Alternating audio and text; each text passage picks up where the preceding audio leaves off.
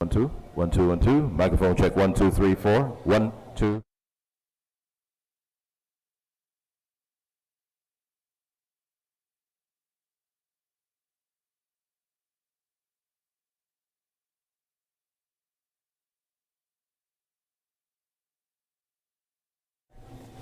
Charlie, you let's go. Let's go. Okay. Thank you. Here.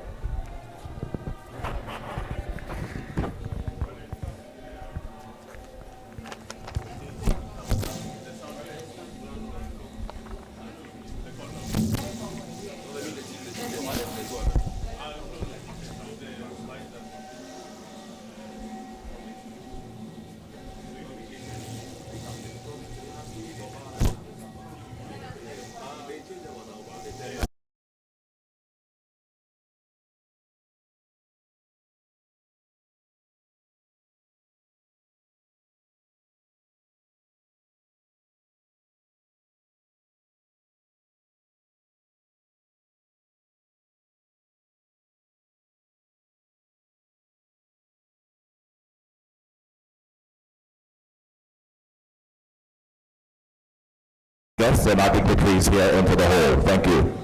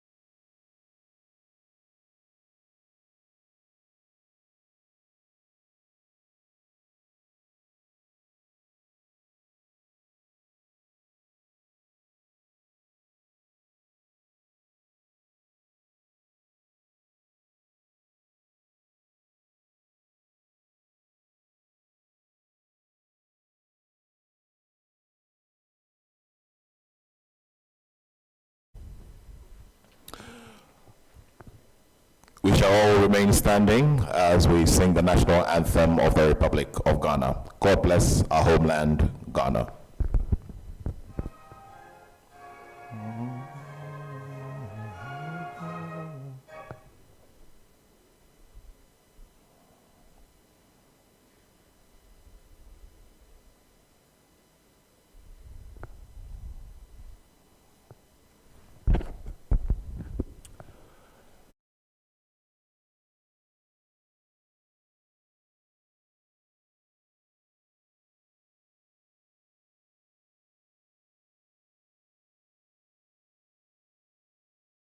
That sounds like F sharp of G major. God bless our homeland, Ghana. Shall we? God bless our homeland, Ghana, and make our nation great and strong, both to defend forever the cause of freedom and of right. Fill our hearts with true humility. Make us cherish fearless honesty. And help us to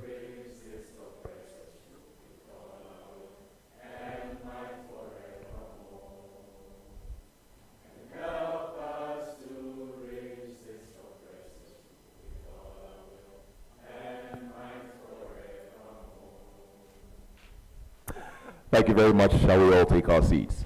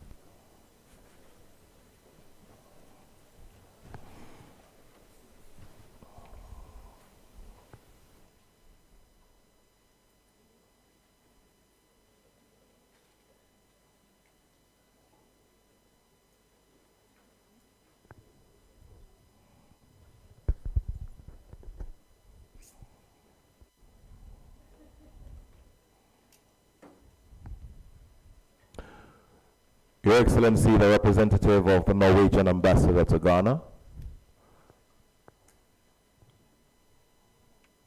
Pro-Vice Chancellor of the University of Ghana, Dean of the University of Ghana School of Law,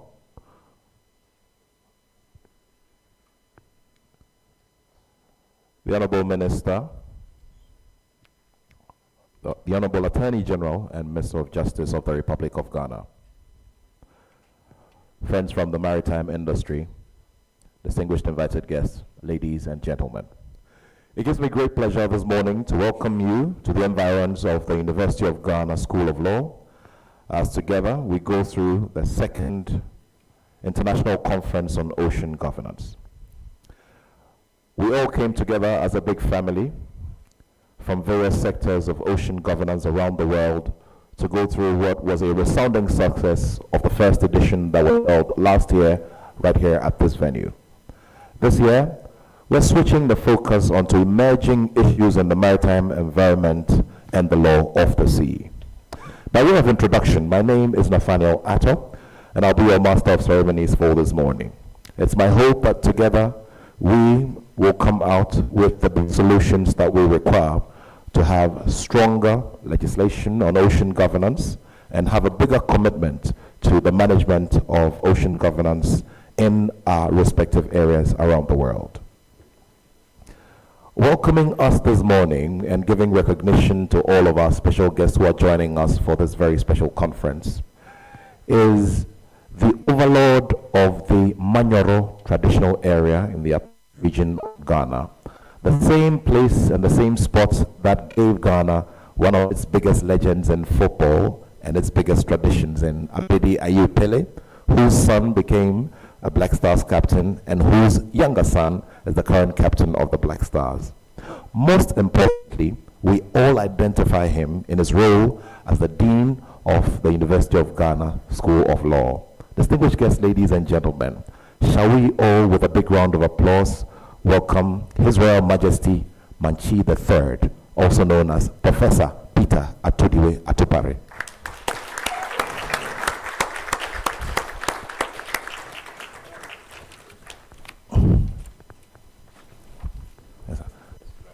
Yes, sir.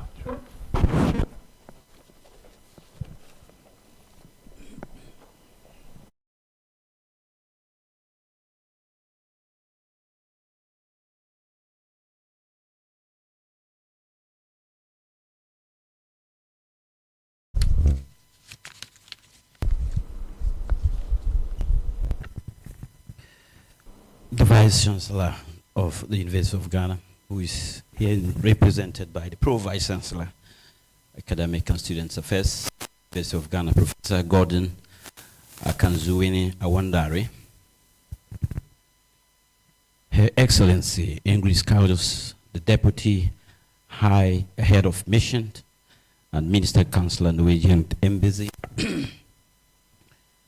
Honorable Ministers of State, the Solicitor General of the Republic of Ghana, Mrs. Helen Ekwen, who is representing the Attorney General of the Republic, Your Excellencies, members of the Diplomatic Corps, heads of institutions and agencies, partners from the Norwegian Center for the Law of the Sea, esteemed academics, researchers, and thought leaders, colleagues and students, the friends of the University of Ghana, distinguished guests, ladies and gentlemen, good morning and welcome. It is with great pleasure and deep scholarly anticipation that I deliver this opening address on behalf of the University of Ghana School of Law, co-host of this second International Interdisciplinary Conference on Ocean Governance. Permit me, however, to be clear. While I'm here to recognize our guests and to frame the significance of this gathering, the official welcome to the University of Ghana will fittingly be extended by our Vice Chancellor, in this case, the Pro Vice Chancellor representing her, and the highest academic and administrative authority of this institution. As Dean, I may steer the vessel of the law school, but the entire harbor lies in her charge. It is both a privilege and joy to welcome you to the law school for a second edition of this International Interdisciplinary Conference on Ocean Governance. As Dean of the School of Law, I stand here mindful of the path that has brought us here, the groundbreaking ideas forged at the first conference, and the momentum we are building through scholarship, diplomacy, and advocacy.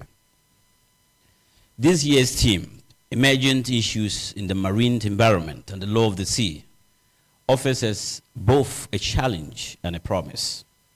A challenge to confront deepening threats to our oceans, climate change, plastic pollution, biodiversity loss, and a promise that through collaboration across disciplines, sectors, and nations, we can shape sustainable solutions that honor the ocean's bounty and fragility alike. In the face of collapsing fisheries, intensifying climate threats, and rising geopolitical friction over maritime spaces, and our convening here is not casual, it is consequential. We meet to interrogate the law, yes, but also to interrogate ourselves, our assumptions, our ambitions, and our accountabilities. Colleagues, let me begin with a proposition, which is ocean governance is not merely a technical exercise in regulation. It is an act of moral imagination. To govern the ocean is to wrestle with questions of equity, intergenerational justice, and planetary stewardship. It is to ask, who defines the terms of access to the world's largest commons? Who benefits from marine resources? And who bears the cost of their depletion? Let me begin by recognizing the many hands and minds that have made this gathering possible. We thank our partner, the Norwegian Center for the Law of the Sea, with its enduring commitment to the project. Our appreciation goes to the Norwegian Agency for Development Cooperation, NORAD, whose general support has enabled not only this conference, but the broader academic ecosystem around it. We acknowledge the long-standing friendship and leadership of Her Excellency Ambassador Ingrid, whose presence at every stage of our ocean governance project has been more than diplomatic. It has been catalytic. To our honorable ministers, especially the Attorney General here represented by the Solicitor General, and the Acting Minister for Environment, Science, Technology, and Innovation, we're grateful for your commitment to this important discourse, and we welcome your perspectives on legal reform and environmental resilience. To our Vice Chancellor, who is here represented by the Pro Vice Chancellor, Professor Nana Aba Apia Amfo, we are thankful for the institutional vision that has enabled the School of Law to become a true convener of interdisciplinary forward-looking scholarship. Question I ask at this stage is, what is the role of the academy? Troubled waters. Our oceans are in trouble. As we gather here today, it is my hope that we see this, our conference, as an avenue for response. Here at the School of Law, we believe that knowledge must meet responsibility. Our ocean governance project, rooted in legal inquiry, but reaching into science, policy, and community service, has now grown into 2 active master's degree programs and a growing cohort of researchers across the continent. Our goal here is to produce research to build a pan-African thought infrastructure capable of shaping policy, law, and diplomacy in the marine space. Over the next 3 days, we will hear from some of the finest minds, international judges, legal scholars, marine scientists, civil society actors, and government technocrats. But more than that, I encourage you to think of this gathering as a laboratory of ideas, where new constellations of collaboration can form. If we live here with new networks, shared convictions, and sharper strategies, then we will have honored the vision behind this gathering and convening for that matter. In conclusion, let me close with this invitation, perhaps even a provocation. Let us not mistake this gathering for a ceremonial interlude in the academic calendar. Let us not understand it as a pivot point, a moment where words must become frameworks, where research must become regulations, and where marine justice must be a shared and active pursuit. To the students among us, observe widely, act bravely. To the policymakers, listen closely and act decisively. To the callers, think beyond the margins of your discipline. To the diplomats and donors, invest in justice, not just in infrastructures. As we prepare to walk through these 3 days of rich dialogue, let me also take this opportunity to reaffirm a long-standing ambition of the law school to establish a center for ocean governance here at the University of Ghana. This has never been a symbolic aspiration. Plans are far advanced, and the school is fully committed to this next institutional leap. I want to especially acknowledge my predecessor, Professor Raymond Atuguba, whose conviction and tireless work laid the foundation for everything we are building here today. His leadership made ocean governance not just a research stream, but a pillar of this school's evolving identity. As Dean, I am committed to carrying out that legacy in a way that it is consistent with the vision of our university. And I call respectfully but boldly on our Vice Chancellor and Provost of the College of Humanities to do this. Lend your agency to make this center a reality. Let this conference also be a moment of renewed confidence of our Norwegian partners and also other collaborators that this partnership is one worth preserving, expanding, and institutionalizing. With these thoughts, I welcome you again to the conference, and let the tide turn. Let us begin. Thank you.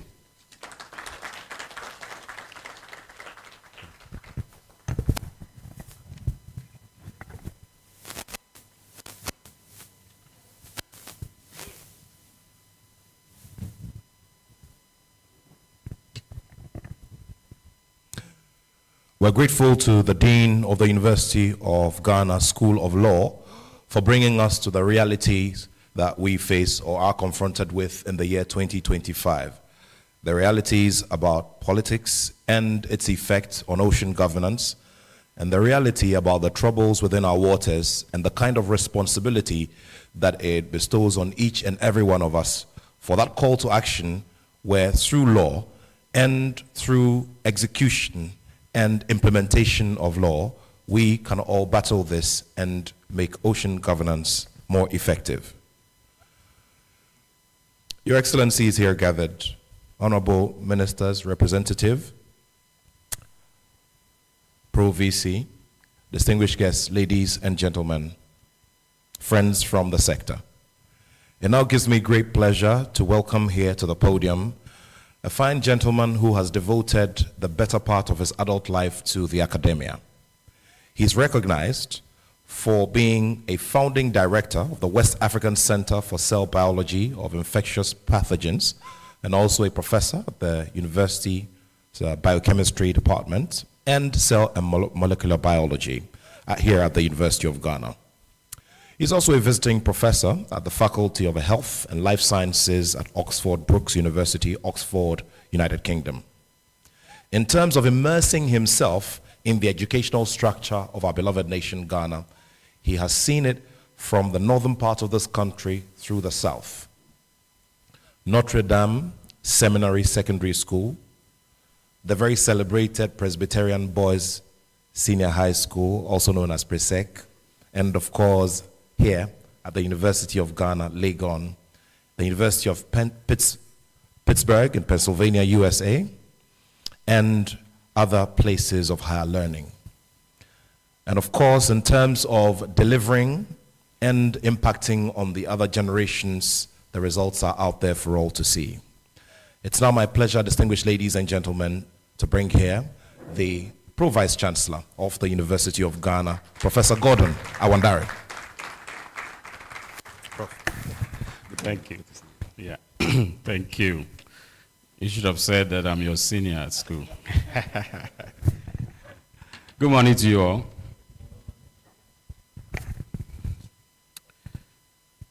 The Honorable Solicitor General, Mrs. Ellen Bequin, representing the Attorney General and Minister for Justice. The Honorable Dr. Peter Derry, representing the Minister for Environment, Science and Technology. Her Excellency Ingrid Scholars, the Deputy Head of Mission, Royal Norwegian Embassy in Accra. Our distinguished keynote speaker, Judge Kerr Kamara.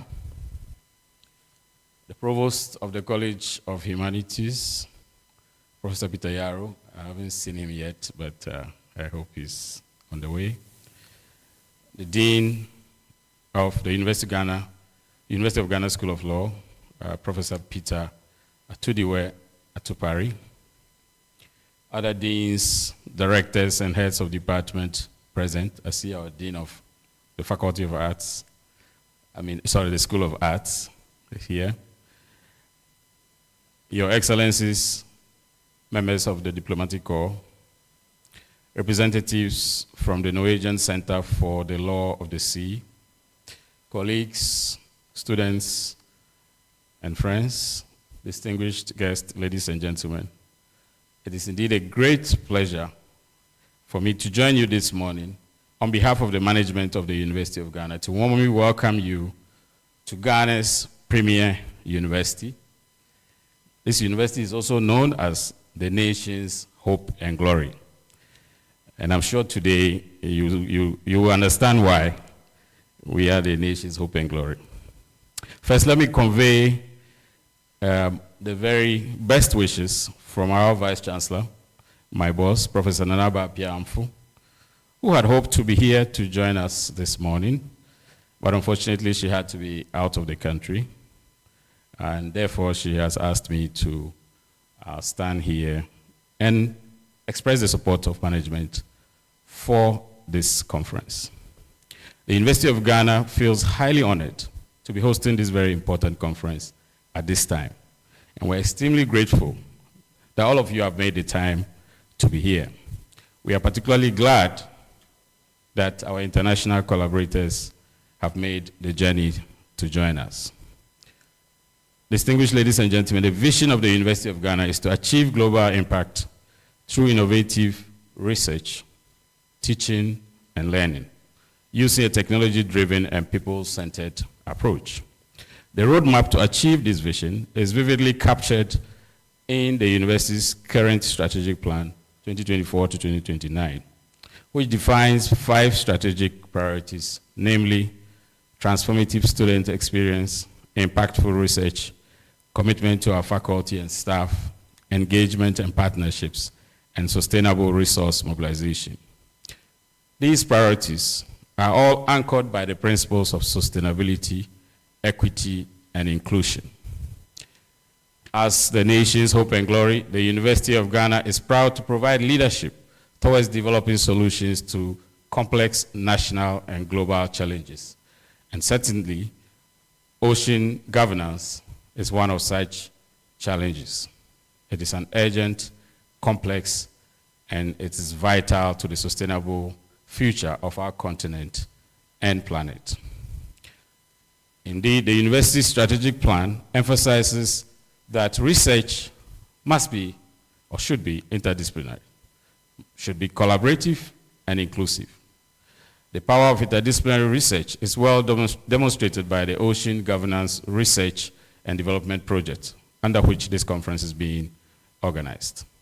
The conference brings together an impressive array of expertise ranging from marine science and technology through to law and climate justice, with social sciences in between. Thus setting the stage for a very insightful meeting that would generate discussions towards developing innovative approaches to ocean governance. Management of the University of Ghana is enormously proud of the leadership of our University of Ghana School of Law in spearheading this truly interdisciplinary project, which is poised to generate very impactful outputs that will shape ocean governance, not only regionally, but also serve as a reference point globally. I want to, at this point, on behalf of the Vice Chancellor, recognize the support and partnership of the Norwegian Center for the Law of the Sea and NORAD, whose long-standing partnership with the University of Ghana has not only supported this conference, but catalyzed an entire academic ecosystem. The signing of the Memorandum of Understanding that launched the Ocean Governance Project, which at the time seemed like just a routine act of cooperation, has now become a model of dual visionary partnership. The presence of Her Excellency, Ingrid Skolas, who is the Deputy Head of Mission of the Norwegian Embassy here, reflects the strength of Norway's commitment to this initiative. And we are most honored by the support of our Norwegian friends and the partnerships that we have charted together. We look forward to deepening these partnerships and charting the next phase of this important collaboration. Ladies and gentlemen, as the Dean mentioned, the University of Ghana School of Law is preparing to take the next bold step, which is establishing a Center for Ocean Governance. Management of the university is fully supportive of this vision. The intellectual foundation has been laid. The student enthusiasm is evident. The regional need is clear, and the global moment is ripe. Working through the prescribed institutional structures, we are confident that the proposed center will secure the approval of the University Council and become another strategic unit within the university's already robust institutional architecture. The center will advance scholarship, inform national and continental policy, train the next generation of ocean lawyers and scientists, and provide an African contribution to the global governance of marine resources. Before I end, let me acknowledge the contributions of Professor Raymond Atobuga, who is the immediate past dean of our School of Law. His leadership gave concrete shape to this ambition. So today we want to recognize his legacy, his dedication and passion, and the team that he worked with, the efforts that he put in to get this project this far. I am glad to see that the new dean has embraced the legacy, and I am confident that he will also bring his own energy and innovation to this initiative. In closing, let me once again, on behalf of the Vice Chancellor, thank each and every one of you for accepting the invitation to be here. We are grateful that you are working with us on this journey. We thank the Ocean Governance team for their immense efforts to put this together.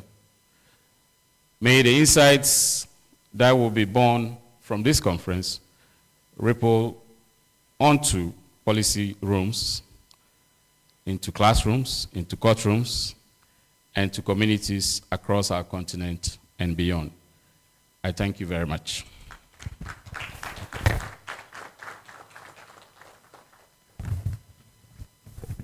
Can we do a bigger round of applause for the Pro Vice Chancellor?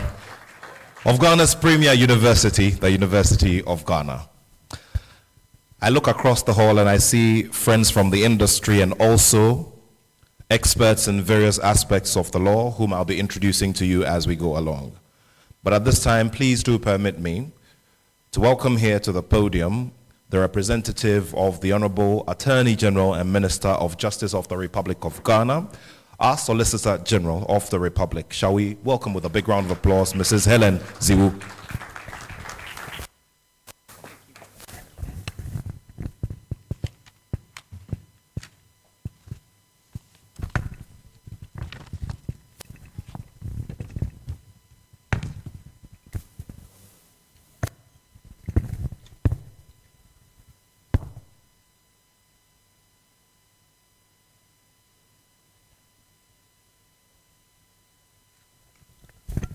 The Pro-Vice Chancellor of the University of Ghana, the representative of the Honorable Minister of Environment, Science and Technology, Her Excellency Ingrid Skolas, Deputy Head of Mission, Royal Norwegian Embassy, Provost of the College of Humanities, Dean of the University of Ghana School of Law, distinguished members of the Diplomatic Corps, esteemed faculty, students and participants, distinguished ladies and gentlemen, all protocols observed, good morning.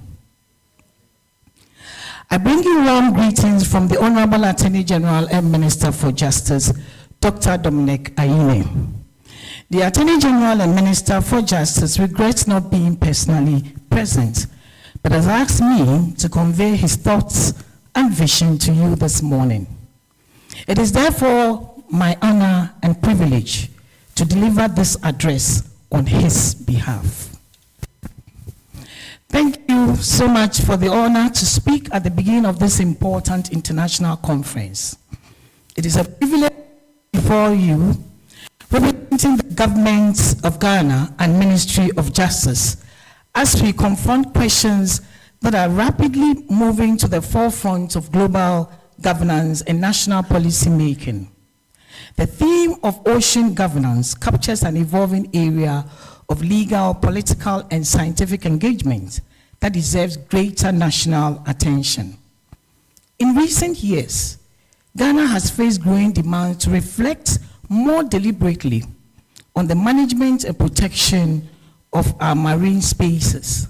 These demands have come from our fisher folk, our coastal communities, our scientists, our civil society, and our international partners. The challenge before us is not whether to act, but how to act effectively, consistently, and lawfully.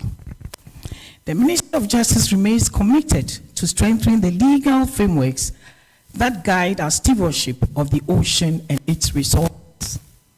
This commitment flows directly from the Constitution of the Republic and from our international legal obligations. The sea forms part of our territorial heritage.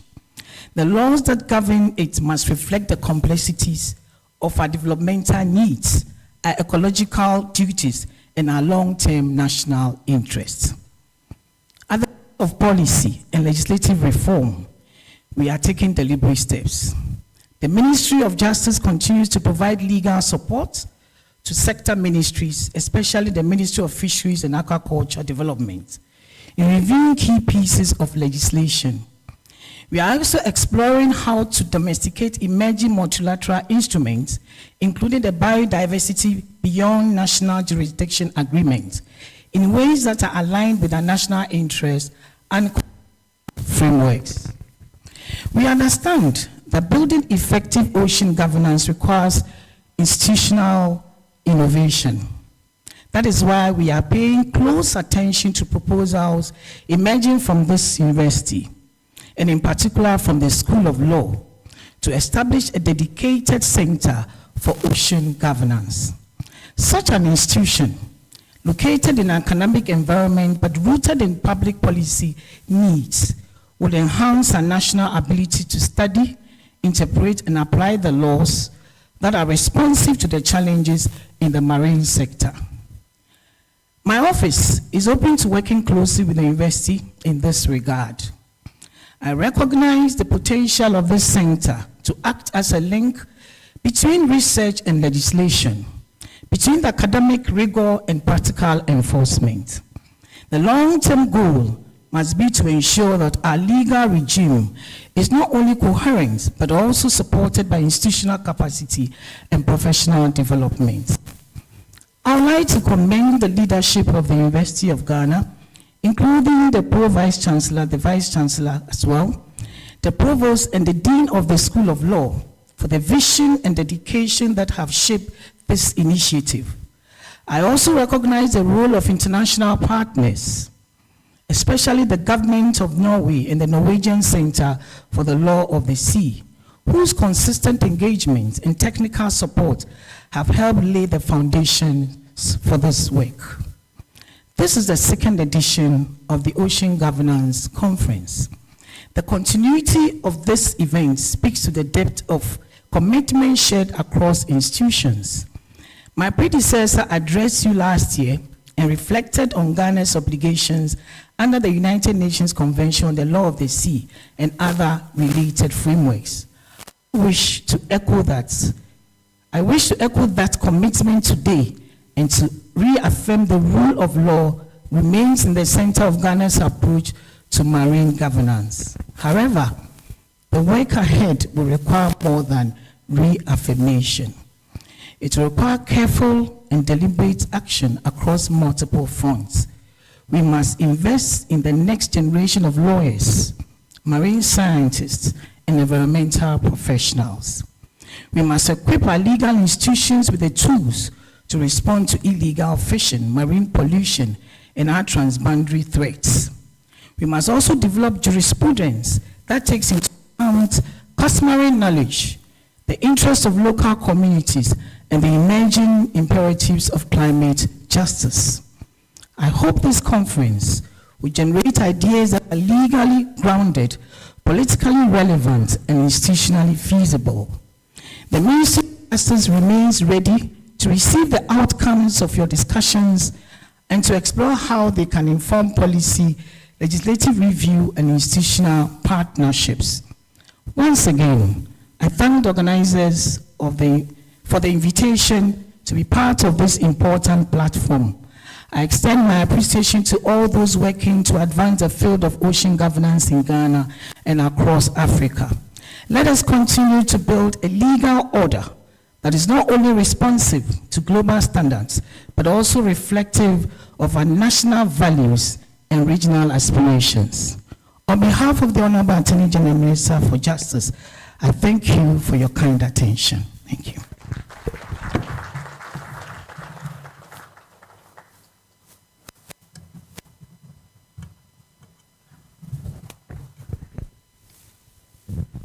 We're grateful to the Honorable Solicitor General of the Republic of Ghana for representing the Honorable Minister for Justice and the Attorney General. Shall we do another big round of applause for her?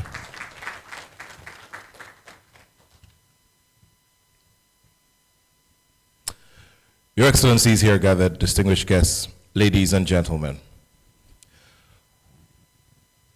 This conference is a combination of various sectors of our development, specifically in the area of ocean governance. There is a lot of collaboration, and from everything that went on here last year, which has been a reference point for every speaker who's been here so far, gives an indication that without joint action, we cannot make any major achievements. This morning, it's my pleasure to welcome here to the podium the representative of the Ministry for Environment, Science and Technology. Shall we do a big round of applause as we welcome the representative of the Acting Minister, Dr. Peter Derry. Shall we do a big round of applause for him?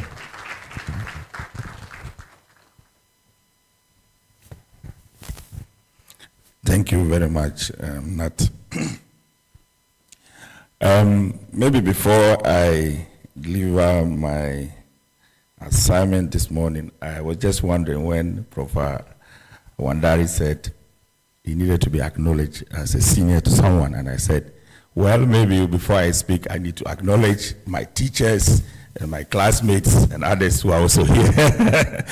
So I want to duly acknowledge all those who taught me in this faculty, and also some of my classmates who, unfortunately, he's not here this morning. I think that it's just important to pay tribute by having a 1-minute silence for him and the other heroes that were involved in that great national tragedy. So with your indulgence, just 1 minute silence for them.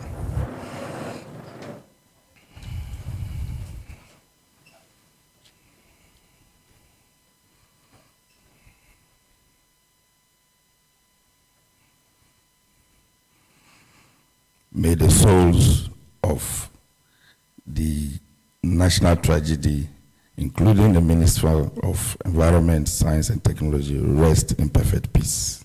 Amen. Thank you very much for indulging me. So I now move to read the statement of the minister as given to me. So I start by first acknowledging the presence of the provost, Professor Wandari, the dean of the law school, NAPE, Professor, Her Excellency Ingrid Molas, Deputy Head of Mission of the Royal Norwegian Embassy, our Solicitor General, who's represented the Attorney General here, development partners, distinguished faculty members, students, ladies and gentlemen. And he starts by saying good morning to all of you. So good morning. So it is with great honor that I join you this morning on behalf of the Ministry of Environment, Science and Technology to deliver this address at the Second International Interdisciplinary Conference on Ocean Governance. I thank the University of Ghana, the School of Law, and its Norwegian partners for their vision and effort in convening us at this critical time. Mr. Chairperson, Professor, the ocean is a lifeline for Ghana and our sister nations across the Gulf of Guinea, providing food, employment, identity, and national revenue. But it is also under siege. Illegal, unreported, unregulated fishing drains Ghana of an estimated amount of about 50 million annually, while plastics comprising nearly 20% of coastal debris threaten marine life and undermine fisheries, costing the country an additional $68 million each year. Climate change is warming our waters, raising the sea levels and eroding coastal lands. These are not distant threats. They are lived realities of our coastal communities. And if you want evidence, go to the Volta region around the Kita area. Beyond these, new challenges are emerging. Technological advances raise concerns about deep sea mining and seabed resource extraction. At the same time, the adoption of the BBNJ High Seas Treaty in 2023 signals the urgency of safeguarding 2/3 of the oceans that lies beyond national jurisdiction. These realities remind us that the law of the sea is not static. It must continually evolve to protect ecosystems and communities.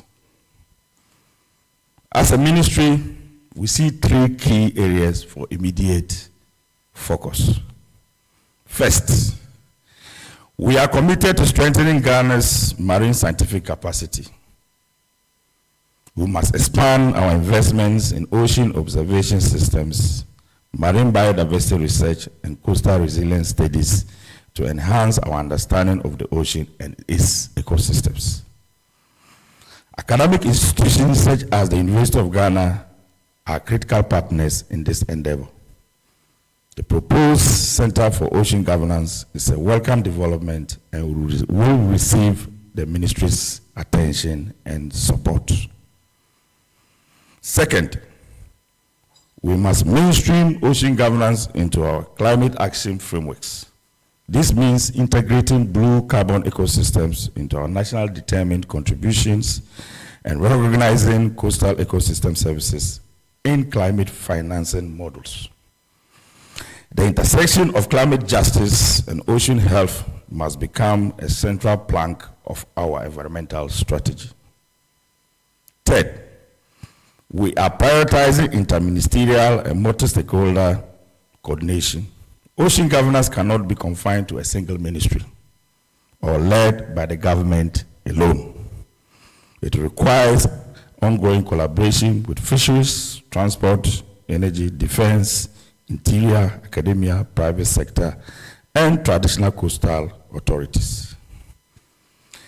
The cross-sectoral nature of this conference signals what is possible when we work beyond silos. Ladies and gentlemen, Ghana has chosen to respond decisively. As a member of the high-level panel for sustainable ocean economy, we have committed to sustainable managing 100% of the ocean area under our jurisdiction by 2030. Initially, it was 2025, but here we are. And so we have extended that to 2030. Central to this is the development of our Sustainable Ocean Plan, a roadmap to optimize ocean resources, tackle pollution, conserve biodiversity, and strengthen resilience. This plan is grounded in science, inclusivity, and justice, reflecting our conviction that environmental sustainability and economic progress are inextricably linked. And I must say that as we speak today, currently there is an ongoing consultation on the Blue Economy Strategy being led by my ministry and also the Ministry of Fisheries. We know that technology and science are critical allies. With UNDP's support, Ghana has conducted pioneering studies on microplastics in our waters. We are exploring the use of satellite surveillance and drones to combat IUU fishing, and we are investing in research hubs to generate data for adaptive policy making. The recently completed Institutional Capacity Needs Assessment for Sustainable Ocean Governance calls on us to strengthen coordination across agencies and to invest in marine research and training. And thank you again to the Norwegian government because they supported us in carrying out this Institutional Capacity Needs Assessment. Our ministry is committed to this path. Equally important is addressing marine pollution at its root. Ghana's National Plastic Action Partnership is a step in the right direction, but we must expand waste management infrastructure, enforce anti-dumping regulations, and engage coastal communities in stewardship. True resilience will only emerge when citizens and local leaders are fully involved in this fight. Distinguished guests, even as we are confronted with these threats, let us remember the promise of the blue economy, valued globally at over $3 trillion. For Ghana, it offers pathways to jobs, food security, renewable energy, ecotourism, and innovation. But this promise depends on a living ocean. That is why Ghana is scaling up mangrove restoration projects, exploring new marine protected areas, and advancing climate-smart coastal infrastructure to shield our people and biodiversity. Regional cooperation remains indispensable. Ghana is proud to champion the West African Coastal Area Program, which is currently being led by the Ministry of Environment, Science and Technology, which unites 15 nations to tackle erosion, flooding, and habitat loss. WACA demonstrates what is possible when we pool resources, harmonize regulations, and adopt nature-based solutions. From mangrove rehabilitation to shared early warning systems, by aligning WACA with our National Sustainable Ocean Plan, we ensure that local actions have a broader regional impact. I want to conclude with a note of optimism. Across Africa, young people, scientists, and communities are calling for a healthy ocean. New alliances are forming, bridging the gap between industry, government, and civil society. Our task as leaders is to channel this momentum into concrete results. Let us call on industry to enhance sustainability, academia to provide science, government to integrate efforts across ministries, and communities to remain vigilant stewards of our shores. As it is often said on World Oceans Day, one ocean, one climate, one future, together. We are all passengers and crew on the same vessel, the good ship known as F. Though storms rage on the horizon, we are not without compass or anchor. With international law as our guide, science as our compass, and collaboration as our sails, we can steer towards a sustainable ocean future. Ghana stands ready to play its part through the Sustainable Ocean Plan, WACA, and partnerships like this one that is being celebrated here today. May the deliberations at this conference be bold, rigorous, and impactful, shaping a future where our oceans remain clean, healthy, and resilient for generations to come. Thank you all for your kind attention. Together, let us act now to protect our marine environment, uphold the principles of the law of the sea. The oceans are counting on us, and we cannot afford to let them down. I thank you, and I wish all of us fruitful and successful conference. Thank you very much.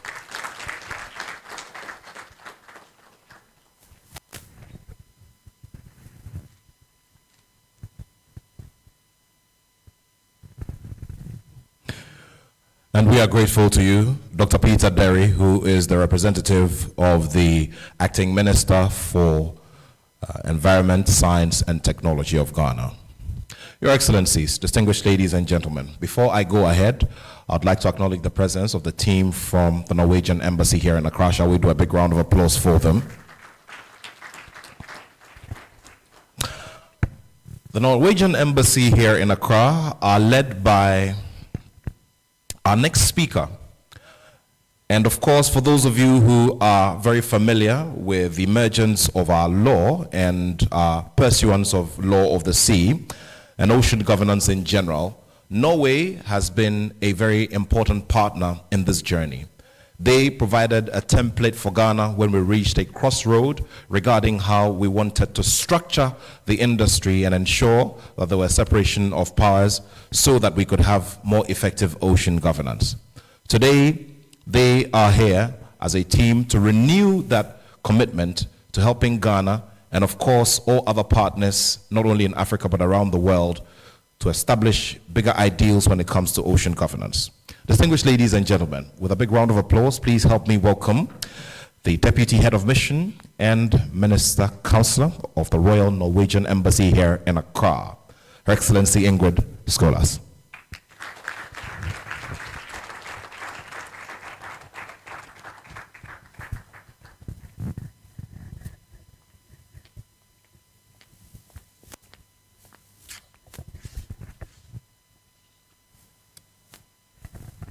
Thank you so much for that kind introduction.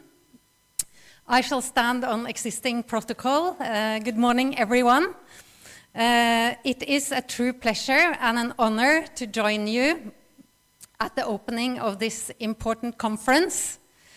I'm new. I've recently arrived in Ghana, and though this is my first addressing in this context, I speak to you in recognition of the enduring partnership between Norway and the University of Ghana on ocean governance, one that we value deeply. This conference is more than an academic exercise. It is a meeting point where law, science, policy, practice, all come together to address some of the most pressing questions of our time. The theme for this year could not be more timely. Our oceans are under unprecedented pressure. And the way we govern them today, that will determine the health of our planet and the prosperity of the future generations. Norway is proud to have ratified BNGA earlier this year. This is an agreement that, like UNCLOS, will serve as a cornerstone of our international ocean policy once it enters into force. It is a milestone that we are deeply committed to, because strong science-based and legally binding frameworks are the backbones for sustainable ocean management. On behalf of Norway, I also want to express our sincere appreciation for the strong partnership we share with Ghana in advancing sustainable ocean governance.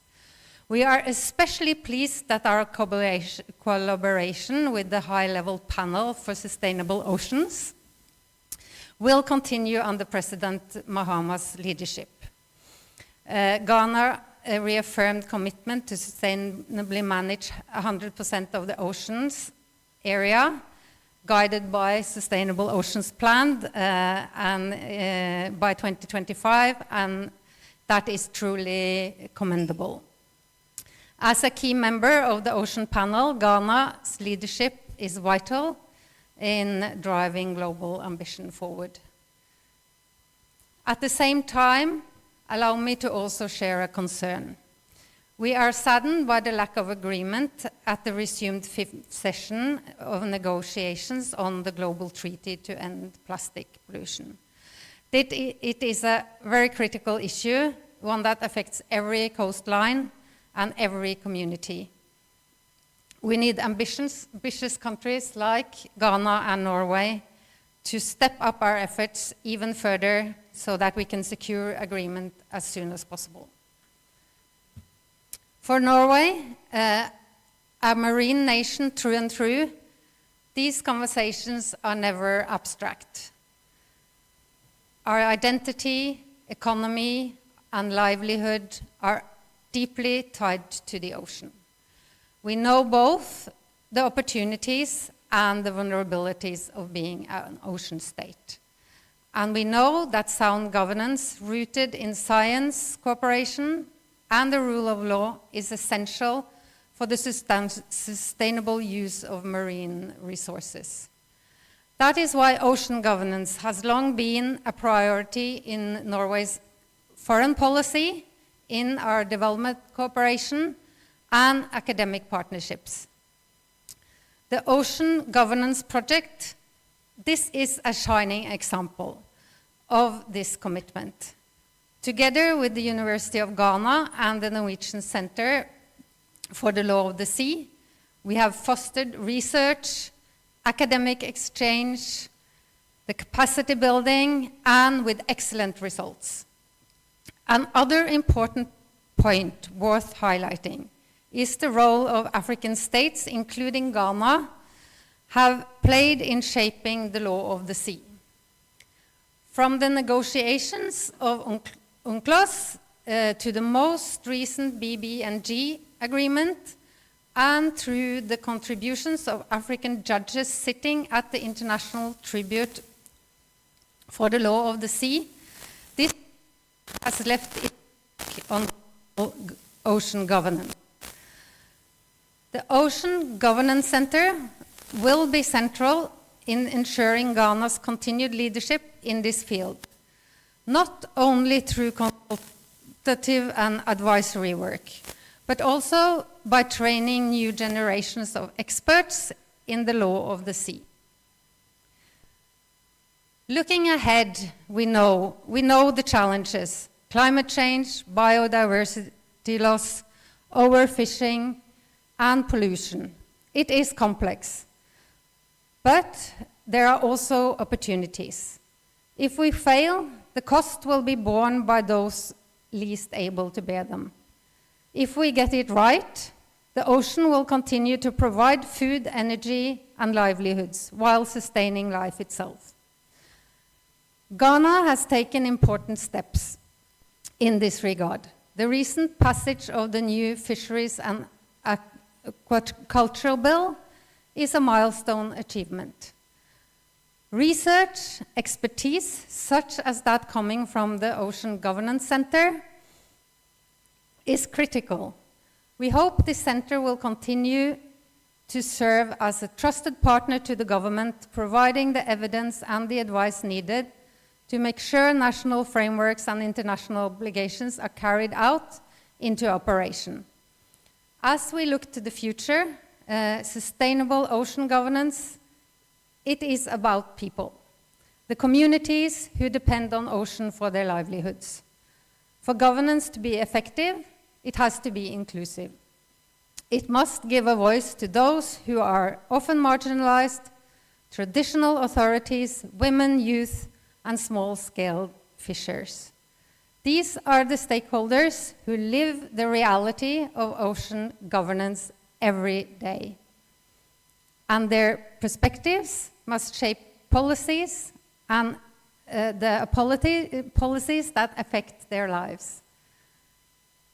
As Norway, we remain fully committed to this partnership and to the visions that we share. Finally, let me commend the University of Ghana School of Law, the Department of Marine and Fishery Science, and the entire organization team for their dedication to bring us together for this important dialogue. Your work creates the space for collaboration and for solutions that our oceans and our future so urgently need. Tusen takk. Thank you very much.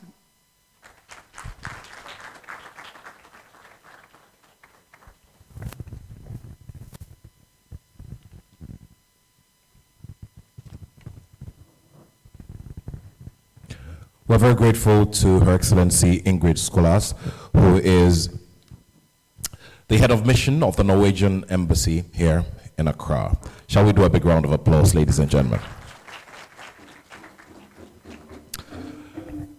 Before our keynote address, distinguished ladies and gentlemen, it's my pleasure to introduce to you a group that is born out of here at the University of Ghana. On a platform like this, it is a lot of learning and a lot of sharing of ideas. So in terms of learning, we also would like to immerse ourselves in the culture of our beloved nation, Ghana. I earlier referred to Northern Ghana because the Dean of the University of Ghana School of Law, His Royal Majesty Manchi III, emerges from that side of this country. I'd like all of you, over the next 3 minutes, to watch the beauty of this dance which originates from that part of this country. And folklore has it that some time ago when there was drought in that part of the country, and many were trying to get solutions and were not getting them, they got everyone to dress like women. And then the gods smiled down at the people and opened the skies for the rain to come. It just goes to tell us that even the gods have a soft spot towards our women. Distinguished invited guests, ladies and gentlemen, please help me now to welcome up here our friends from the University of Ghana School of Performing Arts as they treat us to the Bamaya dance.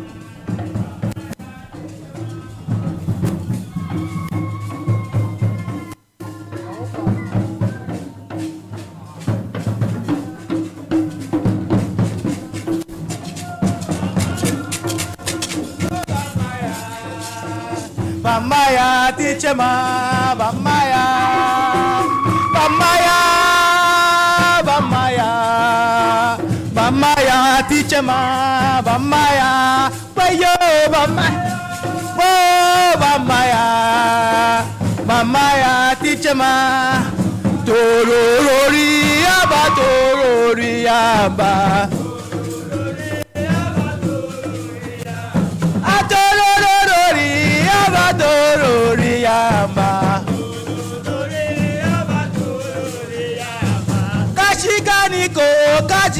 te kapitina.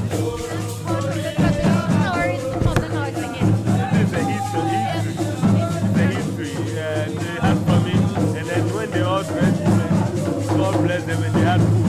Okay. So they put it into that. They're good?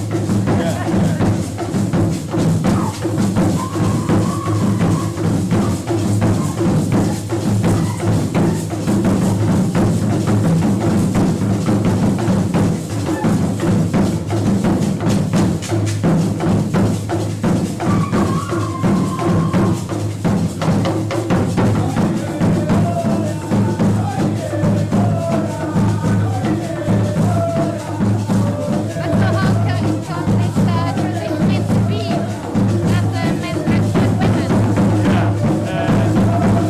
They just tried it and it's fine. Yeah. It's great.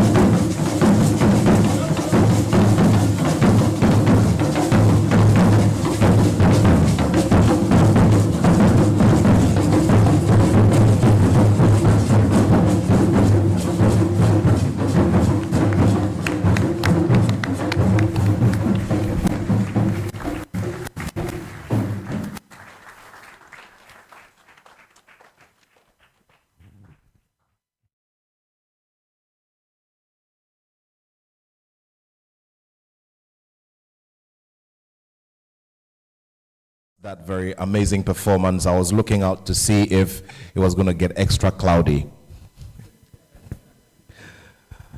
Your Excellencies, representative of the Honorable Minister, Pro Vice Chancellor, Dean, distinguished ladies and gentlemen, considering the fact that many speakers here have referred to those who are their teachers I will be committing a very big faux pas if I also do not acknowledge my own teachers. Distinguished ladies and gentlemen, please help me acknowledge the presence of a member of the Constitutional Review Committee and also a senior lecturer here at the University of Ghana School of Law, Dr. Jokoto, Dr. Gordon Jokoto. He coordinated last year and was the moderator for the conversations last year, and we do hope that he will diligently provide a lot of insight in that role this year as well. I look across and I also see with great pride a fine gentleman who has immersed himself in the area of tax law. And of course, any other conversations about tax law in this country do not go complete without his input. Distinguished ladies and gentlemen, Professor Ali Abdullah Nachia. As we go along, we'll continue to celebrate some more of our friends from the industry who are joining us here for this very, very important conference on the law of the sea and maritime law. Your Excellencies, distinguished guests, ladies and gentlemen, it now gives me great pleasure to welcome here to the stage a fine gentleman who has emerged from the soil close to the white sand beaches of Sierra Leone. One who has immersed himself greatly in education in the area of law and has also since then dedicated himself to the public discourse and the development of the law in different parts of the world and in his native Sierra Leone. He holds a degree from the University of Sierra Leone, School of Law, and also is a Nippon Foundation Fellow of the International Tribunal of the Law of the Sea. Holds a diploma from the Rhodes Academy of Ocean Law and Policy in Greece, and also a master's degree from the School of International and Public Affairs at Columbia University. He is also a product of the Queen Mary University of London and Université Paris, Panthéon-Sorbonne. In terms of professional experience, he has run the full circle. Contributed greatly to his own law firm, Terence and Terry & Co. of Freetown, Sierra Leone, and also a co-counsel of the Appeals Chamber of the Special Court for Sierra Leone in Freetown at The Hague, the Netherlands. He's also served as an ambassador and deputy permanent representative to the United Nations as participating in the work of the 6th Committee assisted in preparation of Sierra Leone's submission to CLCS. He's also a member of the UN Group of Experts on the Assessment of the State of Marine Environment, including its socio-economic aspects. Our keynote speaker also served as the ambassador from Sierra Leone to Ethiopia between the year 2014 and 2018. A permanent representative to the African Union and the UN Economic Commission for Africa between 2014 and 2018, and also non-resident ambassador and high commissioner to Kenya, South Africa, Botswana, Namibia, Rwanda, Uganda, Tanzania, Burundi, Zambia, Mozambique, Madagascar, Malawi, Zimbabwe, Lesotho, Eswatini, and Israel, all between 2014 and 2018. He also headed the Sierra Leonean delegation to the United Nations Environment Meeting in Cairo, Egypt in the year 2016, and also served as special advisor of the Union of Maritime Strategy at the Department of Political Affairs, Peace and Security.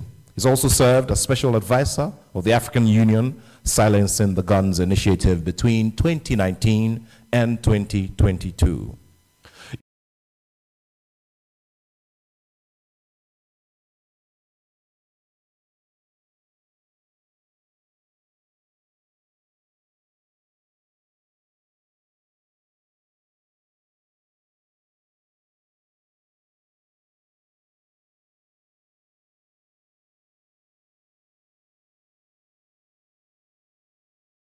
Sierra Leone, the Biodiversity Strategy Action Plan, jointly funded by the Ministry of Agriculture and Natural Resources of Sierra Leone and the World Bank Office in Freetown in 2002. Also authored the analysis of the adequacy of dispute settlement mechanism under the UN Convention of the Law of the Sea, maritime boundary delimitation disputes. So all of these go to his credit and many more as well. Distinguished ladies and gentlemen, with great pleasure, I welcome here our distinguished keynote speaker, Judge Osman K. Kamara, who is a judge.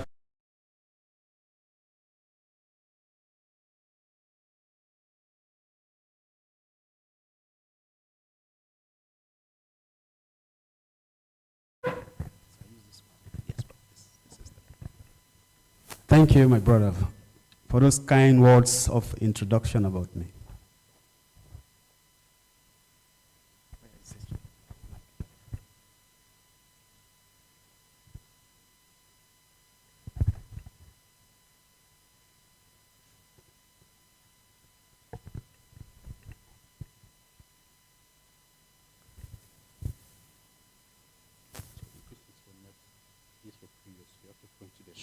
Okay, let me see. Down is next. Which one?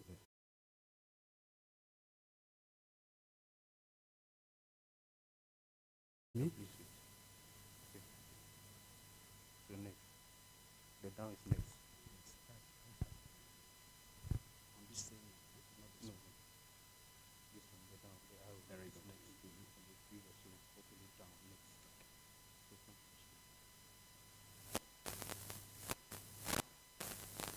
very good.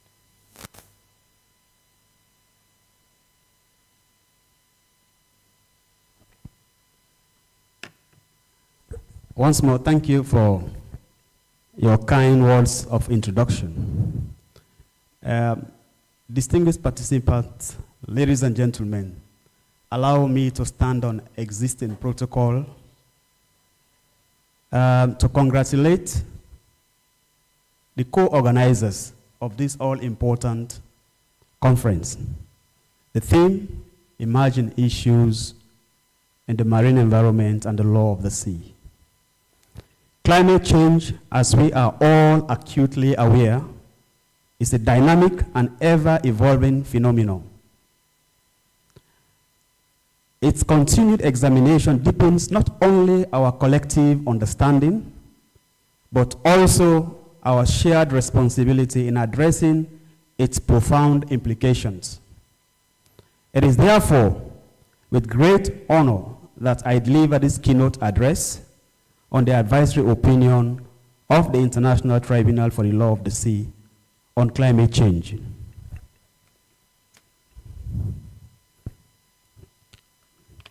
Distinguished participants, ladies and gentlemen, on 12 December 2012, the Commission of Small Island States on Climate Change and International Law, acting pursuant to Article 12 of the Statute of the International Tribunal for the Law of the Sea, formally submitted a request for an advisory opinion. The request sought authoritative clarification on the obligations incumbent upon state parties under the United Nations Convention on the Law of the Sea, UNCLOS, particularly in relation to the deleterious effect of climate change on the marine environment.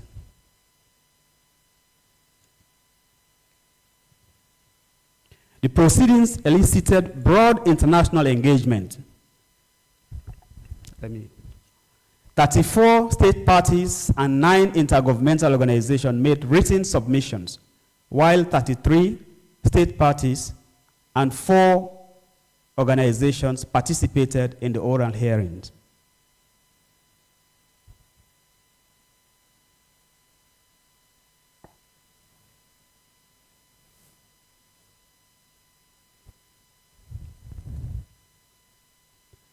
This robust participation underscores the global recognition of the urgent legal questions raised by the climate ocean nexus.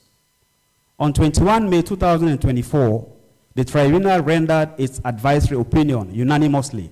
This landmark decision reaffirms UNCLOS as a living instrument capable of addressing evolving environmental challenges.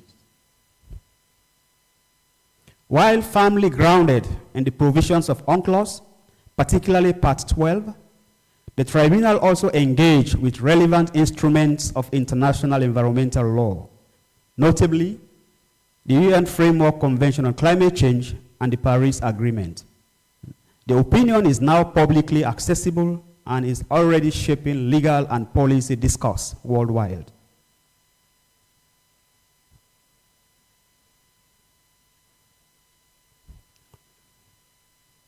At the heart of the Commission of Small Island States request lie two interrelated legal questions, both of which concern the obligation of state parties under UNCLOS in the context of climate change.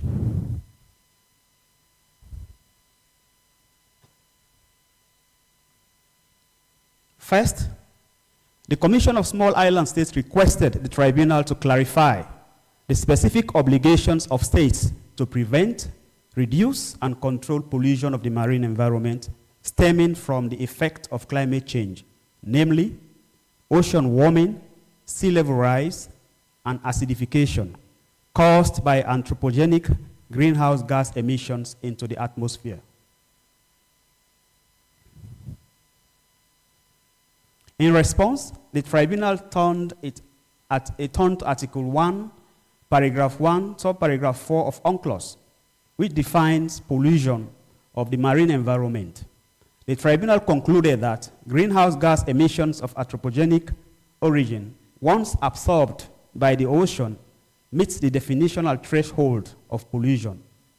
Accordingly, pursuant to Article 194, Paragraph 1, states parties are obliged to take all necessary measures to prevent, reduce, and control short pollution, a duty that now clearly encompasses greenhouse gas-related impact. Second, the Commission of Small Island States asked the tribunal to clarify the obligations of state parties to protect and preserve the marine environment in relation to those same climate impact. In this respect, the tribunal interpreted Article 192 of UNCLOS as imposing a general and ongoing duty to safeguard the marine environment, one that is not merely preventative, but also anticipatory and adaptive.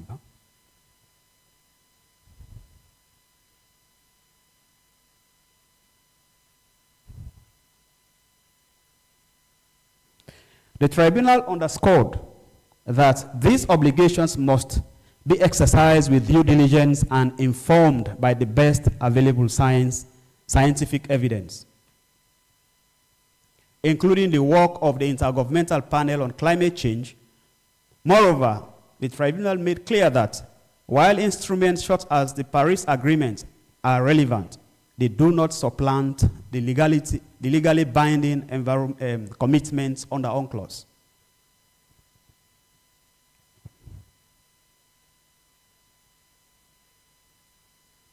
In essence, the advisory opinion not only answers the two questions submitted, but also affirms that UNCLOS remains central to the legal architecture governing climate-related impacts on the oceans.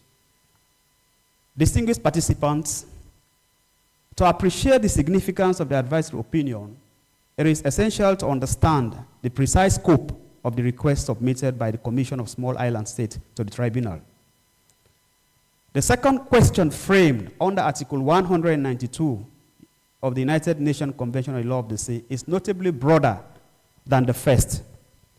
While the first question focuses on specific obligations under Article 194, namely the prevention, reduction, and control of pollution of the marine environment, the second question speaks to the general duty to protect and preserve the marine environment, thereby encompassing the former within its reach. Importantly, the request is confined to primary obligations under UNCLOS. That is, it concerns what state parties are required to do proactively to comply with the convention. It does not extend to secondary obligations, such as those relating to responsibility or liability arising from breach. Accordingly, the tribunal did not address issues of compensation or other forms of redress. Furthermore, the request expressly excluded any consideration of the legal implications of sea level rise on baselines and maritime boundaries, thereby limiting the advisory opinion to the environmental obligations of state parties in the face of climate change. In short, the tribunal's task was to interpret the normative content of UNCLOS as it applies to the marine environmental consequences of climate change, without straying into questions of territorial delimitation or state responsibility. This photo shows the participants during the proceedings. Distinguished colleagues, a striking and commendable aspect of the tribunal's advisory opinion is its rigorous engagement with the scientific foundation of climate change and its direct relevance to the marine environment. Recognizing that the questions posed by the Commission of Small Island States are inextricably linked to complex scientific phenomena, the tribunal devoted an entire section of its advisory opinion to the scientific background of the case, a step that reflects both methodological prudence and juridical foresight.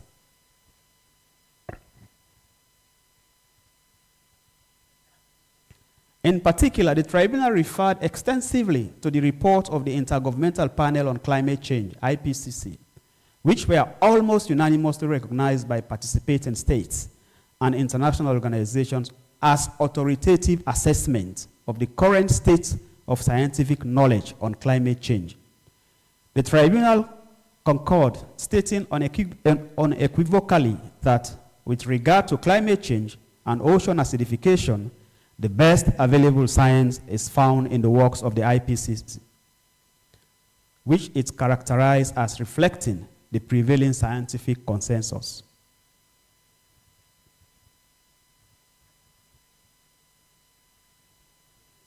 This emphasis on science was not confined to the background context. Rather, it was integrated directly into the legal analysis. The tribunal adopted the concept of the best available science as a touchstone in assessing the standard of due diligence required of state parties under UNCLOS.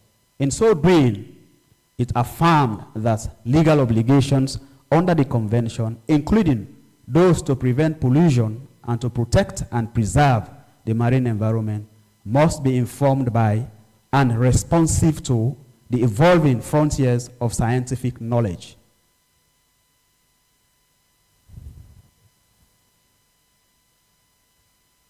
In essence, the tribunal affirmed that science is not ancillary to legal reasoning in this field. It is a vital component of it. By grounding legal interpretation in robust scientific evidence, the advisory opinion reinforces a forward-looking, adaptive approach to treaty obligations, one that is capable of addressing the novel and accelerating environmental challenges posed by climate change.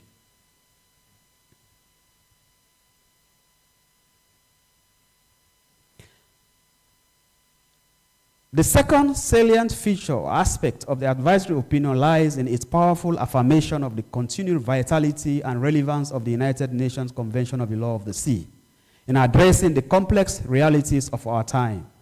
Despite its adoption over 4 decades ago, the Convention has once again demonstrated its capacity to respond to emergent global threats through the flexible and forward-looking character of its legal framework.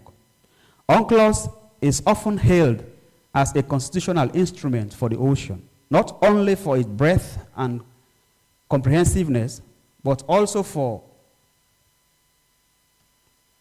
the deliberate use of general and open-ended legal terminology across many of its provisions. These drafting features enable the Convention to extend its regulatory reach to phenomena that were not and perhaps could not have been anticipated by its drafters in the 1970s and early 1980s. Climate change present precisely such a case.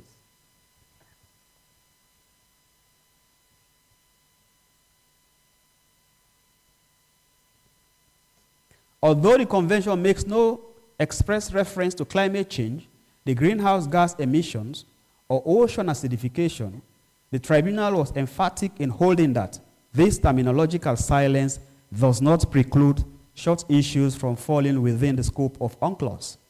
This position is most clearly illustrated in the tribunal's analysis of the definition of pollution of the marine environment under Article 1, Paragraph 1, Subparagraph 4 of the Convention.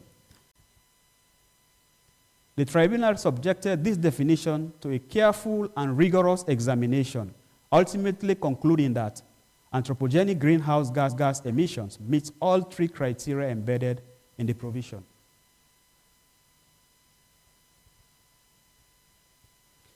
First, greenhouse gas emissions, including carbon dioxide, undoubtedly constitutes substances, and their associated heat may also be classified as energy. Second, their release into the atmosphere is clearly an act by man, both directly and indirectly. Third, these emissions lead to deleterious effects, including ocean warming, acidification, sea level rise, and the disruption of marine ecosystem, all of which fall within the harm contemplated by Article 1, Paragraph 1, Subparagraph 4 of the Convention.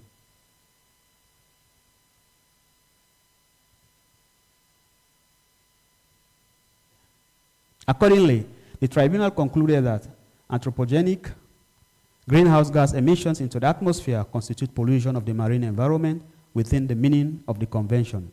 This interpretation decisively illustrates how UNCLOS, through principle and evolutionary interpretation, remains equipped to meet contemporary environmental threats. It confirms that even without textual amendment, the Convention retains the normative tools required to govern the changing interface between human conduct and marine degradation.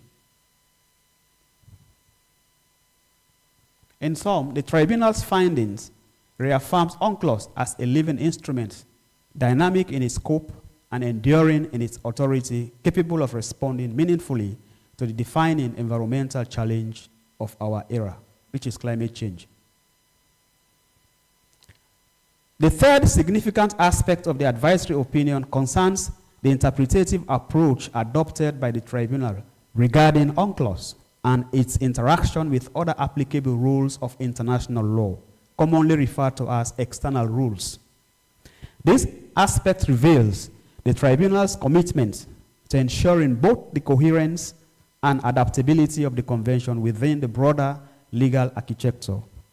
The tribunal expressly recognized that harmonization between UNCLOS and other legal regimes is essential to clarify and to inform the meaning of the provisions of the Convention and to ensure that the Convention serves as a living instrument.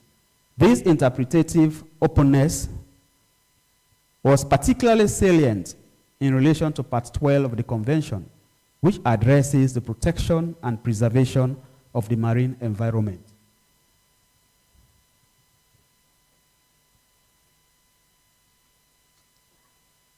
The core subject matter of this request and its interaction with international instruments dealing with climate change, especially the UN Framework Convention on Climate Change and the Paris Agreement.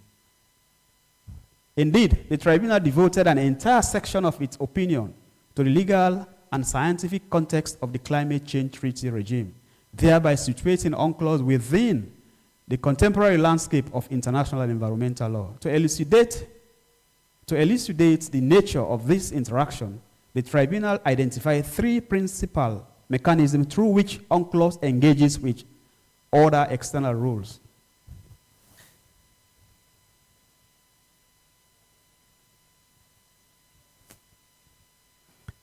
First, the rules of reference, expressly incorporated in Part 12 of the Convention. And then secondly, Article 237, which affirms the compatibility of UNCLOS with other treaties concerning marine environmental protection.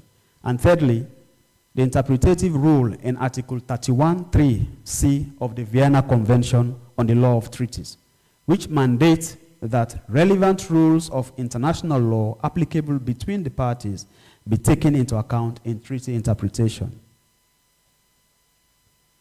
These provisions underscore the openness of UNCLOS, and in particular Part 12, to external legal developments.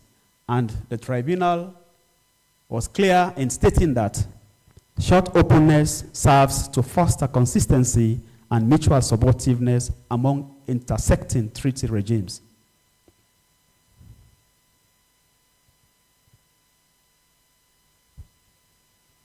A striking example of this dynamic is found in the tribunal's interpretation of Article 194(1) of UNCLOS.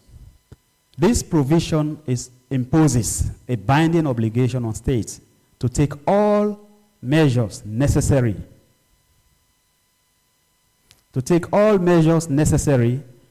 to prevent, reduce, and control pollution of the marine environment from any source. In assessing the scope of this obligation in the context of anthropogenic greenhouse gas emissions, the tribunal identified 3 guiding factors.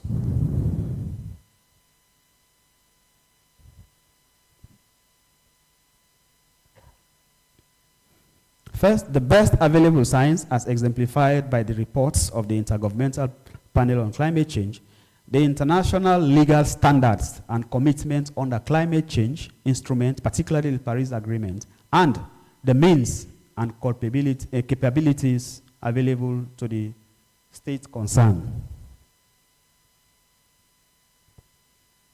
However, the tribunal rejected the argument advanced by several participants that compliance with the Paris Agreement alone will suffice to discharge the obligations imposed by Article 194, paragraph 1. Some had suggested,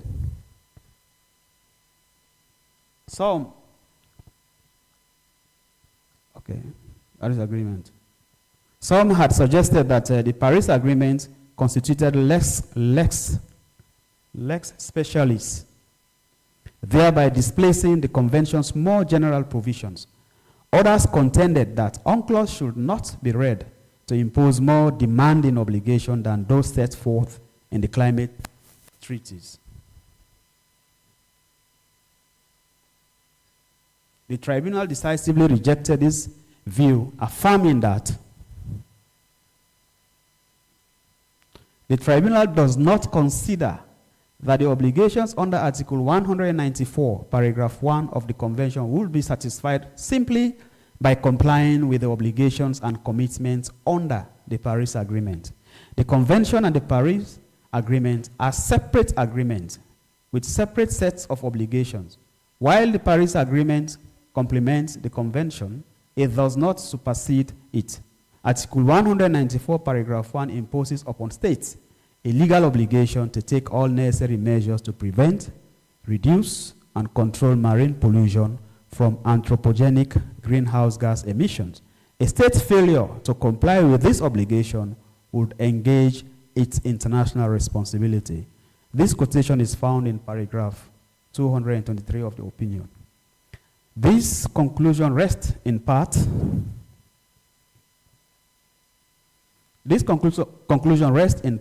on the tribunal's recognition that while the Paris Agreement is structured around non-binding, goal-oriented commitment, UNCLOS enshrines clear and enforceable legal obligations.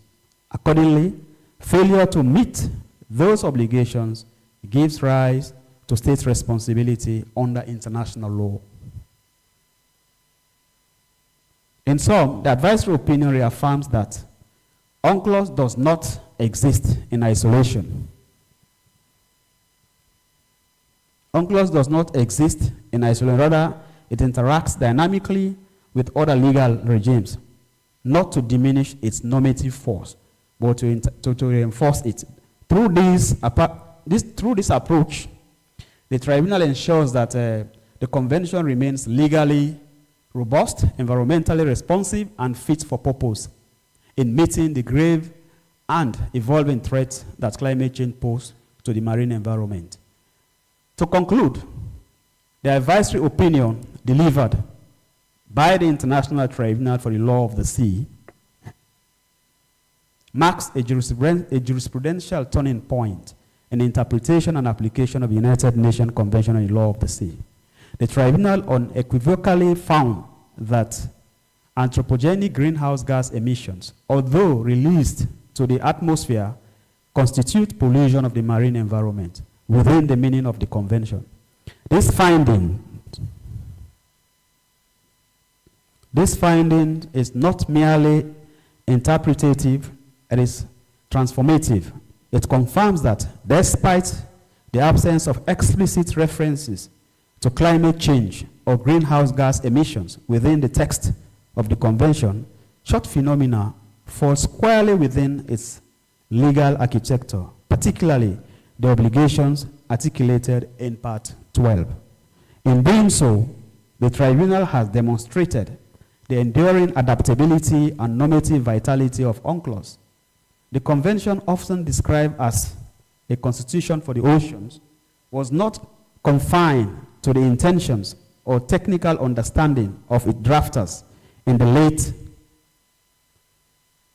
20th century. Rather, it was designed to evolve with the times and to govern emerging threats that imperil the marine environment, even when those threats were unforeseen at the moment of drafting. Through this advisory opinion, the tribunal has reaffirmed that UNCLOS remains central to legal regulations of ocean-related issues in the era of climate change. It has clarified that state parties are bound by concrete and enforceable obligations to address marine pollution, arising from anthropogenic greenhouse gas emissions, thereby reinforcing the convention's role as a cornerstone of international environmental law. In sum, the tribunal has breathed new clarity into the convention's provisions, offering the international community both legal direction and principled resolve. It has equipped state parties with a strengthened basis for action, while affirming beyond doubt that international law remains capable of meeting the defining environmental challenges of our time. I thank you for your kind attention.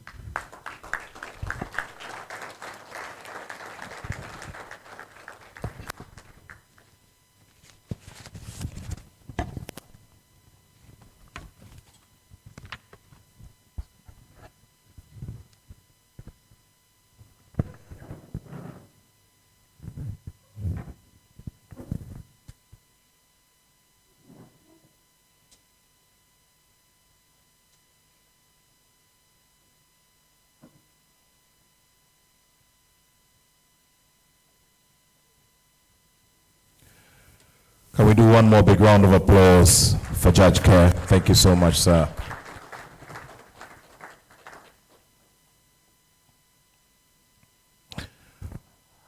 At this time, I would like to acknowledge the presence of senior lecturers of the University of Ghana School of Law. Please do a big round of applause for Dr. Fafa Agbeko. Mr. Courage Asabagna is also here with us. Shall we do a big round of applause? We duly acknowledge the presence of Dr. Sena Deitutu as well.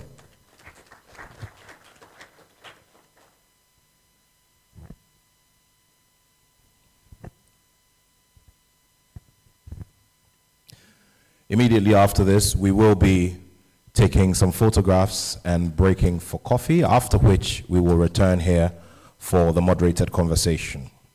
But at this time, we would like to say a very big thank you to our major collaborator, the Norwegian Center for the Law of the Sea, the Faculty of Law of the Arctic University. Shall we do a big round of applause for all of our partners?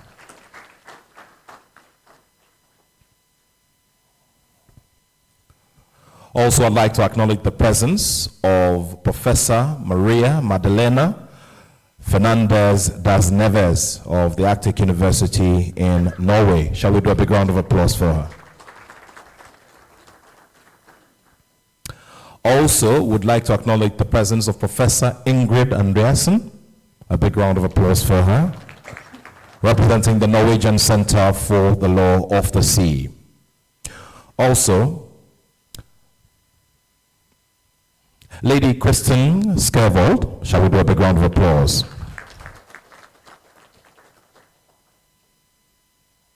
From the Norwegian Embassy, the team is made of Mrs. Maya Kamara and Mr. Samuel Nati. Shall we do a big round of applause for them? We also duly acknowledge the kind support of the Ghana Bar Association, represented here by lawyer Aurelius Awuku.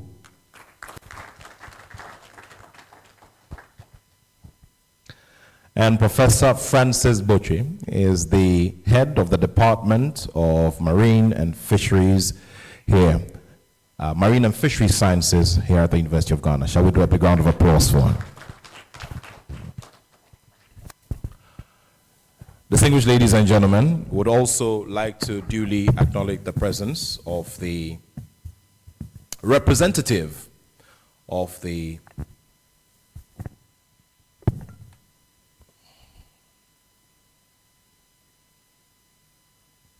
Minister for Climate Change and Sustainability. Shall we do a big round of applause for Ms. Eunice Lauer? Also, we're enjoying great participation from the Ghana Navy. So to all of our friends from the Ghana Navy, we say a very big welcome to all of you. So at this time, we will break for photographs, and then immediately after that, we'll go into moderation of the main session, which will be chaired by Dr. Jokoto. And then after that, we would bring the proceedings here today to a close. So I'd like to say a very big thank you to our guests of honor and our special collaborators for opening this morning's conference. There's a very clear indication that as a collective, we have a lot of work to do to ensure that marine governance is further entrenched in our everyday governance, and also all of the issues that are raised and the problems that always confront the industry are solved with the making of more laws and the implementation of these laws. We're very grateful to all of you this morning. Shall we do a big round of applause for the panel here and our team as well? So at this time, respectfully, I would like to ask all of our guests at the top table to rise, and would have a few join them here for a few photographs, after which we'll do a brief break.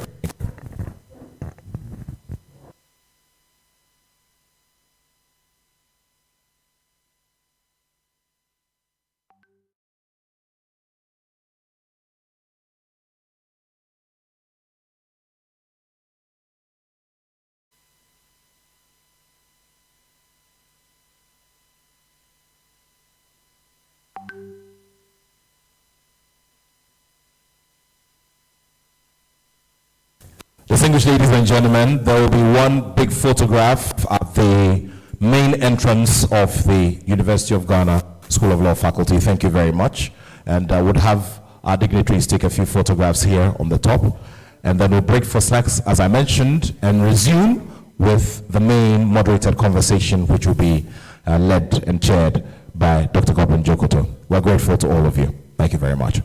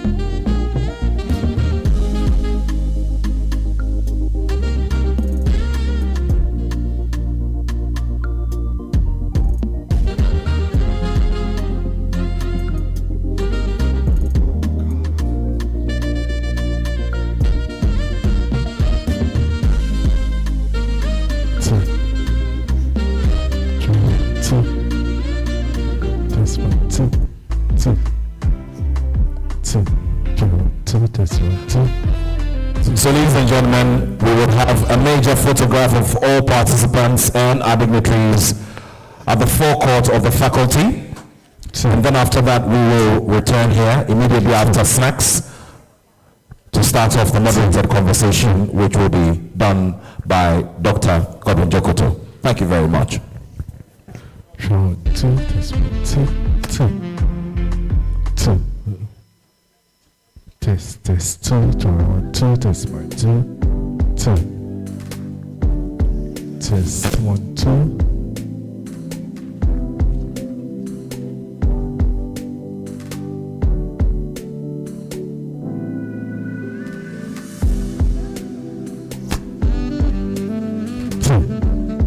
Test 1, 2, 2, 2.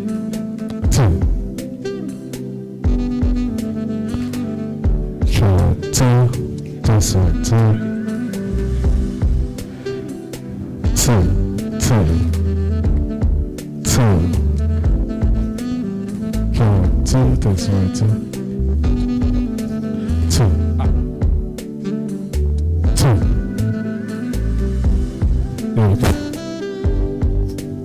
2, 2, 2.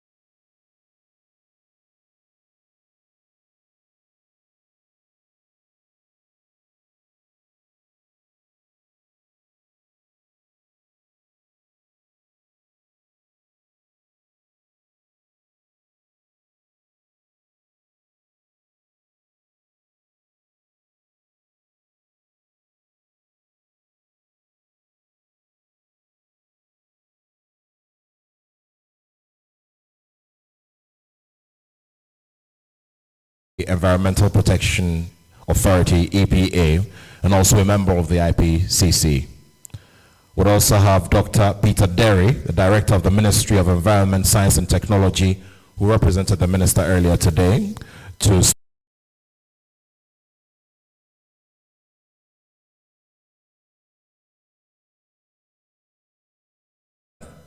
After that, Professor Simon Bawakilu will be giving us a paper on analyzing the socio-economic impacts of climate change on maritime ecosystems and coastal communities. After that, we'll have Dr. Kwame Jekum, who is a lecturer of the Department of Marine and Fisheries Sciences of the University of Ghana, speak on exploring scientific advancements and technology solutions to mitigate the impact of climate change on the oceans. We'll also have a contribution from a member of the UN International Law Commission, Professor Dr. Bimal Patel. Now he'll be speaking on regional cooperation in the Indian Ocean region for the protection of the marine environment, examining legal dimensions. And then the final contribution for the day will come from Mr. Samuel Alesu Joji, who is a partner of Audrey and Gray, Brook, and an OJP fellow as well. And he will be speaking on illegal mining, also known as Galamsey, and the Ghanaian state's responsibility to protect and preserve the maritime environment. So after all of these major contributions and papers, we'll get into the moderated conversation, which will be handled by Dr. Godwin Jokoto, who's also the chair for this conference. So ladies and gentlemen, please do enjoy your snacks, and in a few moments, we'll roll into the major conversations. Once again, you're all very welcome to this year's edition of the Maritime Conference. Thank you very much.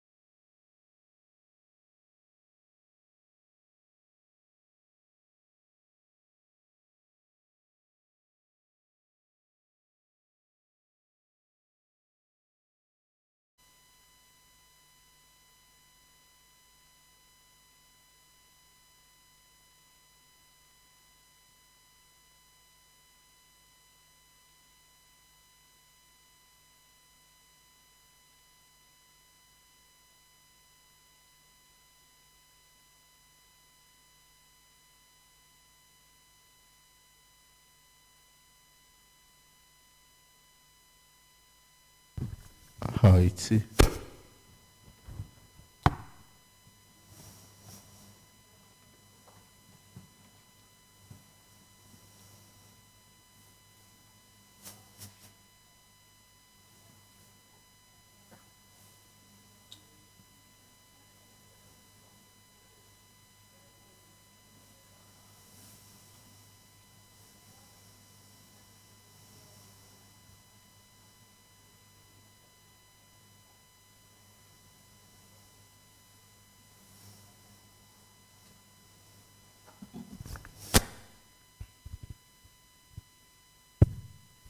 Okay.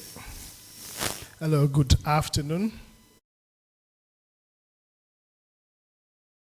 This afternoon session is the first session of this year's conference, and I would ask you to put your hands together as we invite our speakers for this afternoon. We have Dr. Peter Derry, who is here. Please put your hands together for Dr. Peter Derry. Dr. Peter Derry, please make your way to the high seat if you are here. We also have Professor Simon Bawakinlenyo. Prof, if you are here, please kindly make your way to the high seat, and please accompany him with a hand clap. We also have Dr. Kwame Ejekum. Doc, please join us on the high seat. We have Professor Dr. Bimar N. Patel, who will be joining us virtually. Then we have Mr. Samuel Alesudoji. Sam, please join us on the high seat. We are also expecting Professor Nana Ama Brown-Kluche. She's not presently here, but we are expecting her here shortly.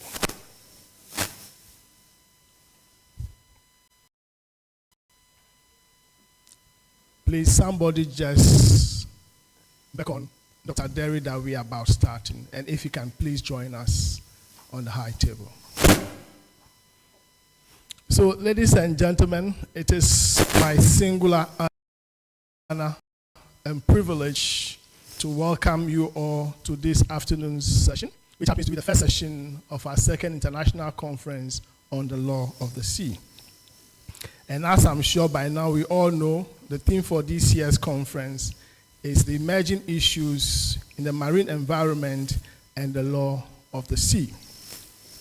And our theme for this afternoon's session, the first panel discussion on climate change, its impact on the marine environment. And we'll be considering the legal, policy, scientific, and social responses.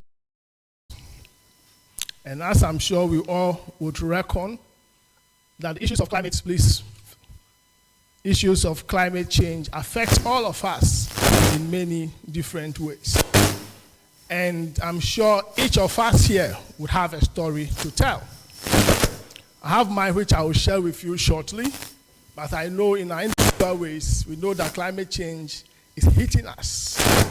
Now, we know that the calendar for rains, for example, has changed. When you are expecting the rains, they don't come. When you expect the weather to be dry and cold, then you see the rain pouring in. The climate has changed. Our fisher folks will go to typically places where they would harvest fish. Well, but the fish has migrated from hotter terrains to cooler regions. So if where you typically will fish is a hot or temperate area, the fish has actually migrated. Your fisher folk will go spend money looking for fish to catch. They will come home without any. We also know that the heat coming to us now is something else. And in places such as the West, where typically we know that the weather is cold, now it's getting hotter than we in Africa. And very soon, I'm wondering what we'll be doing with our short hairs. Because the short hair is to deal with the heat. But now, if you have a lot of cold hitting us here, what will happen to us? Very soon, you see me walking bald. It's not because I'm suffering from any debilitating disease. No. It's climate change hitting me. What will happen to our friends, well, of course, in the West, with their long hairs and being hit hard by the heat? How would they contain it?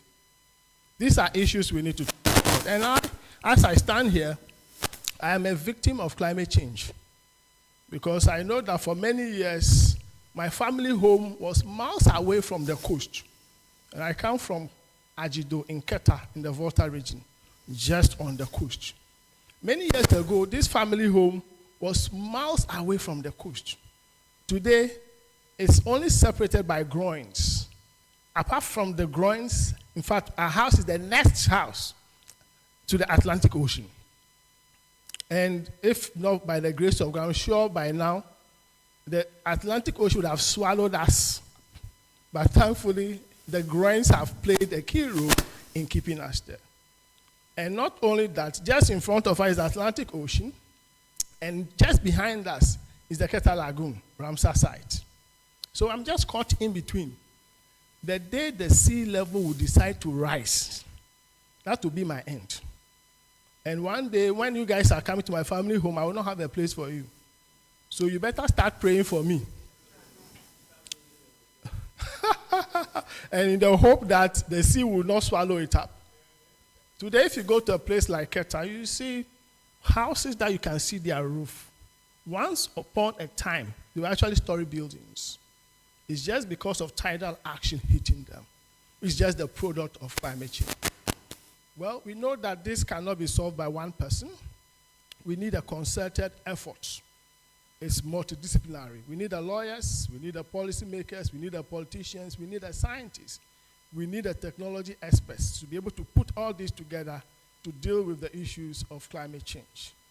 Thankfully, today we have a very distinguished panel of experts, masters in their own fields, to share with us their thoughts on the question of climate change and how they think from their respective positions of strength they can come together to deal with the question of climate change. And I'm privileged to have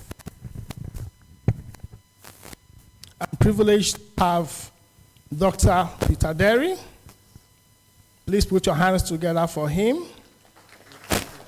He will be examining the legal frameworks governing climate change, mitigation, and adaptation measures in the marine environment. We also have Professor Simon Bawakinlenu, who will be analyzing the socioeconomic impacts of climate change on marine ecosystems and coastal communities. We also have Dr. Kwame Ejeku, who will be dealing with technology. He will be exploring scientific advancements and technological solutions to mitigate the impact of climate change on the oceans. Joining us online will be Professor Dr. Bimal N. Patel, and he will be dealing with regional cooperation in the Indian Ocean region for the protection of the marine environment, examining the legal dimensions. Last but not the least is my good friend Samuel Alesudoji, who will be dealing with the issue of Galamsey, illegal mining, and the Ghanaian state's responsibility to protect and preserve the marine environment. So, ladies and gentlemen, this is our distinguished panel for this afternoon to share their thoughts with us. By way of structure, we will start with Dr. Peter Derry, and he will give us a 20-minute presentation. And when we will follow the next presentation till we are done. And then there'll be time for interaction amongst the panel members and from us on the other side as well. So I'm going to start with Dr. Peter Derry, and I'll share with you his brief bio. Dr. Derry is the Director of the Ministry of Environment, Science and Technology, and is a lawyer by profession, a seasoned administrator, and a certified chartered environmentalist. He has received training on environmental law, policy, climate change, biodiversity, oceans, and sustainability from different international institutions, including the Nanyang Technological University in Singapore, the National Institute for Environment in Korea, the International Development Law Organization in The Hague, Development Planning Commission of China, and many of the United Nations agencies. Dr. Derry holds a PhD from the Ghana Institute of Management and Public Administration. He is also a certified chartered member of the Institute of Environmental Assessment and Management of the United Kingdom. Dr. Derry is an LLM from the University of Ghana, and is also a policy lead for several multilateral environmental agreements, including the CBD and the Convention on Climate Change. Dr. Derry is the current co-chair of the Coalition on Climate and Clean Air and the immediate past board chair of the West Africa Science Service Center on Climate Change and Adapted Land Use. He's also a member of the World Economic Forum Global Future Council on Clean Air, and has applied for the implementation of several environment, biodiversity, and climate-related projects in Ghana, and has participated in negotiations and global discourse at many United Nations and other international conferences. Ladies and gentlemen, please put your hands together for Dr. Peter Derry.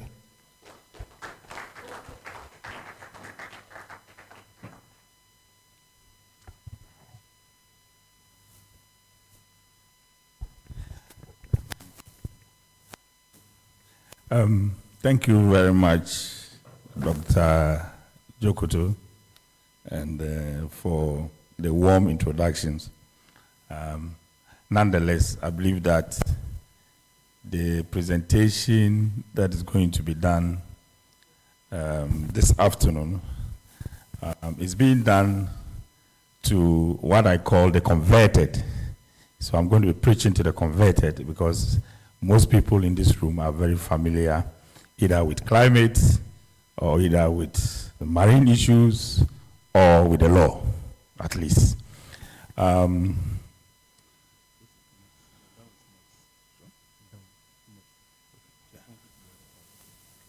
fine. That's fine. And so, pardon me if I do not get certain things right. But of course, through the interactions that we'll have later on, I may also learn a lot from you. That said, let me also thank the team for ocean governance for choosing this particular subject as focus of this year's conference. Why? Because as we heard this morning from our judge, the decision that came from the advisory opinion sits well on the issue of climate and marine issues.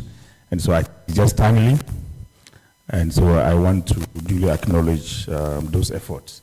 So the topic we are discussing this afternoon says examining the legal frameworks governing climate change mitigation and adaptation measures in the marine environment. So the emphasis is about the nexus that exists between climate change and the marine environment. So to begin with, I just want us to look at the bigger picture and to clearly understand the relationship between climate change and the marine environment. What happens as a result of climate change tends to impact on what happens on the ocean. So if you look at shifts in temperature, if you look at precipitation and extreme, in fact, shifts in temperature and precipitation are supposed to be strong drivers of extreme sea level rise.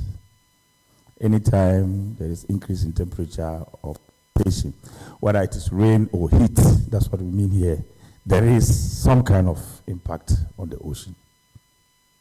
And this impact comes as a result of sea level rise, ocean warming, and I think Dr. Dr. Jokoto said that ocean acidification, salinity changes that tend to affect our lagoons and estuaries, are things that happen just because of the changes that occur in the climate. The examples are here with us in Ghana. We know that as a result of precipitation and as a result of high temperatures, and he mentioned where he's coming from, we experienced some of the examples that I put in there. Shoreline retreat, so you see that the shoreline moving into the community, in some places it's even eating up roads.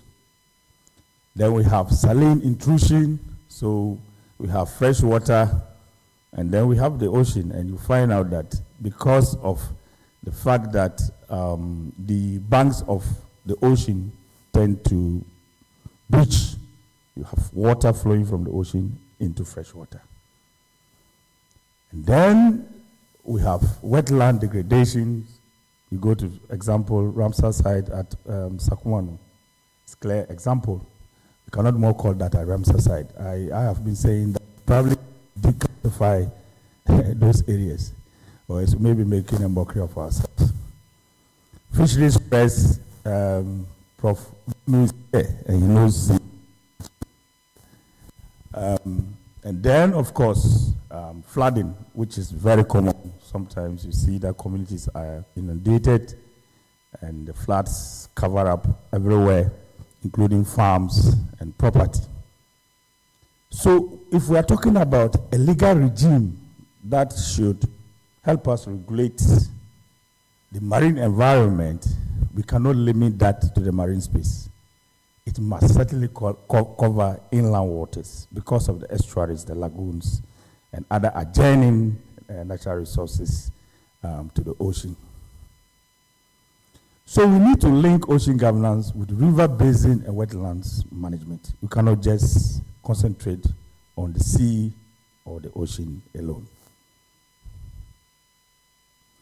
I just want us to look at the definitions churned out by first Article 1 of the United Nations Framework Convention on Climate Change, and also the IPCC, which is the Intergovernmental Panel on Climate Change.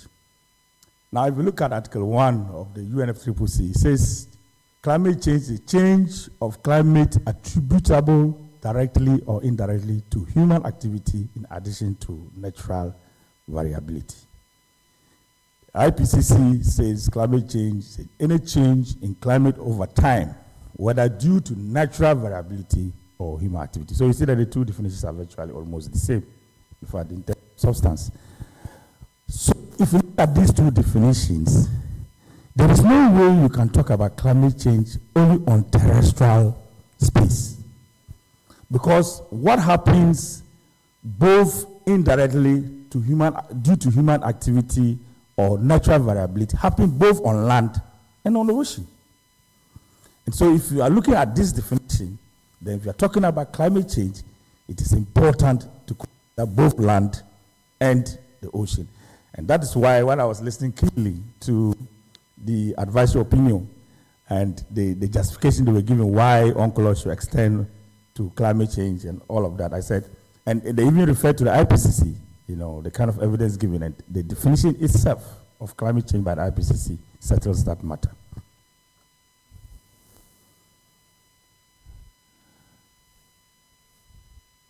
Now, what are the drivers or the interacting stresses of climate change? If you take, for example, the energy sector, and you talk about industrial emissions, or you take land use change, or you look at black carbon, these all have connections with warming in the sea, acidification, and deoxygenation. So there's a direct link. So the activity could happen on land in terms of emissions, but there is that link with what occurs on the ocean as a result of those activities.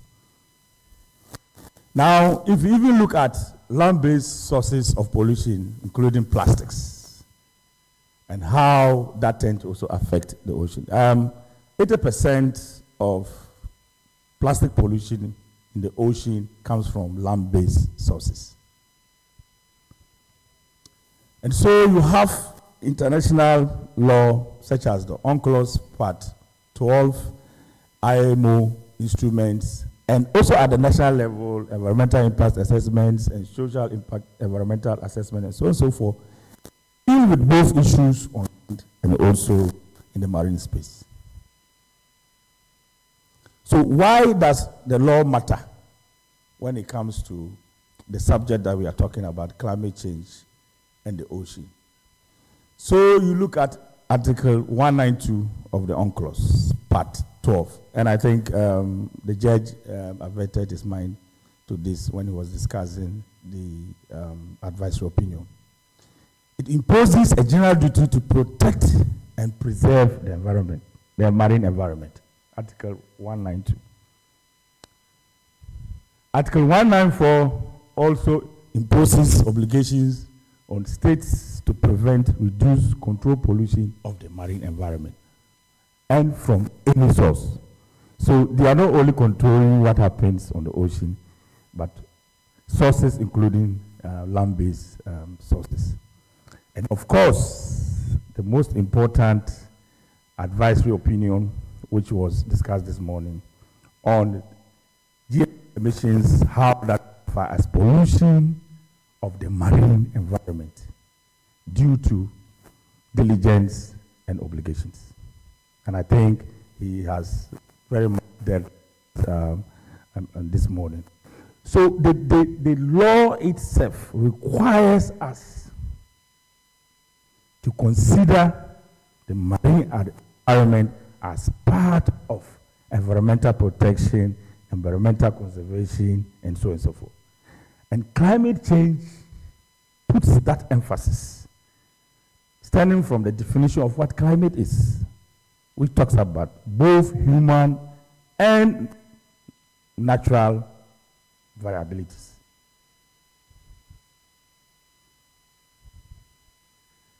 So, if you look at other global frameworks that touch on the issue of climate and also the ocean, I've talked about UNCLOS, but then you need to look at an additional agreement to the UNCLOS known as the Fish Stocks Agreement.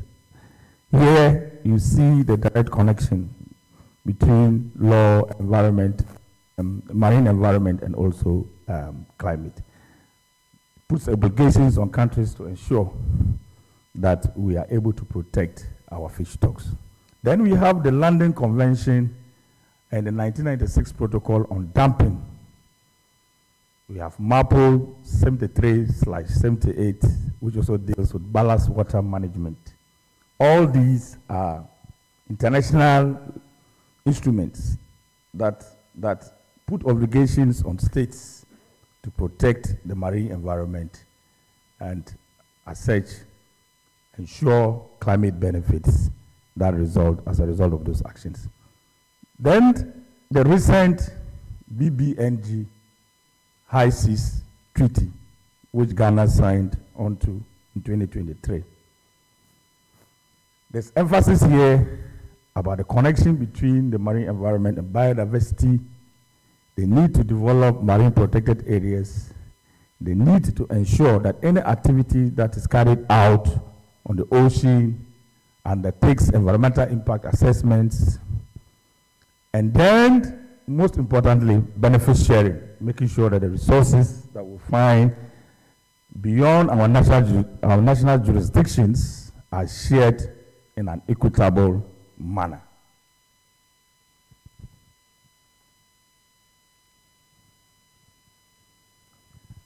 One important area I want to also emphasize when it comes to legal frameworks that touch on climate, marine environment, is the Convention on Biological Diversity, Montreal Global Biodiversity Framework, which was adopted in 2022. And it has targets towards the year 2030. And one of the targets has to do with the fact that we need to ensure that we protect both landscapes and seascapes, 30% of landscapes and seascapes, through restoration by the year 2030. And it also emphasizes that finance should not only be channeled towards terrestrial restoration, but also marine restoration. Then we have the Ramsar Convention, which has to do with wetlands. And that emphasizes inland protection and resilience. There is also the connection between blue carbon marine protected areas and the fact that biodiversity actions must be an integrated part of climate mitigation and adaptation accounting. We'll see this when we come to the Paris Agreement. What does the Paris Agreement say? The Paris Agreement places obligation on countries to report on both climate mitigation and adaptation, including the marine environment. And these reports reflect in what is referred to as the adaptation communications and the national communications that are sent to the UNCCC. We also have the enhanced transparency frameworks, which are supposed to be done every 2 years, which also requires that we report on the marine environment when it comes to climate change. And there are even methodologies that have been developed for reporting on the environment. Then we are expected to report on finance, technology, and capacity building linked to coastal resilience and blue economy as part of our climate report.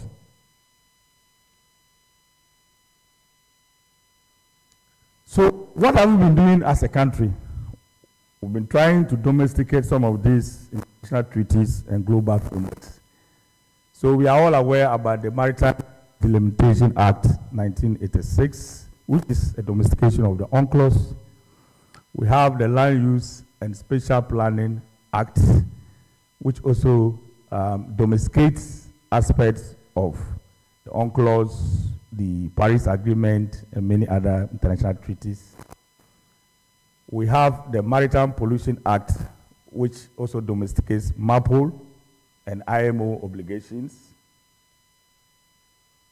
We have the Water Resources Act, which also domesticates the Water Basin Authority Convention. We have the Wildlife Resources Management Act, domesticating a number of global treaties. And of course, the EPA has the environmental impact assessment and the social impact assessment regimes to ensure that we move beyond just having laws to actually regulating them in the form of assessments and also reporting. Now, with the new treaty, High Seas Treaty, and of course the UNCLOS, what is it that one can say we have done to show that we are ready to implement these two important global treaties that will help us achieve the synergies between climate and also the marine environment? We have signed the 2023 PBNJ treaty, but we need a domestic legislation in order to implement it. The first step is to ratify. We haven't ratified, so we need to ratify that, and then after ratification, we can have a domestic legislation.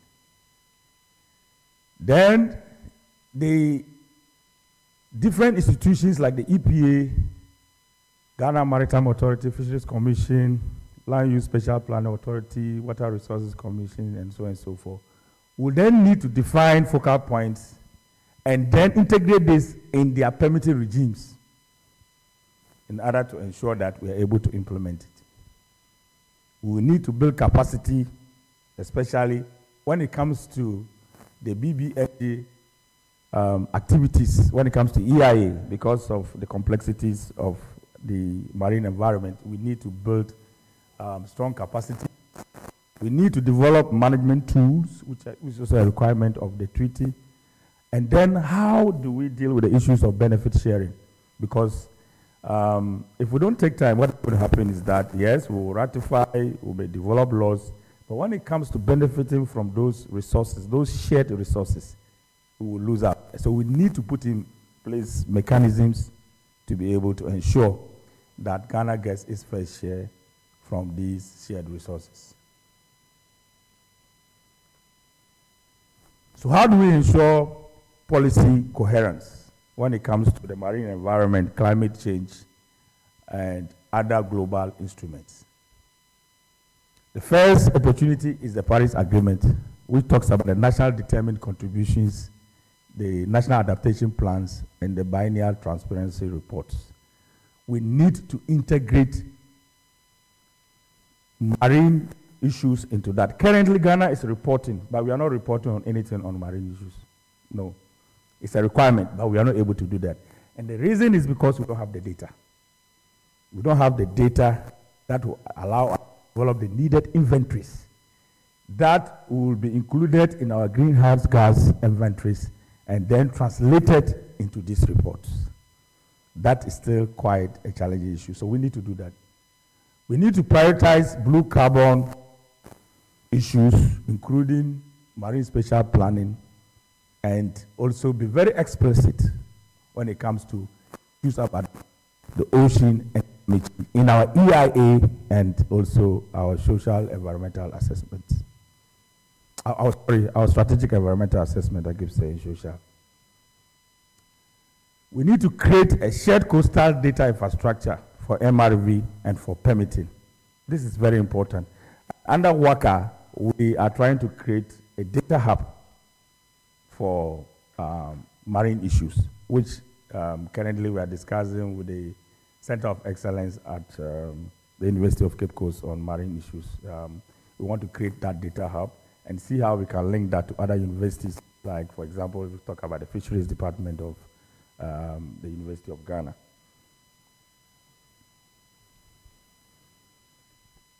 So there are legal gaps. And the legal gaps are as a result of the fragmented mandates in the different institutions. So if you look at issues related to the ocean, different institutions are doing different things. And sometimes trying to connect the dots, to ensure synergies across board, it becomes very challenging. So we need to use the law to harmonize that. Then if you look at the Marine Spatial Planning Act 925, which is supposed to be a very good hook because of the issues of marine spatial planning, you realize that it is not very explicit on maritime issues as it is when it comes to land-based or land use planning. And so it's still not matured, it's still maturing. Data standards and guidelines have not yet been properly developed, so it will take some time. And then, because we have not ratified the BBNJ, we cannot adopt a bill which will become maybe a law in the near future. We still have issues when it comes to blue carbon monitoring, reporting and verification is still an issue because we have not been able to develop national methodologies that suit our context. Then, in terms of the EIA, we still need to strengthen climate risk and cumulative impact tests within permitting under the EPA framework. So that aspect has to also be strengthened because that's also a big gap as we speak. So these are the recommendations, and I think in looking at the gaps, I already have talked about what has to be done. So marine climate mandates should be codified into the EIA and the marine spatial planning regime to ensure good environmental stewardship on the ocean. Then clarify carbon ownership, legally defining carbon units and ownership brings clarity for all stakeholders involved in the marine climate initiatives. We were able to develop a carbon framework for terrestrial carbon, but we've not been able to develop one for blue carbon, so that has to be done. Then we need to harmonize sectoral mandates. We are talking now about having an institution that coordinates all these institutions. It's been discussed under the Blue Economy strategy that is currently discussed at another meeting today as to how we can establish a mechanism that coordinates all these institutions when it comes to marine issues. We need to enhance coastal restoration, scale up efforts by leveraging improved carbon finance mechanisms for the environment. In fact, a ton of terrestrial carbon as compared to a ton of blue carbon. The ton of blue carbon is about 3 times more profitable than a ton of terrestrial carbon. So if you will develop our blue carbon, the kind of resources and finance that we will get, that could tend to serve as an incentive to communities to help protect the mangroves and other natural resources that will help protect the ocean, would be very encouraging.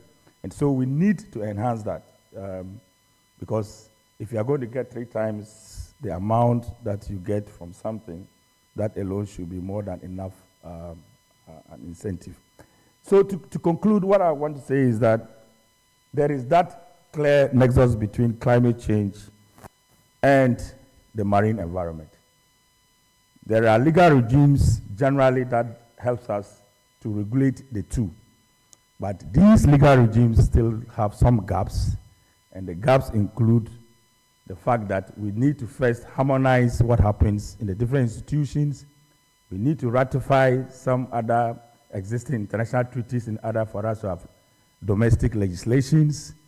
And then we need to do certain things at the activity level, including developing our blue economy space and trying as much as possible to get the needed finance that can be driven from the blue economy. With that, I thank you very much.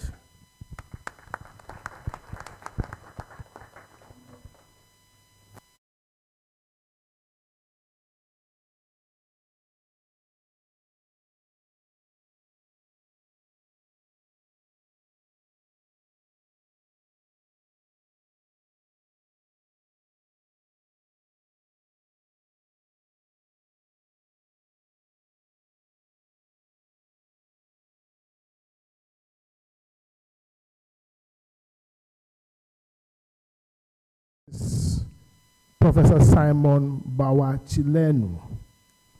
And Prof. Bawachilenu is a human geographer and is currently at the Institute of Statistical, Social and Economic Research, ISA for short, as we would normally designate it on campus. He obtained his PhD in human geography and MSc in environmental policy and management from the University of Hull in the United Kingdom in 2007 and 2003, respectively. His research interests cover areas such as forms of energy and their interrelationships with health and the environment, energy policy, renewable energy dissemination and utilization discourses, climate change, environmental policy and governance, green economy, and political economy. Since 2011, he has been an editorial board member of the Local Environment, which is an international journal on justice and sustainability. Prof has also served on several national steering committees, including the Green Climate Fund Readiness Program, Swiss Africa Green Project, and Partnership for Action on Green Economy in Ghana. Ladies and gentlemen, please put your hands together for Professor Simon Bawachilenu.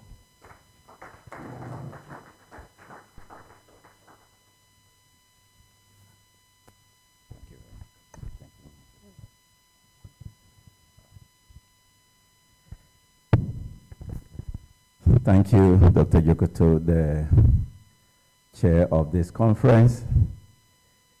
I think the earlier speaker, who is my senior brother, laid a wonderful foundation for me And this is expected because he hasn't sort of searched for me for a long time. And so at least having met, I think it's wonderful that your presentation has really created a wonderful sort of platform for me to just continue. First and foremost, let me also thank the organizers for this conference. When I was called while Dr. Jokoto was away somewhere touring the country, I said, wait a minute, let me look at my calendar. And when I looked at it, it was free. I told him, surely I want to be part of this because that's a subject matter which is of interest to me. So I want to thank you for bringing me here. So my topic, and do I have a slide?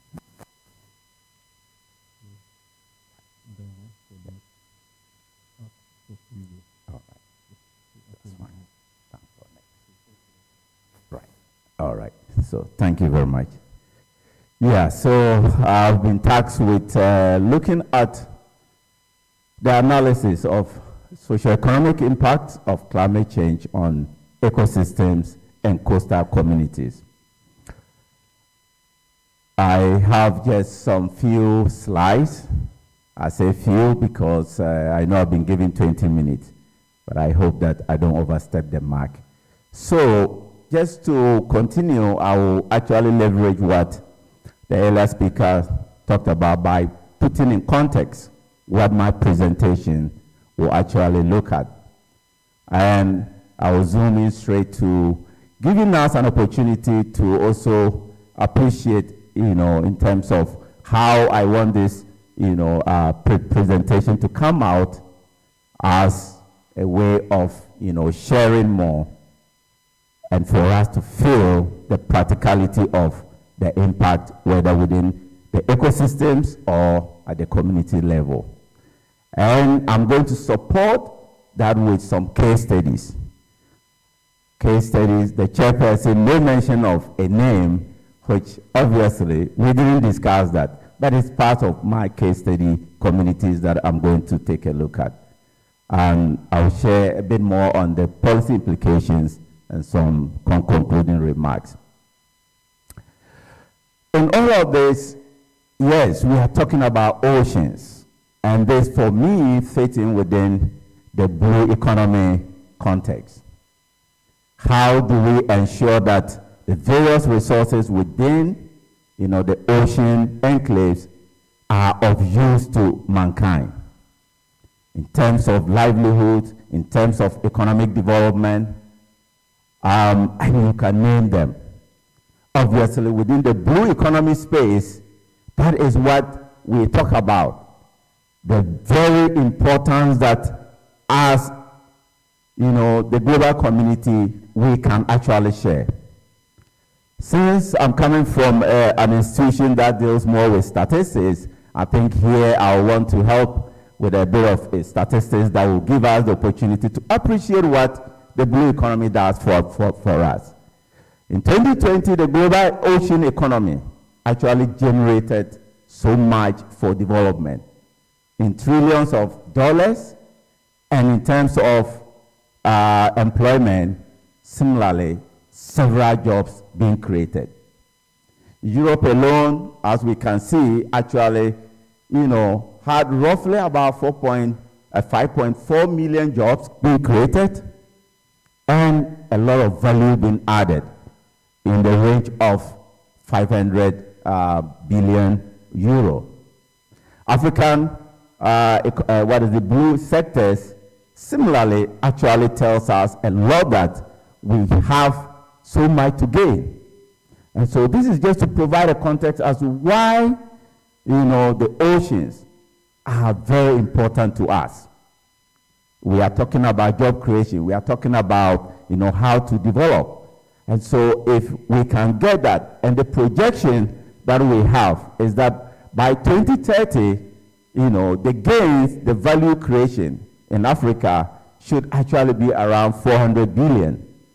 Whereas by 2063, which somehow is in line with the African Agenda 23, we are talking even higher. This is what the blue economy actually can do for us and how important it is. Here you will see that the value created by blue economy sectors, we can see tourism is actually, leading. And if tourism is leading, who are the very people that are always at, the receiving end? The very communities. Of course, even the country as a whole will talk more about how tourism is doing things. And in Africa, as we can see, the value addition and the various services are coming from tourism side. Obviously, we have the minerals, the oil and gas. But what you see is that when it comes to employment, then the fisheries sector and the tourism sector are leading in terms of the gains. And that obviously is very important because who are the people who are into fisheries? We have a lot more of the coastal community members. And tourism, as I indicated, is same. The earlier speaker spoke about the blue economy, the blue carbon, which is an area that is gaining traction. And so it tells us clearly that if we are really thinking holistically about, development, then the blue economy is a critical component of it. Oftentimes, I think the concentration is on the terrestrial space. That's the green economy. Whereas the blue economy is really very critical for us. And so many opportunities being created. Jobs, of course, food security issue, poverty reduction. These are all things that we can align with if we want to look at how, the blue economy or the oceans are doing. Nonetheless, what is now of concern, which is an existential threat, as we all know, is climate change. Climate change as a key component of how some of the envisioned gains are likely to actually, be obstructed. In this case, I think I don't want to repeat too much of what the previous speaker talked about, but evidence abounds telling us of how 2024 actually was, a year that recorded on the average the annual temperatures. We are seeing a lot of effects emerging from climate change to do with the acidification, of course, changing of ocean fish stocks, and we are also seeing the rise in sea levels annually. Okay, these are all of concerns because with such, incidents, we are not actually going to really maximize the very ambitious goal that we are looking at.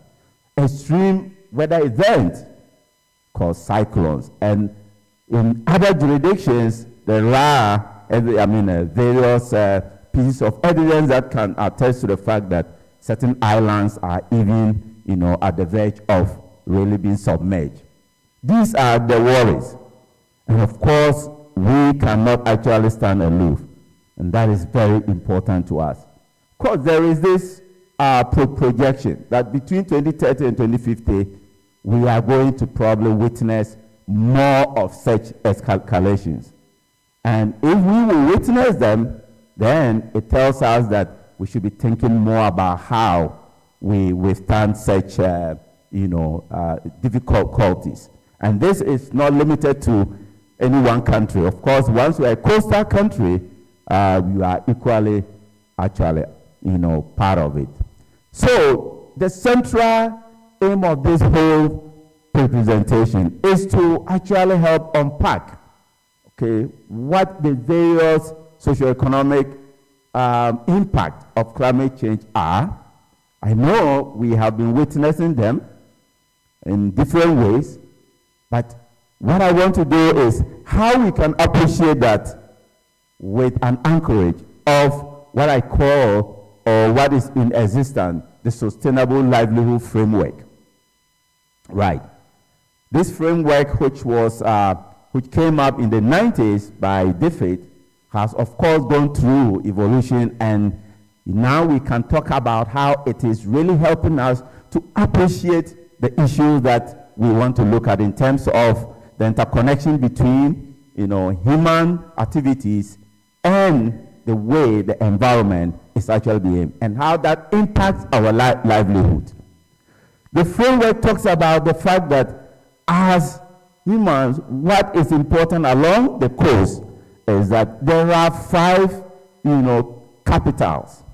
The human capital, the social capital, the natural capital, most especially coming from the oceans, the called physical capital, which has to do with the infrastructure and whatever we have along that actually enable, the inhabitants to cope with, and financial capital.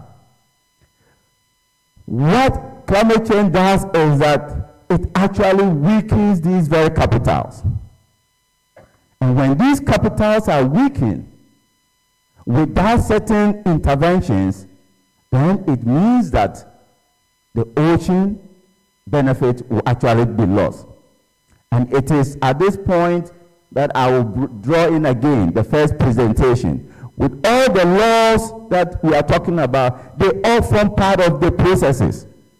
These laws are the ones which are supposed to really mediate, how we ensure that we have access to these very capitals, but at the same time ensure they are not actually depleted, ensure that they have resilience. At the same time, these very transforming structures and processes are supposed to also do what?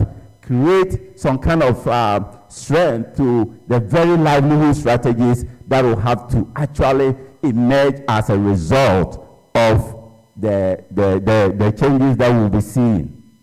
Right.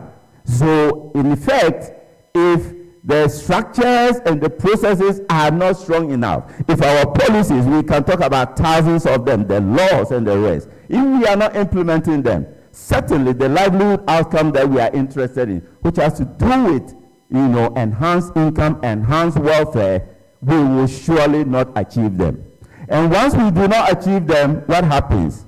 They end up actually affecting the capitals or the livelihood access that these communities actually have. Which means it's very important that we do not lose sight of the structures and processes. And it's the reason I said you lay the foundation or you lay the background for me, because these are very important to ensuring resilience. Otherwise, certainly, we have a problem. These structures and processes are equally important to tackle, of course, the vulnerability issue, the shocks and the rest. Right? Globally, if we are agreeing on various treaties, if we are agreeing on various conventions, then we should actually ensure mitigation issues are really not just rhetoric, but we actually do what? Make sure that we tackle them head on. And so the impact, as I just want to align, so in this case, once we really do not have very good sort of structures which will lead to weak livelihood strategies, then certainly we don't expect to have strong outcomes. And so, coming back to the issue of impact on ecosystem, marine ecosystem, what we know, which have already been talked about, is the fact that yes, we are actually having the disruption, shifting of fish distributions, moving from the hot areas to the cold areas. And so somehow, even when people complain that they are no longer able to actually get enough fish when they go to the seas, as a result of maybe having superstition that, well, the gods have chased them away, that's not the case, because the water bodies are becoming hotter, and these, fishes need to move elsewhere. Acidification, of course, is robbing, these coral reefs that are supposed to really serve as, the core for these fishes. And so when they are depleted, certainly you wouldn't have, fishes around. Of course, we move on and we can see, though the science science is telling us of areas that we have low oxygen, dead zones, and these are all affecting, of course, the various living organisms. Socioeconomic impact actually will come in the wake of how, these communities are no longer able to probably feed themselves, because there is that issue of inability to build resilience. And this is where, once again, we have to ask the question, how have the structures and processes really helped in building strong livelihood strategies? Okay. Once you have reduced fish stock, certainly that leads on to the issue of malnutrition. That leads on to the issue of poverty entrenchment.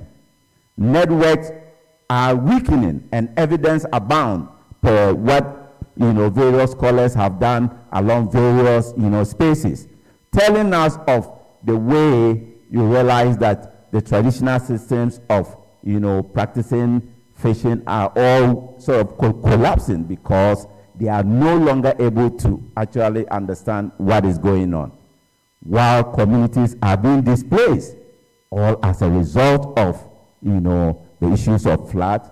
Once all of these are happening, then certainly human capital is going to also be weak, because children cannot go to school, health services are all destroyed, and these are some of the very impact in terms of the social and economic issues that we can talk of. So 3 case studies I want to use to illustrate. And the one is the Keta. Probably I don't even need to talk more, because Dr. Jokoto has actually given us an empirical example of he as a victim.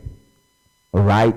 And what it is that, of course, the top is telling us of the situation of the problem. That is the vulnerability shock. All right? And so if this is happening to you year in, year out, what do? The shoreline, of course, is retreating. The groins are actually being put across, but there are signs that, the issues are manifesting in different areas again. That is a case of something we have to worry. And so natural capital has really declined. The natural capital has declined. That is per this our framework. Human capital definitely has been affected. And Dr. Jokoto is worried that years down the line, probably when you are looking for where his home is, you can't find it because they are gone. This is telling us of the issue of climate change really weakening their livelihood. All right? And physical capital, of course, here we go. When these floods actually come in full swing, they destroy a whole lot of all the various infrastructure, including even boats. Right? So, what are we seeing? Yes, traditionally you have the local fisher folks going by the issue of conservation, which has to do with what they call the taboo, don't fish on certain days. But how are we succeeding in terms of compliance? And it's all because of probably the issue of, less fish stock they actually catch. Government is doing something, and I wish maybe the first speaker would have actually talked specifically about that. Of course, we all know about the sea defense war, but have we had an integrated sort of approach to it? Livelihood that is being well integrated. It's not just enough building the grounds, but what other livelihood strategies are we sort of building as part of this whole, resilience system? And that comes in the area of the structures and processes, right? And so there is no doubt that even though you have the inhabitants of Keta trying to diversify, right, their ways of doing things in order to really withstand the various shocks, probably including the issue of small-scale aquaculture, right, including the issues of maybe susu savings that has to do, with the human capital. Other residents, of course, doing certain migration in order to really withstand this whole issue, what is clear is how strong are these livelihood strategies. And I think, without a doubt, Dr. Bokoto is a bit worried, and all others should also be worried as well. That means something has to be done. Right. And so the outcomes here, which is what I just talked about, shows that, though we have some benefit from the sea defense war, we are still having challenges.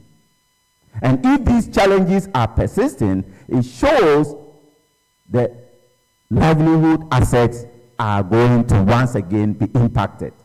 Right. How are we going to ensure the mangroves are really sort of taken care of? And this is where we have a big challenge. And so the outcomes somehow, I wouldn't say are too good, but we can actually do more, which will mean that we give resilience to these verified capitals. In the case, there is a second case study, and this is actually in Senegal. And in Senegal, we have this island called the Job Fodio, okay, where they also are more into, of course, shrimp and shellfish, harvesting. The issue over there has to do more with, once again, the kind of pressures that they are facing, the shocks they are facing in terms of, lean seasons, how they are struggling to really actually face storms, and this is an issue of worry. Right. This is how their livelihood, assets look like. They really rely more on what is within, these mangroves. And as a result of that, certain things, once there are changes, what they have to do is to look at how to deal with them.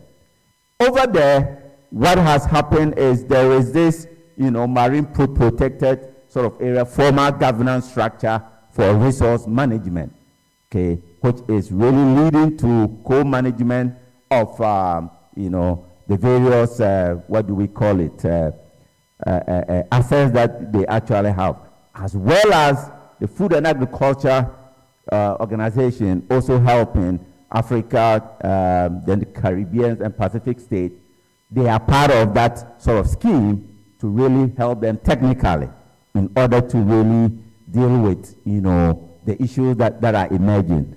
And some of them actually include what we see here. Over here, they try to integrate more of afforestation, into it. And that is really helping. Yeah. So livelihood outcome actually shows they are doing a bit. They are sort of progressing, but a lot more is needed. For the sake of time, let me run through this. That's the third one, which is Banjul. That's in Gambia, another case study, which is very prone to, this city is very prone to flooding and the issues that emerge in terms of healthcare. So weakening these other social capitals. However, going forward, what has happened is that NGOs and government has actually come in. And that has really helped, in terms of improving their adaptive capacity in order to really deal with, their challenges. And so, what are some of the policy implications? There is the need for us to rethink. How do we think about investment? I'm happy the first speaker spoke about, the fact that the blue carbon is more profitable. What that means is if we can tap into such, then that would then give us enough resources to think about investment in some of these very, difficult areas or places that are struggling. Inclusive governance is very key. And even when we want to go in with a strategy that will enhance, the very residents there, their ability to cope, how do we ensure they are part and parcel of the process to give us ideas that they can also, be happy with? Obviously, issues to do with how we support, that's in terms of microcredit and stabilizing their food system is important. But the blue economy is something we have to really pay attention to, the principles governing it. And I'm happy, the earlier speaker spoke about the fact that a strategy is actually in the offing. That is really good for Ghana. What I'll say is, indeed, that the blue economy is actually synchronous of global and local economy. It's really a beacon of, hope in terms of how we can really bring, holistic development, including our coastal communities. Otherwise, these capitals that are really sort of their key dependents, when they are weak, then there is nothing we can do. But surely, it helps us to really understand that as we think broadly of not just the effect, but how the effect cascades back to really destroy the very things that we are thinking of, we can bring in resilience in terms of how we diversify the various economies in these very enclaves. And because of time, I just want to say thank you to all of you.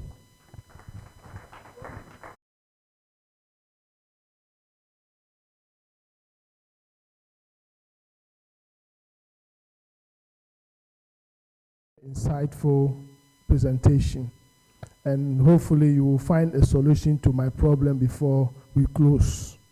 And I'm sure a combination of you and Dr. Derry, and I'm sure with our next presentation by Dr. Jekum, between the three of you, you should be able to find a solution for me before we close. Our next presentation is by Dr. Kwame Jekum, who is from the Department of Marine and Fisheries Sciences of the University of Ghana. Dr. Jekum will be speaking on the topic exploring scientific advancements and technological solutions to mitigate the impact of climate change on the oceans. By way of introduction, Dr. Kwame Edu Ejekum is a marine remote sensing scientist at the University of Ghana and co-chairs the GEO Blue Planet project. He obtained his PhD from the University of Ghana in 2016. Dr. Jekum has a keen interest in using marine EO data for fisheries management, as well as in maritime security and safety. His work at the University of Ghana largely focuses on developing coastal and marine services to support monitoring, control, and surveillance activities of coastal states in Western Africa to curb IUU fishing using various in situ, modeled, and space-borne information such as fishing vessel traffic information from automatic identification system, ocean color, and other remote sensing data. He also forecasts products from Mercator Ocean to develop potential fishing zone maps to support fisheries management activities in West Africa. Ladies and gentlemen, please put your hands together to welcome Dr. Kwame Ejekum. Doc.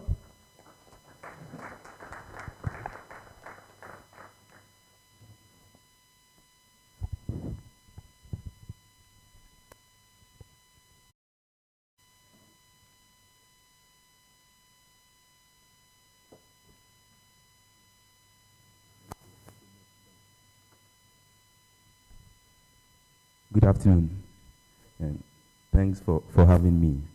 The two initial presenters have largely covered some of the things that I would talk about, so I think it will make my work a bit easy. So just like Jokoto said, I'm a marine remote sensing scientist. So basically I use satellite data to collect information. And as scientists, we need to understand the ocean, right? From the previous speakers, it's become, from the previous speakers, it's become obvious that as a country or as a continent, we must have a strategy to ensure that we can make the best out of the ocean. And the best way to do anything is to be able to understand it. And that is where data collection becomes integral. So I would be focusing a bit more on technology, on how to collect data, how to analyze, how to process, and how to know how to develop solutions that can help mitigate or help you adapt properly when you have a climate change situation. So it's obvious that our ocean plays a key role in how we are able to absorb heat and reduce CO2 emissions. Without our oceans, I guess Earth will be boiling. Yeah, but then we are lucky to have an ocean that is able to take all the heat that we generate from the way we do things. You know, sometimes the way we ride our cars, we speed and we emit a lot of carbon, and we seem not to understand how bad that act is. But over time, we are moving away from using fossil fuel in running our cars, and we are getting into EVs.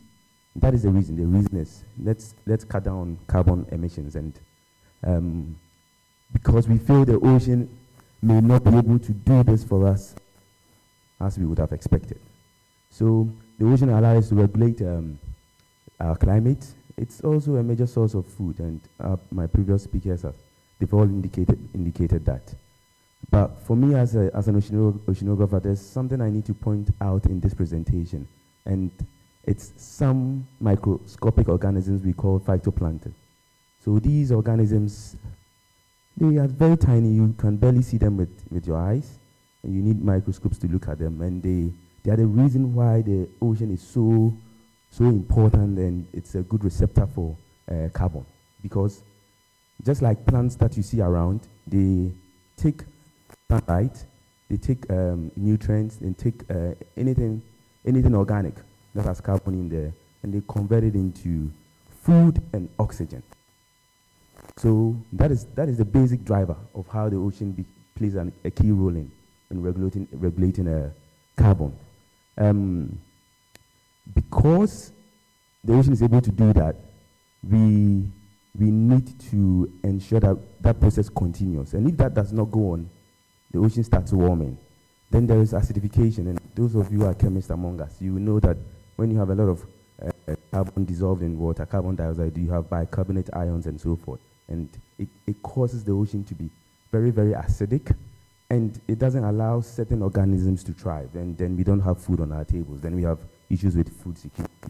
Then we also have been hearing about sea level rise. There are two bits of it. Basically, the ocean rising because ice within the poles are melting.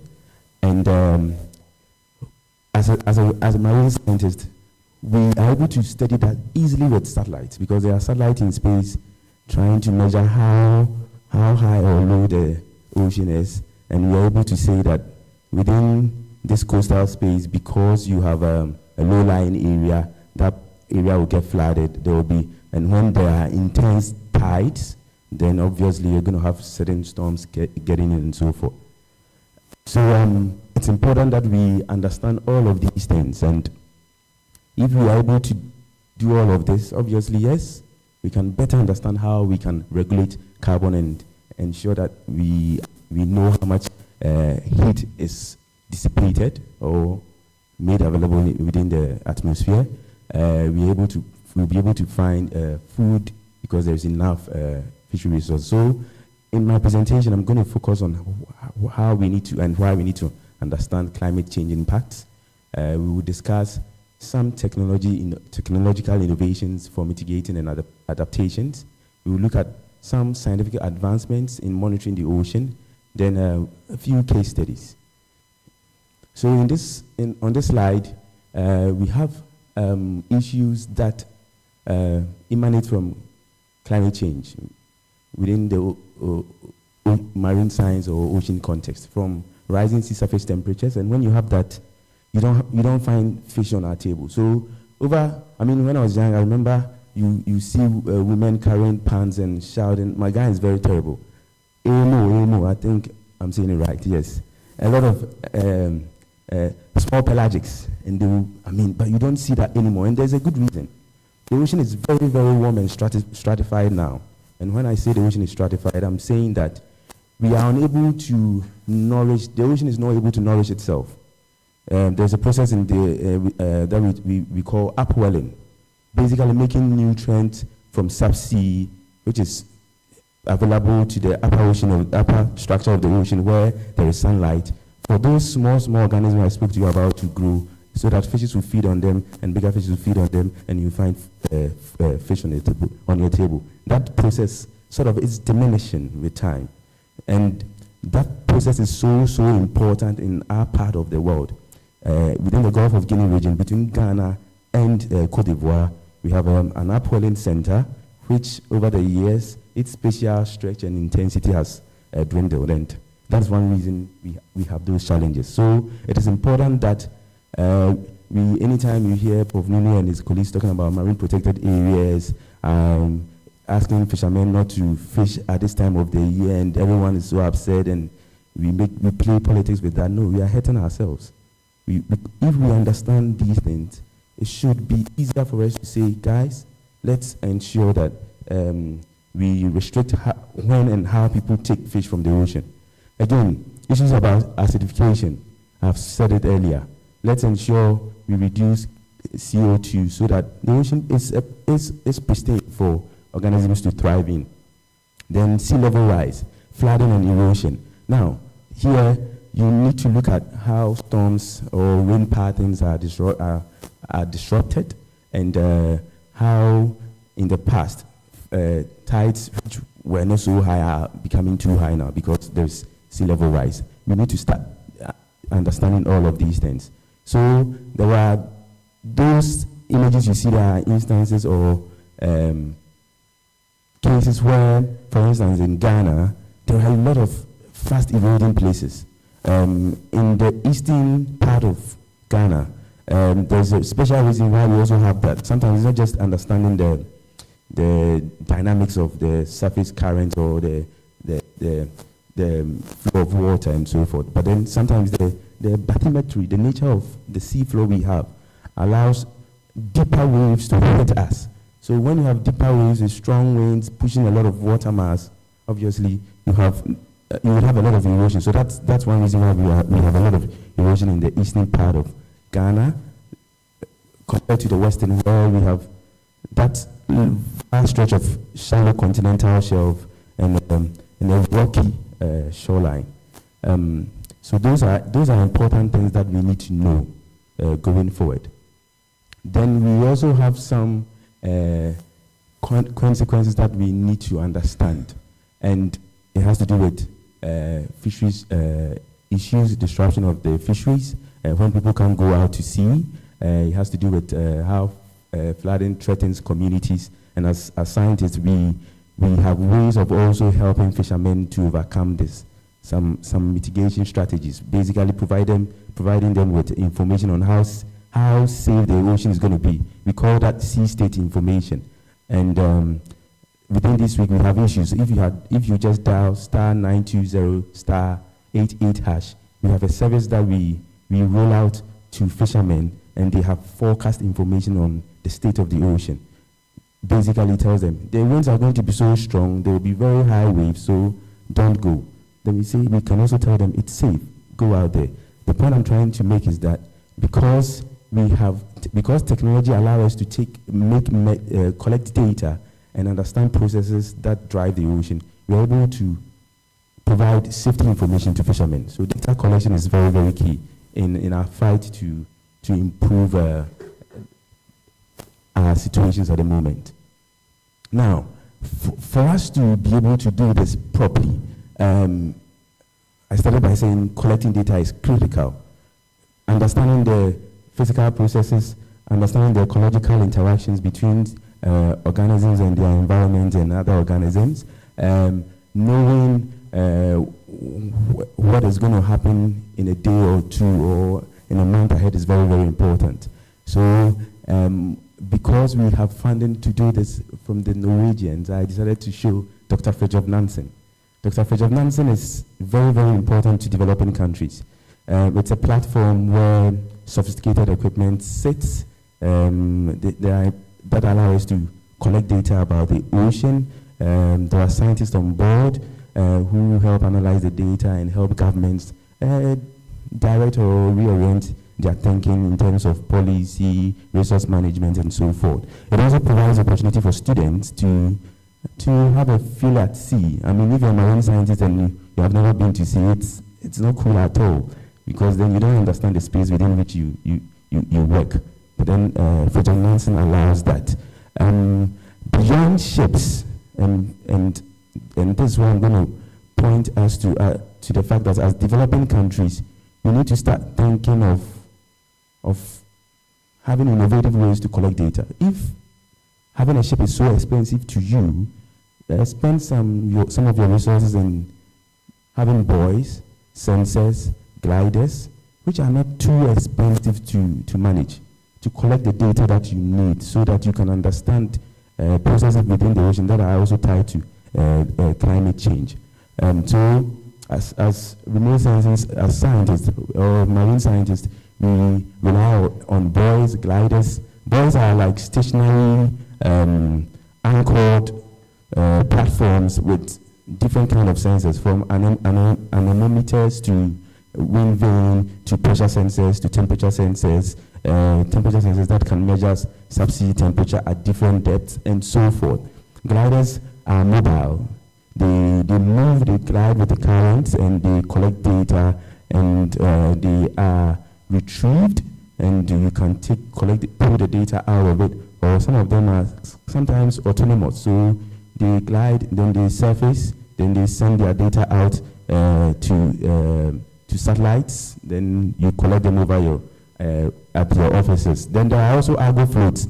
These are like huge bottles that travel, they profile the ocean, and they collect data over a period of time. Then they show up and they send the data to scientists. Scientists analyze them to understand storms, currents, and so forth. Yeah. So this is an example of how we can also use satellites to understand changes in the spatial extent of sea ice, icebergs, or within the poles. So in this example, you can use, let's say, a radar image.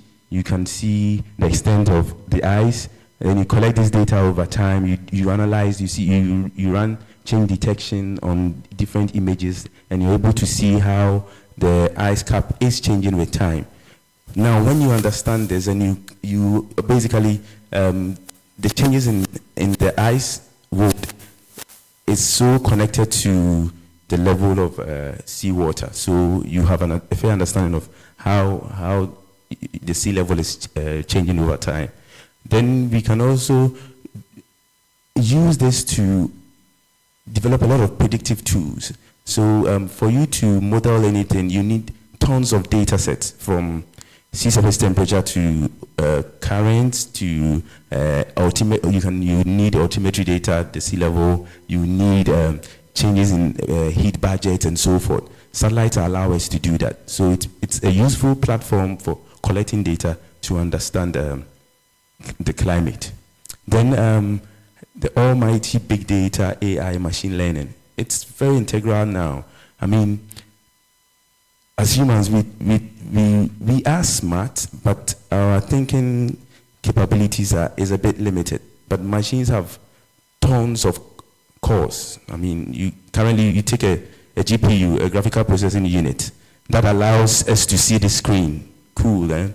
That thing has thousands of cores. You give it any data, you can build neural networks. It will understand the things that will take you years and months to decode. You can build it up, and it will allow you to generate simulations that would allow you to make or take proper decisions. And that is where big data and modeling becomes integral. Again, satellite data can best provide us the information we need when we have in-situ measurement. So when I say in-situ measurement, you need to be within that space to measure, then you compare with the satellites, then you say, all right, there's a good relationship between the measurements I'm getting from my sensor that is touching the water and what the satellite is telling me. And when you have that, then you can rely on satellites. So it's important we also start thinking of having or developing the ability to build our own in-situ sensors. And I think as a country, we must start focusing some of our energies and finance in building the ability among young people to do embedded system programming. I mean, you take a normal, if you know Arduino board, that system would allow you to collect data, process them, and not spend so much money. So with respect to how we can also rely on natural systems, yes, a good one, and my colleagues have indicated that wetlands are very integral for carbon sequestration. The brown turf you see there is sargassum. It's a nuisance, but then it's plant within the ocean and it's able to absorb carbon dioxide, and it's something we should start. We don't have to see it as a nuisance, but then how do we tap into what it can help us curb the issues that we have with global warming?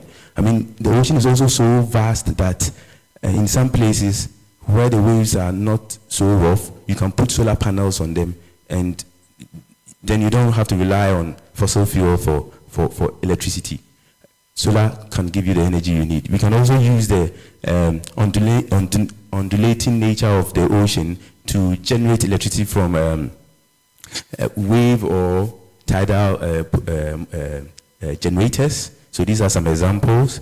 Down there, it's that fan is turned with the subsea current, and it's able to generate energy. Then we can also rely on turtles. So I have a colleague who works on turtles, but then one of the things they do is they want to track the turtles and know where they go. But then if the turtle is mobile and you want to collect a lot of information, add other sensors, not just the GPS sensor. Add a temperature sensor, add let's say a pressure sensor, add a salinity sensor, and you can collect the relevant information you need to be able to understand the ocean and develop solutions.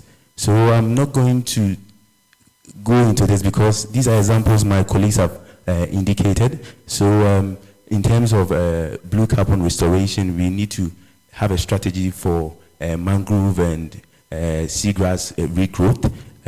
When we do that, obviously we are going to protect the ocean and coastal systems, we will reduce coastal erosion, and we will also have the opportunity to absorb carbon. We can also think of hybrid solutions, nature-based solutions. So you don't just build groins and revetments, but find a way to get them to be alive. Grow some plants on them. It adds beauty to them. You don't just see rocks, right? That's another way we can get around that. So in terms of doing all of this, it's going to come with some challenges. I mean, it's expensive to do this. From my talk, it's obvious we don't have enough platforms in our part of the world to collect data, and we need to start thinking about that. Then we should reorient our policies so we focus on technology to solve our problems. Then we have to also find ways to rely on the ocean to be able to give us the data that we need to be able to understand the issues that affect us. All right, so we can't do this alone. We need to collaborate. We need to build capacity, and we must have a strategy for open data access. So I was excited when Dr. Devi spoke about what you're doing at UCC. It's something we can discuss and help make it better. Okay, so thank you so much for having me. The ocean is not just a solution, it's also a victim. All right, I don't have time. Thank you so much. Bye.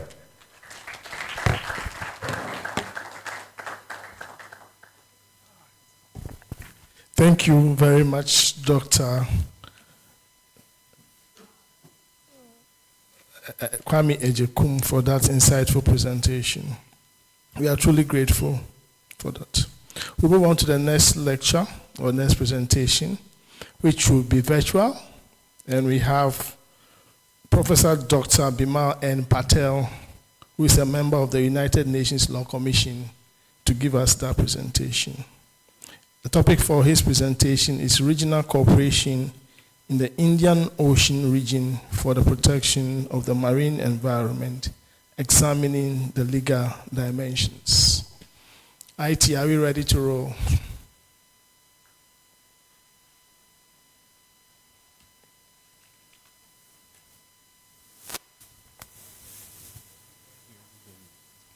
So we should move on. Thank you. Okay, so we will shelve Professor Patel's presentation because I understand he hasn't joined yet. So I'll move on to the next presentation, which will be delivered by our good friend, Mr. Samuel Alesu Doji, and he will be speaking on the almighty Galamsey. He'll be speaking on illegal mining and the Ghanaian state's responsibility to protect and preserve the marine environment. Samuel Alesu Doji is a partner in charge of dispute resolution at a firm known as Audrey Gray. He's also a member of the Chartered Institute of Arbitrators in the United Kingdom. He holds a qualifying certificate in law from the Ghana School of Law, a Bachelor of Laws degree from this university, as well as a Bachelor of Arts in Political Science and French, also from the University of Ghana. Samuel's experience traverses advising clients on many topics or subjects touching on employment, benefit law, company law, corporate governance, restructuring, to mention amongst many others. He also deals in the shipping industry by way of the provision of advice.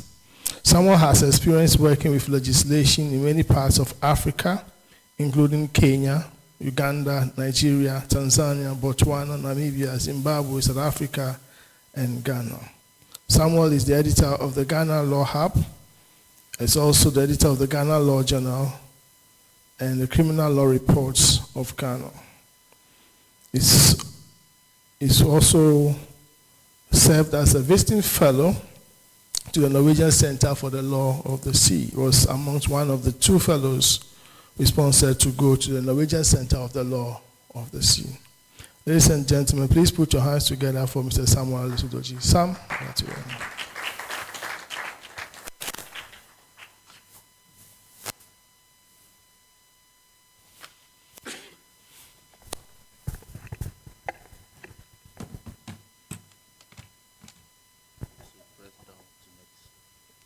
Down to next, okay. Hello everyone, good afternoon. So this afternoon I'll be speaking on illegal mining, popularly known as Galamsey, and the responsibility of the Ghanaian state to protect and preserve the marine environment. To start, I would like to say that the primary motivation for this particular reflection, I think it's not hard to imagine. Galamsey is probably one of the biggest talking points, and it's been that way in the last 2 years, 3 years. And unlike other forms of environmental pollution and all, it's really on the ascendancy. And therefore, in my quest to find alternative pathways to both understand and also think through what could possibly pass as an accountability measure, I decided to look at the UNCLOS, just for an alternative pathway in terms of understanding the scale of the problem and also finding a solution. Now, I wouldn't spend so much time on the introductory phases, but all that you need to know about Galamsey, first of all, is illegal mining, and it's a species of the ASM, which is the artisanal small-scale mining. Now, in Galamsey, effectively, there are no regulatory approvals obtained. People just jump into action. And in terms of its direct impact on the environment, it's not hard to imagine. The rivers, streams, lakes, effectively the water bodies are at stake. And the connection between Galamsey and the water body is actually quite significant because in terms of the mode by which a lot of these Galamsey activities are carried out, they tend to be water intensive, and for some reason, or maybe for good reason, people tend to gravitate and locate their operations around water bodies. Now, in order to demonstrate this, I would focus on the Tano River, the Bia River, the Pra River, and Cobra River, the Denso River, as effectively hotspots. And I'll explain why the 5 shortly. But I've made the point as well that effectively, if you look at the logistics of illegal mining, a lot of it tends to rely on water. So these are just picturesque examples of, Galamsey in action. And these are the outcomes. Now, these are maps as well that shows you the various forms of Galamsey. And if you look at the map carefully, you could tell that there's actually a very strong correlation between the siting of these Galamsey operations and the water bodies over there. In terms of the focus of the discussion, choose the Tunnel River because the Tunnel River actually provides an important basis for discussion, because unlike the other rivers, this Tunnel River is actually transboundary and it's a water resource which is shared between Ghana and Cote d'Ivoire. The same can be said for the Bia River as well, which is a water body shared by both Ghana and Cote d'Ivoire. In the interest of time, there's this very interesting map by the Center for Remote Sensing and Geographical Information. But in the interest of time, we'll just skip that. But once again, whenever you see these, I'm not sure if it's pink, deep pink picture and all, it shows you up to 2024, the Galamsey activities taking place, and quite a lot of it is taking place in and around water bodies as well. Now, these are just for illustrative purposes, but as you can see, on the Cobra River, right from its source to the point where it enters the sea. And I'm picking river bodies which enters the sea as well, because part of this conversation is also about ocean governance, and we need to find a linkage between what happens inland and what also happens at sea. This is the Dinsu River as well, which is also a significant source of water. If you look at it carefully, there are Galamsey activities ongoing as well, eventually ends up into the sea. The same can be said for the Pra River as well, eventually emptying its waters in the sea. Then there's the Tunnel River as well. Then the Bia River. Now, the net effect of all of these things is that we have a freshwater crisis. And when I say freshwater, basically what I mean is water that you find in your rivers, streams, and lakes and all. Now, globally, fresh water is actually a very rare kind of resource. And despite the earth being populated by lots of water, a significant, only 2.5% of the total water that you find on earth is actually fresh water. And out of that 2.53%, part of it is actually locked up in ice and all. So effectively, the quantum of fresh water that you have available for domestic and industrial use is actually very, very limited. Now, I'm not sure what's going on, but Galamsey does not only lead to, a freshwater crisis, it effectively also leads to a marine environmental crisis as well. Because in a lot of instances, it is water from these freshwater bodies that ends up feeding the sea and effectively the marine environment as well. So there's actually a very strong correlation between the health of the marine environment and also the health of the riverine environment or the fresh water. Now, since our discussion focuses on the marine environment, I would like to say that the UNCLOS does not specifically, that's the United Nations Convention of the Law of the Sea, does not specifically define what the marine environment is, but it's obvious that when we say marine environment, we mean the sea and the estuaries. But if you look at the general framework within which the pollution framework is built, you can also tell that, especially when you look at Article 207 of the UNCLOS, that there's a strong correlation and understanding that rivers are considered a key passage through which contaminants enter into the marine environment. And the point being made here is that Galamsey is actually the height of marine pollution. And this is so because, whilst other pollutions may probably, shy away from the water bodies and all, Galamsey is really a frontal attack on these water bodies because, as some of the images have shown, people enter into these water bodies and undertake these extractive activities. And just by way of context, land-based pollution actually contributes to 80% of all forms of marine pollution. And the irony between this is that the provisions within the UNCLOS in the UNCLOS on land-based pollution are actually considered as one of the weakest, which is really a paradox. But this paradox, once again, is explained by, the fact that sovereignty actually played a key role in the negotiations of the agreement, and some way, somehow, a compromise arrangement had to be reached. Now, the responsibility of the Ghanaian state. Now, before engaging the rules, think of it this way. Galamsey is not,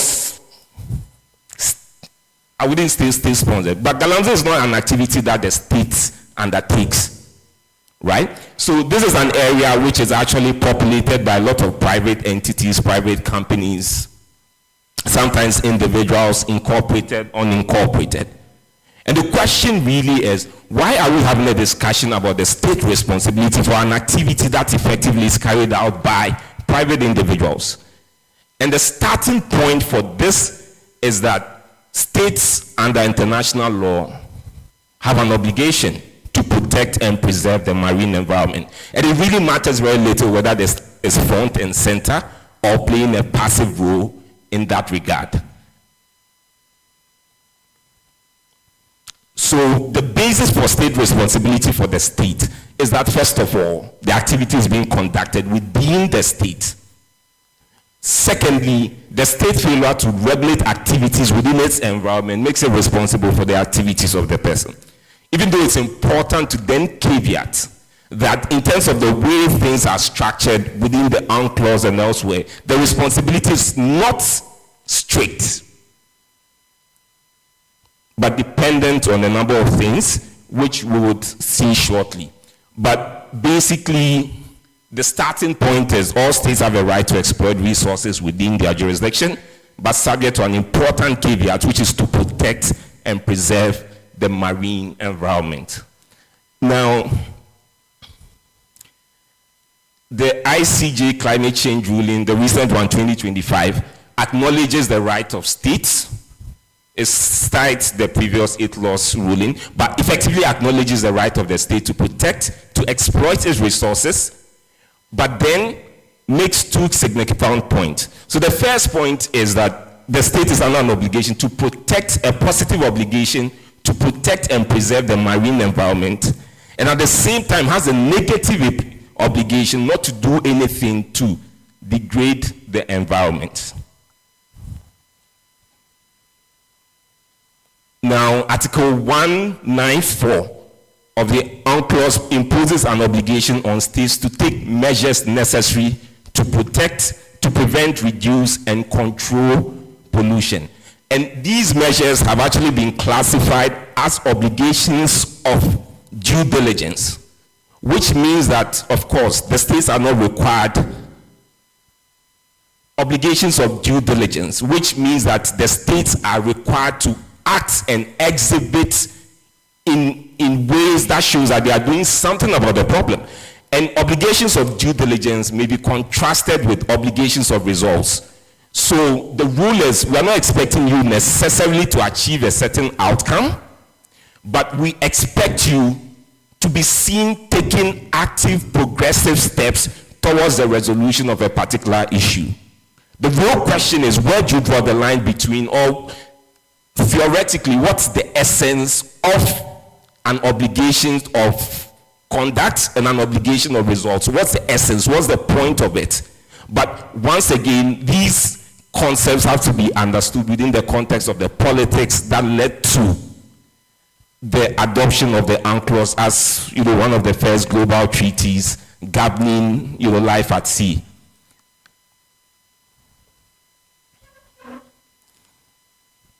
So the obligation of due diligence is particularly relevant in situations in which the activities in question are often carried out by private persons or entities. And as we can see, in terms of the specific breakdown of what is required of a state in exercising an obligation of due diligence, the first is that they adopt regulatory or administrative measures, individually or jointly.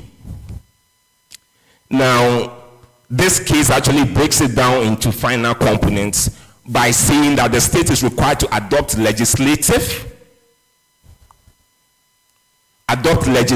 measures, administrative procedures, and enforcement mechanisms necessary to ensure, the protection and preservation of the marine environment. So, this is the point that has been made already about the distinction between the obligation of conduct and obligation of results. Effectively, the obligation of conduct does not particularly require you to achieve a particular result per se, but the obligation of results require you to achieve a particular result. The due diligence obligations are typically obligations of conduct. And very soon I'll run you through, what could potentially be the case of Ghana. Now, in exercising obligations of due diligence, it's also important that there's vigilance in terms of enforcement. So, merely because we say that you exercise an obligation of due diligence doesn't necessarily mean you can be whistling while kicking a can on the park. You really should be seen exercising and undertaking deliberate efforts towards the resolution of the problem. The only difference is you are not necessarily bound or held by a final outcome. So in terms of the legislative measures, Ghana has a raft of legislations relating to the regulation of mining. So I've actually outlined some of these regulations here. Then, there are a number of administrative measures, revocation of previous mining licenses, the freezing of the issuing of new licenses, introduction of excavator import permits, and so on. And enforcement measures, that's, we've seen military deployment, we've seen the establishment of what can be described as paramilitary groups or bodies, the Blue Guards being an example. We've seen the use of task forces, we've seen the establishment of joint committees, and so on. But the bottom line for me is, in view of all that has been said, done on the legislative side, on the administrative side, and on the enforcement side, can we say that the state has deployed adequate means to exercise the best possible efforts in exercising or in doing the utmost best in order to achieve the desired outcome when it comes to protecting the environment, especially those originating from Galamsey? And I think this is where the key point is for me, because at the end of the day, one of the things that we have to decide for ourselves is, now we have the laws, we have the regulations, we have the administrative measures, but there's actually such a wide gap between these measures, and which, in all honesty, if we're ticking boxes for the due diligence measures, we probably tick all of them.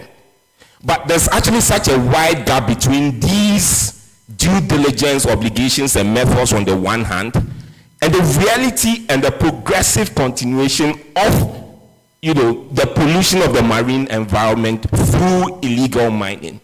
So the question, which is really my final reflection on this, is, have we met the due diligence obligations?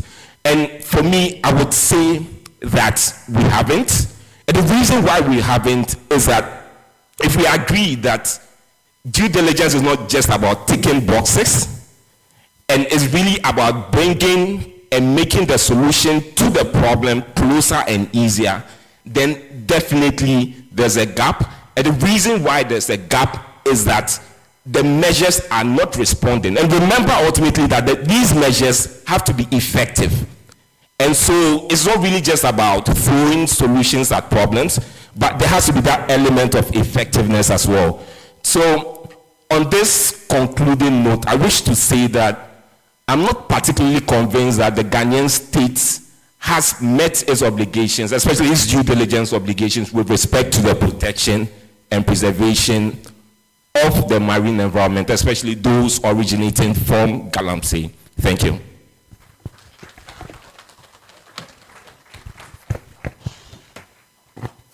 Thank you very much, Sam, on that Galamsey note.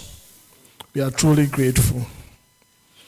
Our last presentation is by Professor Dr. Bimal N. Patel, who's a member of the National Law Commission. And he'll be speaking on the subject or the topic, Regional Cooperation, Indian Ocean Region for the Protection of the Marine Environment, examining the legal dimensions. By way of introduction, Prof. Patel is an international law jurist, an academician, and international relations scholar. He is a professor and a vice chancellor of a university in India, the Rashtriya Rashka University.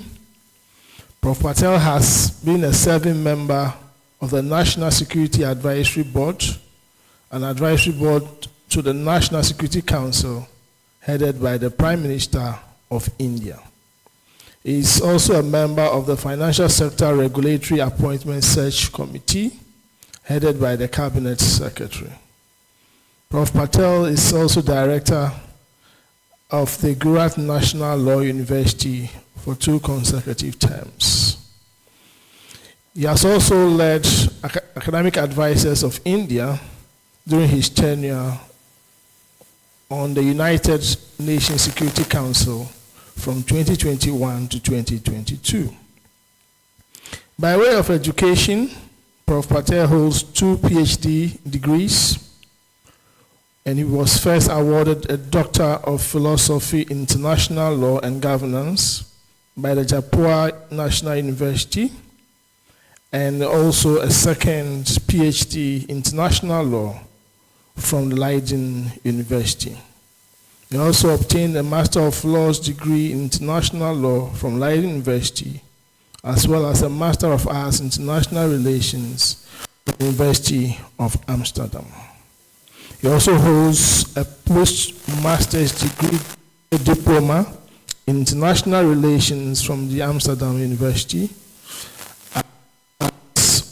a postgraduate diploma in International Relations and Development from the Institute of Social Studies in The Hague, the Netherlands. By way of career, he's done a lot, and I can't say all, but just to highlight a few. That Prof. Patel served on the Organization for the Prohibition of Chemical Weapons in The Hague between 1995 and 2009. He has researched on the jurisprudence of the International Court of Justice, its laws, and the ICTY, and is widely published.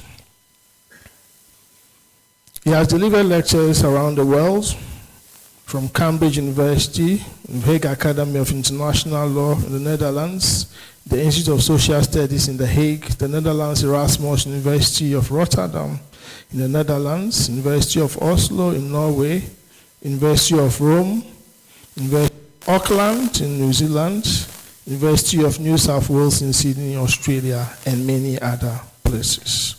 He's currently a member of the International Law Commission, as I've just mentioned, and I know he's vying for a slot on the International Tribunal for the Law of the Sea. Ladies and gentlemen, please put your hands together in welcoming Professor Patel, who gives us a presentation virtually. Prof. Patel, your audience.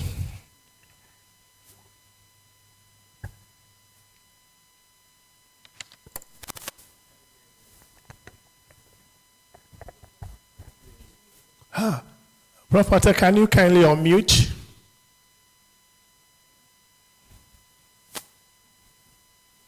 Kindly unmute if you are able to. Am I audible now? You can increase your volume. Yes, I think you're unmuted now, but if you can kindly increase your volume and be more audible here. Okay. The volume is full. Excellent, yes. We can hear you now. So, okay, great. So, let me just see. So, thank you very much. My gratitude to the conference organizers for giving me this opportunity to this distinguished audience. I thank my fellow colleagues on the panel for their presentation. As we speak, I'm currently attending another Law of the Sea event, namely International Humanitarian Law and Naval Warfare and the San Remo Manual. Several colleagues from the Indian Ocean region are also deliberating. I very intently listened the previous presentation about marine environmental protection and thank very much for the same presentation. So the contributions of various regional groupings, associations and organizations in the context of the marine environment and its protection are significant for at least two reasons. On the one hand, such contributions play an important role in the implementation of international law through their alignment with the relevant provisions of international agreements, such as those of the Agreement on the Conservation and Sustainable Use of Marine Biological Diversity of areas beyond national jurisdiction, and we know BBNJ agreement. On the other hand, the contributions shed light on regional good practices, especially of cooperation, which in turn can be a positive affirmation of the implementation of international law in the concerned region and also serves as an example for others. Therefore, in the following sections, I would like to emphasize the important contributions made by regional groupings and institutions to marine environment protection through their engagement with the provisions of particularly the BBNJ agreement. Various examples of regional cooperation for the protection of the marine environment are noteworthy. Further, these actions are aligned with the provisions of the BBNJ agreement. As a result, these not only constitute examples of regional cooperation, but also of contribution to the implementation of international law. The Plan of Action on Environment and Climate Change of the Bay of Bengal Initiative for Multi-Sector Technical and Economic Cooperation, that is BIMSTEC, is one such example. The plan addresses biodiversity conservation, waste management and climate change impacts in the Bay of Bengal region, including marine ecosystem. It enhances regional cooperation for biodiversity protection, supporting marine ecosystem resilience that extends to adjacent high seas areas through shared policies on conservation. Alignment with the provisions of the BBNJ agreement, as Articles 7 and 8, providing general principles including the ecosystem approach and consideration of cumulative impacts like climate change and the foundational framework for international cooperation respectively thus becomes clear. Similarly, the Australia-South Asia Development Partnership 24-29 incorporates climate change as a cross-cutting theme. It provides a framework for Indian Ocean Rim Association member states to address climate challenges, including impacts on marine environments, and promotes collective action for adaptation and mitigation. By promoting climate resilient measures for marine biodiversity, facilitating high seas protection through regional knowledge sharing and coordinated action against climate-induced threats, the partnerships aligns with Article 7, 8 and Part 3 of the BBNJ, which provide for the integration of the climate considerations in conservation efforts, a foundational framework for international cooperation and area-based management tools for biodiversity protection. The Blue Carbon Hub Initiative, established in 2021 and ongoing through 2025, is another example in the context of IORA states. The initiative focuses on protecting and restoring blue carbon ecosystems as mangroves, seagrass, tidal marshes to mitigate climate change and support marine biodiversity. It contributes to carbon sequestration and habitat restoration, enhancing marine diversity protection and ecosystem connectivity that benefits high seas biodiversity, thereby aligning with various provisions of the BBNJ agreement. The Indian Ocean Naval Symposium, which is a voluntary initiative, it seeks to increase maritime cooperation among navies of the littoral states of the Indian Ocean region by providing an open and inclusive forum for discussion of regionally relevant maritime issues is a good example of regional cooperation. It facilitates informal cooperation on monitoring and marine domain awareness, builds trust and interoperability among 24 navies and security and environmental cooperation. The Trilateral Focal Points meeting held in July 2024 between India, Indonesia and Australia under the IORA IPOI framework is also noteworthy and explore cooperation on marine pollution, maritime domain awareness and the blue economy. This aligns with Article 8, that is cooperation, and Part 3, that is area-based management tools, enhancing regional coordination and data sharing across borders, which is relevant for the design and monitoring under the BBNJ agreement.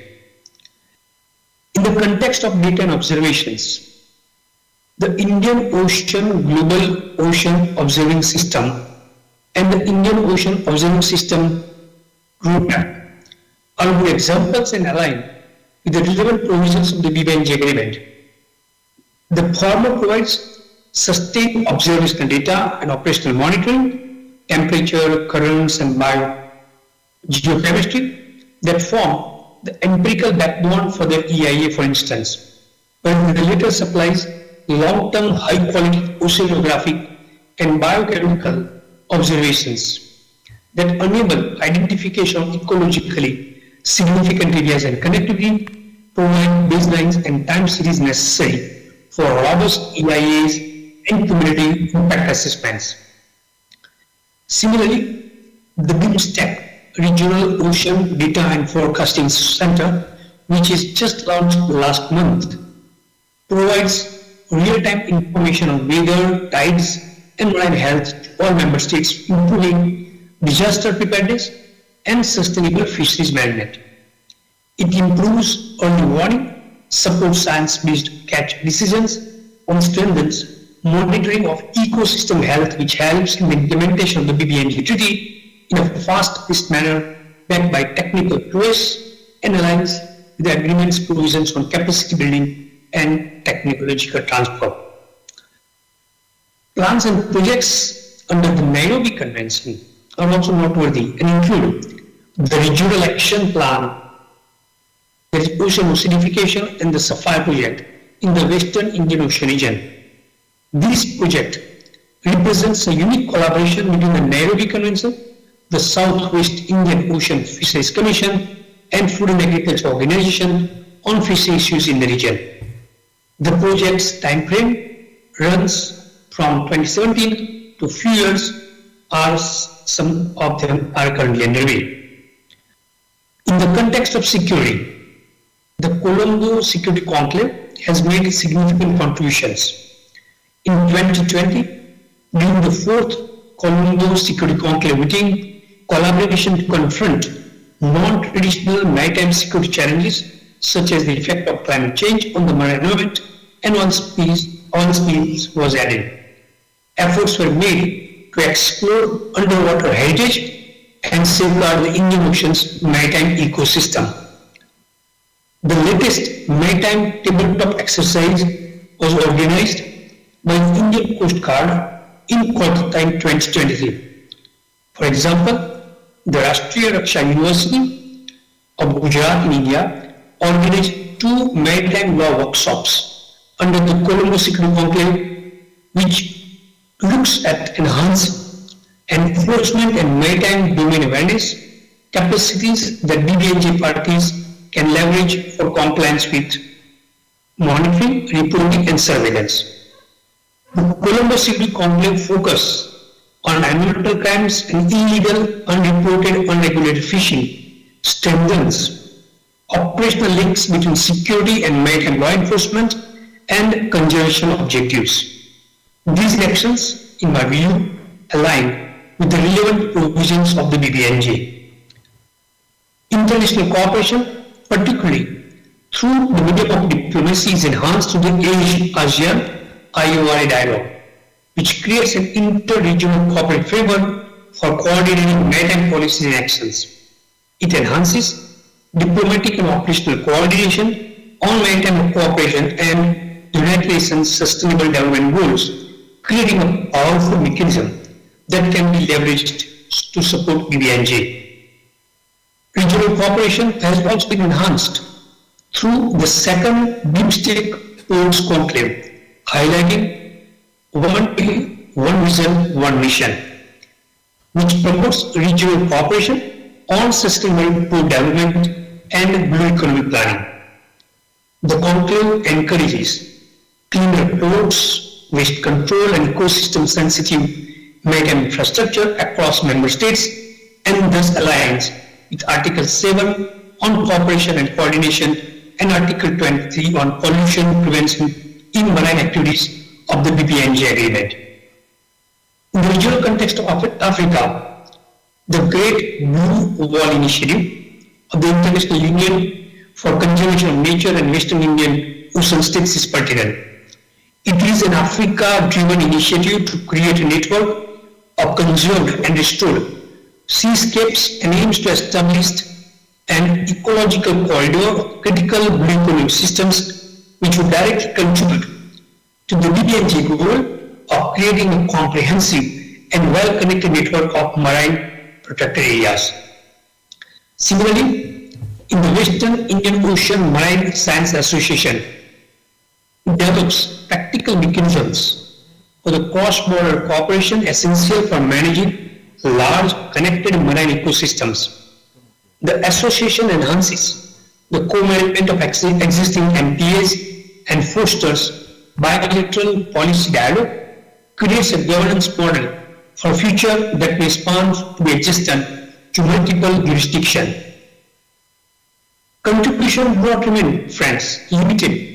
Those made by regional international organizations and associations of states, but may also include the important role played by institutions, including today's is an example. Let me give you some few examples. The Australian National University delivered IORA professional short course for climate change adaptation and mitigation, wherein participants acquire knowledge for evidence-based policy design and reform that has enhanced interpretation and analysis skills and have explored a variety of socio-economic impacts and policy interventions to adapt, mitigate the impacts of climate change. Similarly, the World Maritime University and the Sasakawa Global Ocean Institute in Japan and Team for the Ireland WMU BBNJ Clinic had organized a hybrid session titled Ratification of the BBNJ Agreement. The Government of India co-hosted a high-level hybrid session on the ratification of the BBNJ Agreement from small island developing states perspective during the official satellite event program. The hybrid session focused on issues pertaining to the ratification and implementation of the BBNJ Agreement and was co-hosted with the Organization of Eastern Caribbean States Commission and the Government of Canada.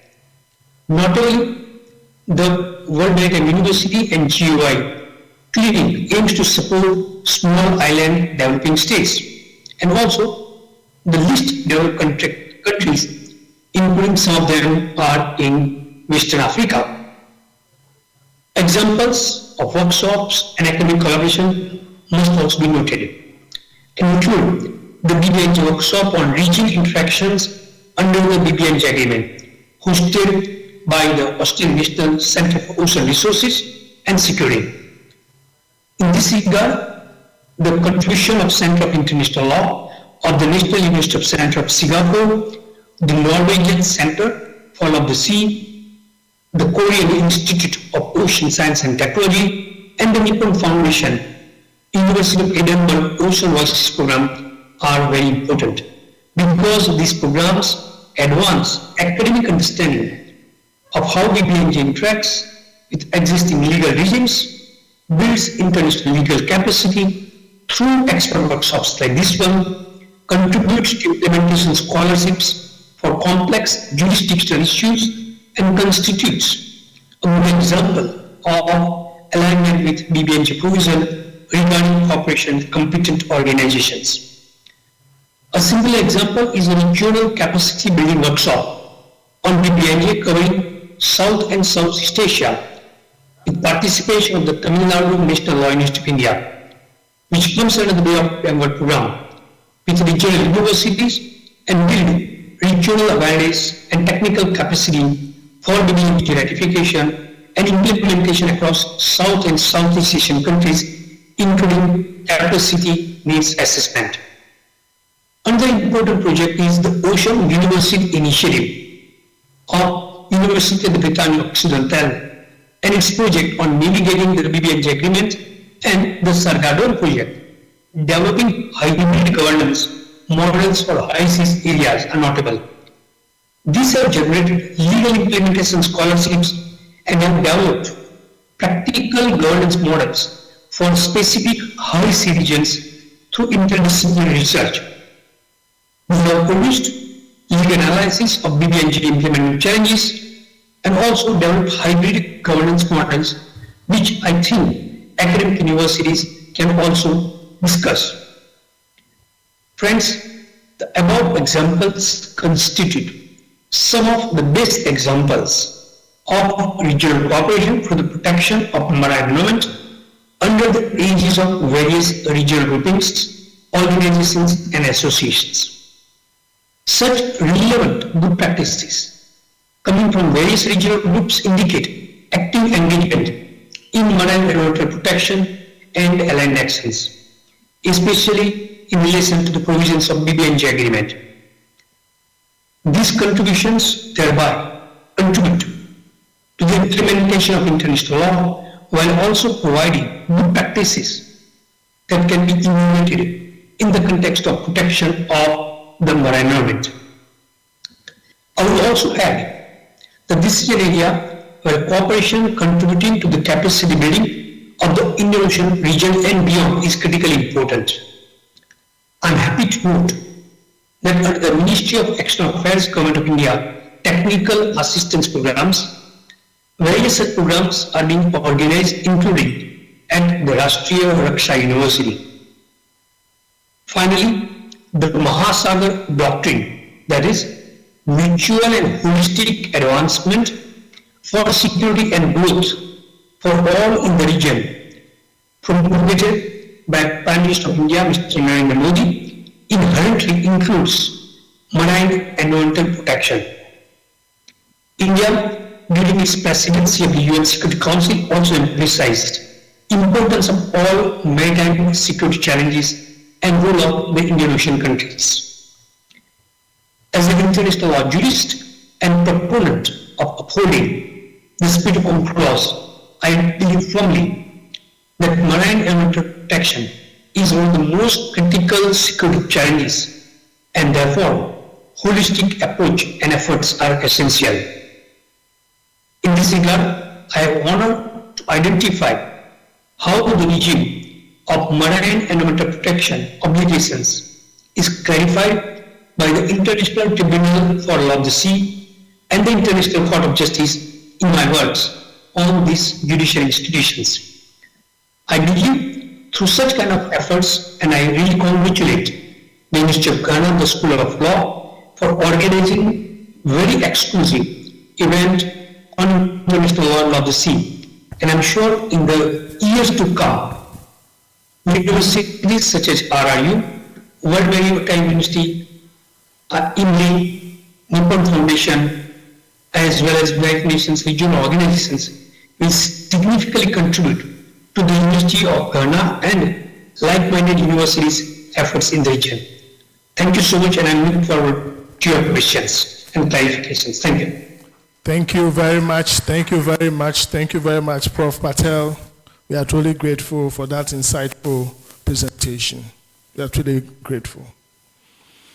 Ladies and gentlemen, we are very privileged to have in our midst Professor Nana Ama Brown-Kluche, who just joined us.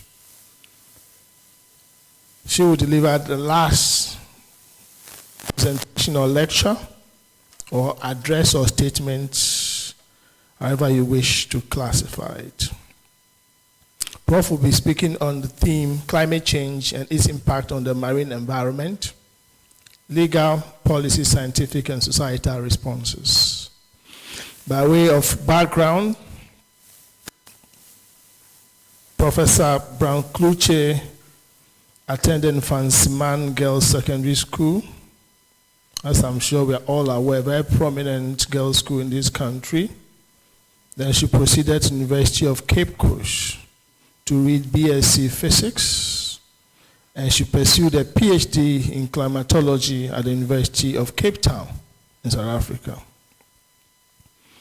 Professor Kluche studies climate dynamics in West Africa. Her works focus on climate science and development, specifically on the African monsoon. She is a professor of physics and was until recently the head of the physics department of the University of Ghana. She has in the past managed the Remote Sensing and Climate Center, and Prof is also a climate science fellow of the African Institute for Mathematical Sciences and a lead author contributing to the IPCC assessment report. And she's a member and was recently elected vice chair of the Working Group 1 of the Intergovernmental Panel on Climate Change in July 2023. Brown-Kluche is the Chief Executive Officer of the Environmental Protection Authority.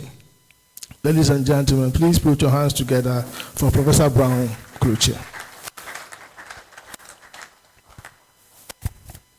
Thank you, MC. Let me apologize for not coming early. It's been one assignment of another, and as an appointee, I don't have my time or myself. I'm called upon at any point in time. But I'm happy to be here, because though I accepted to be here, you can imagine that's coming in at the end of the program. It also shows my commitment that I really want to be here. Sometimes I do delegate, but this particular one, I say I need to be here myself because of the importance of the program. Thank you. So good afternoon, ladies and gentlemen. I want to stand on existing protocols to voice my address. It is a pronounced honor to stand before you today at this crucial international conference. I extend my sincere gratitude to the University of Ghana School of Law,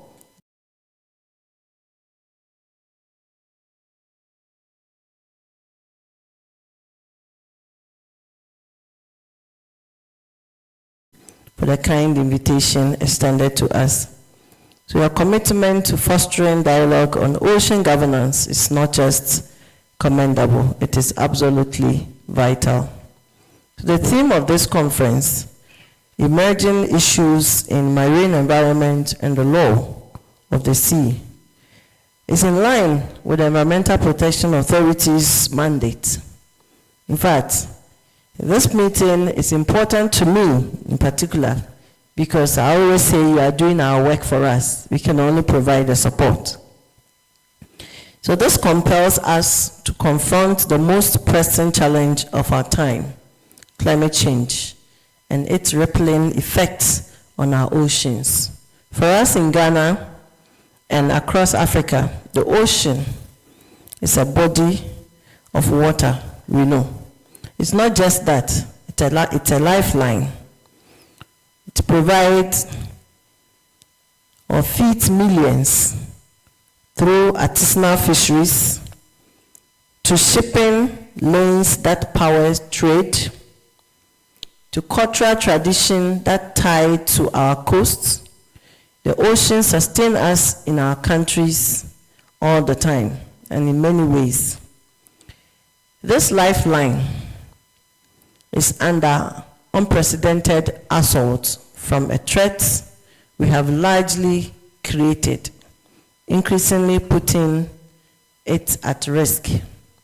The rising sea levels threaten our coastal settlements.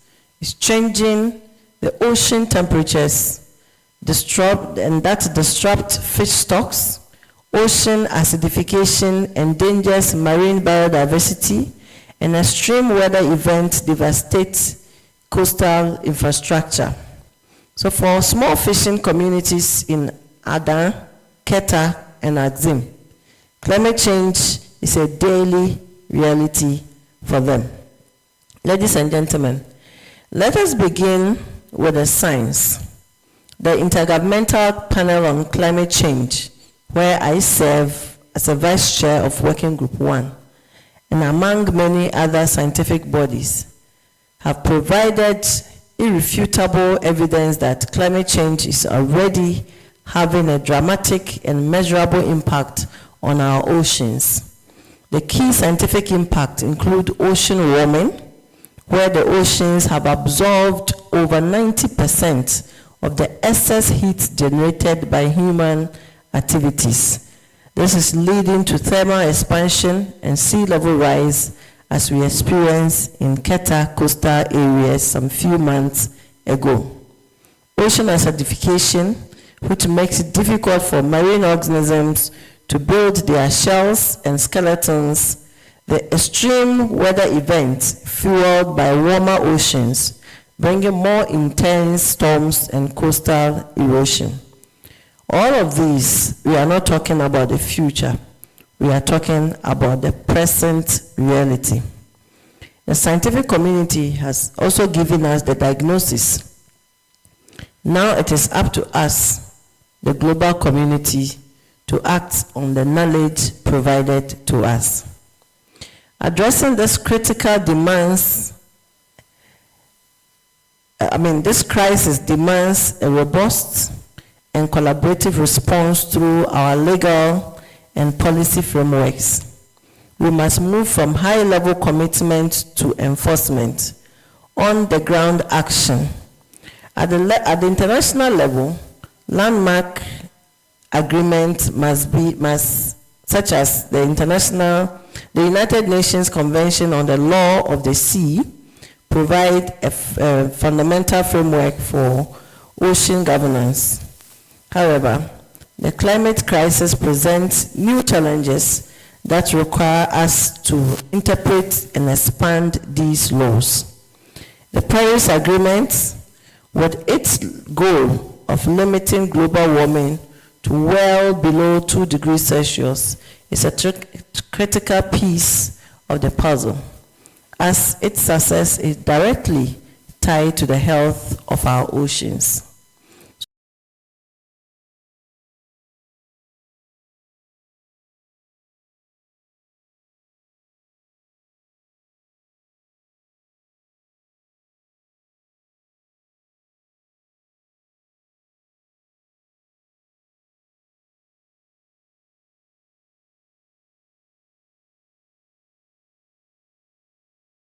Ocean acidification and the understanding of how marine species are adapting or failing to adapt to these rapid changes. We do that through data collection and monitoring are most powerful tools for evidence-based policy making. So as part of Ghana's effort to national and international commitment, the Environmental Protection Authority is working with other relevant stakeholders to protect critical coastal ecosystems. This includes mangroves and lagoons, which serve as natural buffers against coastal erosion and biodiversity loss through the implementation of the West African Coastline Area Resilient Investment Project Phase 2. We call it WACA project. The project's development objective is to strengthen the resilience of targeted communities and coastal areas of West Africa and aims to restore coastal ecosystems, especially mangroves, to reduce the risk of erosion and flooding. That also includes restoration of abandoned rice paddies and the water system in Koli Lagoon, Keta Lagoon Complex Ramsar site, the Densu Delta as well. Societally, the responsibility lies with all of us. This is not just a job for government or scientists. It is also a collective duty of all of us. We must work to reduce our carbon footprint, embrace sustainable practices in all our lives or daily lives, and enhance public awareness. Education is key, and we need to raise awareness about the link between climate change and the marine environment, empowering our communities to become advocates and agents of change. That little action in your corner could go a long way to affect the ocean distant away. The youth, in particular, must be at the forefront of this movement. Ladies and gentlemen, the challenges we face are significant, but so is our capacity to respond. The future of our oceans depends on a harmonious and integrated approach. It requires us to listen to the science, to strengthen our legal and policy frameworks, and to inspire a global societal movement. Let us use the conference not just to discuss the problems, but also to forge new partnerships, share innovative solutions, and commit to bold, decisive action. As the former UN Secretary General Ban Ki-moon reminded the world, there is no planet B because there's no plan B because there's no planet B. The time for deliberation is over. The time for action is now. Thank you.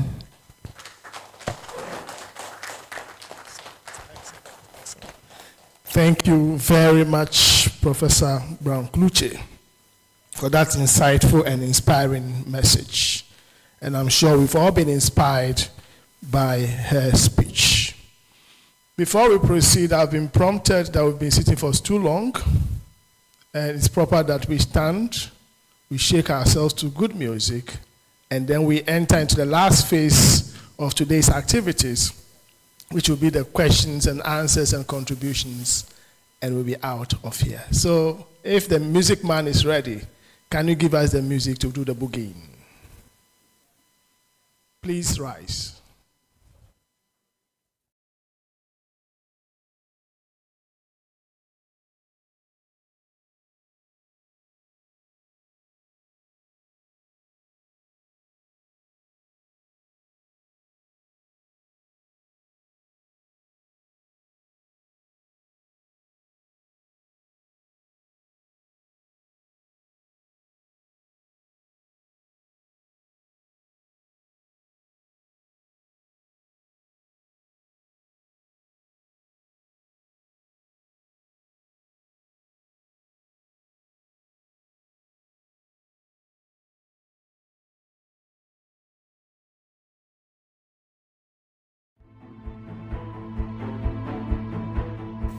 Please watch me and let Great pleasure that I welcome you Don't sit to in, this please get up, please get up. Everybody get up, get up.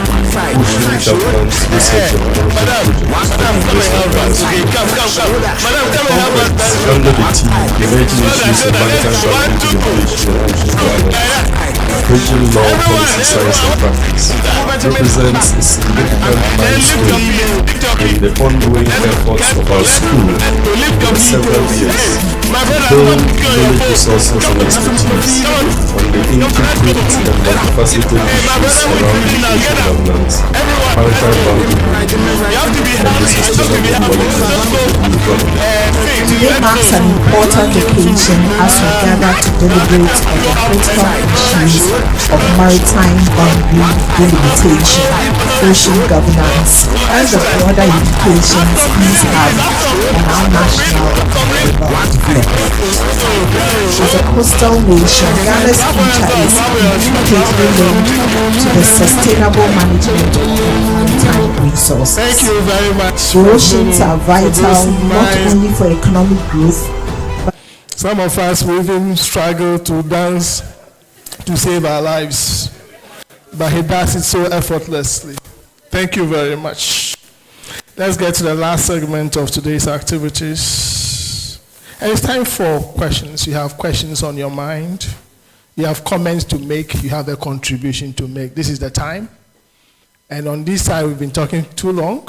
And it's now the time for you to ask your questions, make contributions, ask for clarification.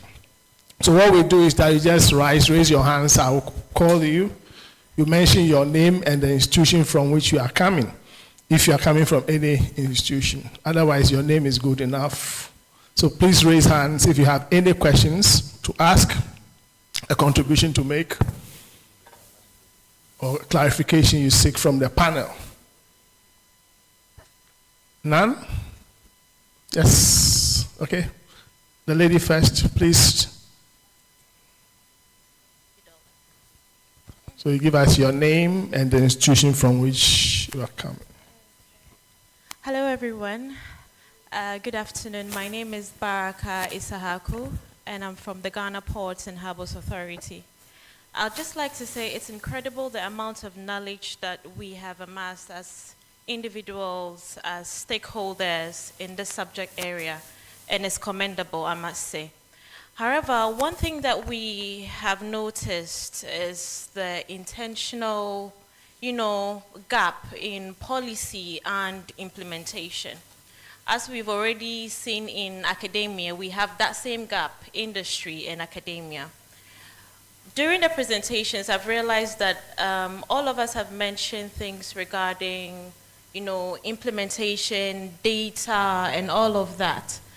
How are we connecting the individuals, the fisher folks, the average Ghanaian to understand these policies that we are talking about? So here, we've realized that we all have the idea about what we're speaking about. We know what the policies are. But to the grassroots, how do we make them involved, How do we make them understand the essence of these things? For instance, we have the fishing-free days or days that they are not allowed to fish. That's good. So how do we involve them in other subject areas, regarding the policies that we talk about here? Thank you. Thank you very much for your comment. Any other comment, contribution, question? Okay. I'll get you one. Yes, sir. Your name? My name is Dramani David from King's University College. Okay. I must say that I'm impressed by all the submissions. My question is a case study. There's a case, Philippines versus China, where it has to do with the marine issues. In this case, Philippines alleged that China actually was destroying the China South Sea by destroying the coral reefs. And then the matter was put before the tribunal, and a ruling was given in 2016 where actually the ruling was not complied by China, perhaps because they feel that they are one of the sovereign countries or a country that cannot be controlled. So based on the emphasis made under Article 192 to 194 of the UNCLOS that says that if you are a country or you are a state, you have the right to exploit your natural resources. But one thing you must also know is that you have to preserve the marine environment. And here is the case, the ruling was given, but China didn't comply. So I want to say that, is it that these laws are there and the enforceability is the issue, or we need to make more laws to regulate some of this, because some countries feel that they are hired to be complied by a law. Thank you. Thank you very much for your question. So your question is in the context of maritime boundary delimitation between the Philippines and China. Well, the decision has been given. China is bound by it, although they did not take part in the proceedings. They wrote their final submissions. But this only exposes the difficulty we have in the enforcement regime at the international level. But let me assure you that by and large, most countries comply with the judgment of international bodies. It's on rare occasions that you find that they will not comply. Because if you do not comply and subsequently you also need the same international law to rely on, you have a challenge there. And you have bad publicity. The UN Security Council can come up with resolutions against you. So we have, although not in the strict sense, an enforcement regime.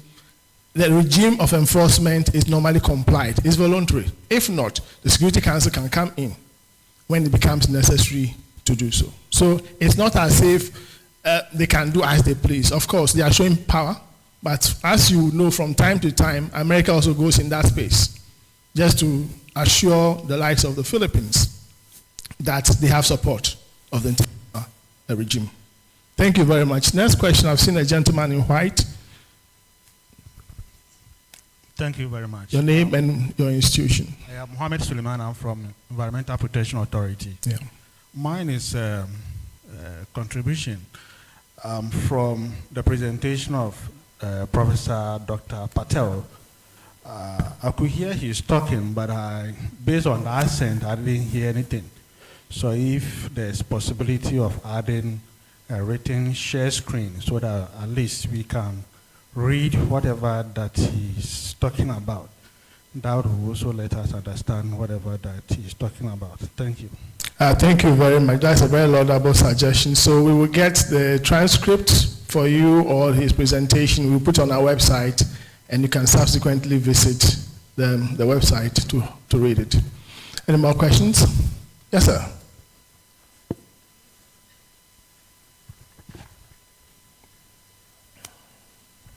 Thank you very much. My name is Yao Akonto. I want to thank you for this invaluable session. It has been very enlightening. We made a very remarkable comment about coral reef, coral restoration. And I see coral restoration as a long-term project. You can't do coral reef. If you want to restore our coral in Ghana, okay, and for that matter, Sub-Saharan Africa, it's a very long-term project. How are we going to do this? Are we going to employ divers? And it means that that aspect of, diving also has to be inculcated in our country. It's because it's not really popular. Diving and even university students, if I should put it that way, or the masses knowing about diving or even going into that venture. And it means that if we inculcate that, we'll be able to do much more with restoring our corals. Thank you.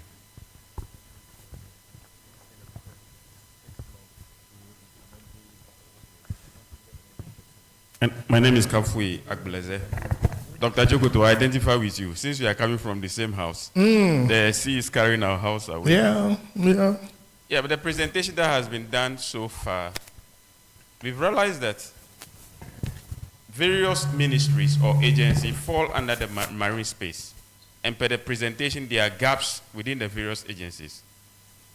What is the way forward in bridging those gaps so that those loopholes will be tied in the laws? Thank you. Thank you very much. Any more questions? Yes, sir. Your name and the institution from which you represent.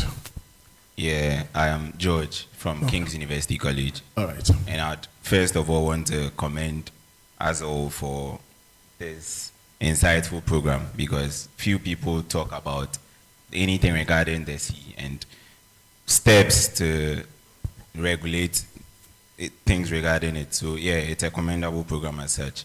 And I'm only making a contribution hoping that in the long run, these things, the tidbits we are learning here, these impactful knowledge would be disseminated into our schools, and the pupils in respective schools would know more about the marine environment, the law of the sea, and all. That's all. Thank you. Thank you very much. I saw a hand up. Yeah.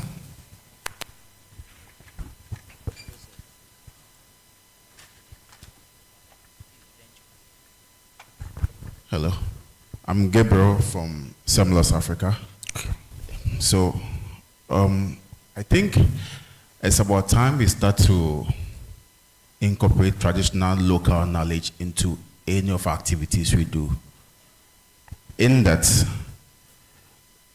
we end up seeing that our coasts are being eroded over time. And the indigents of the villages or these coastal villages know more about the shoreline dynamics and all the changes that have gone over in the years, and then they know how much the sea have intruded. I come from Keta, so I know what I'm talking about. So I think we equally come from similar place. Yeah.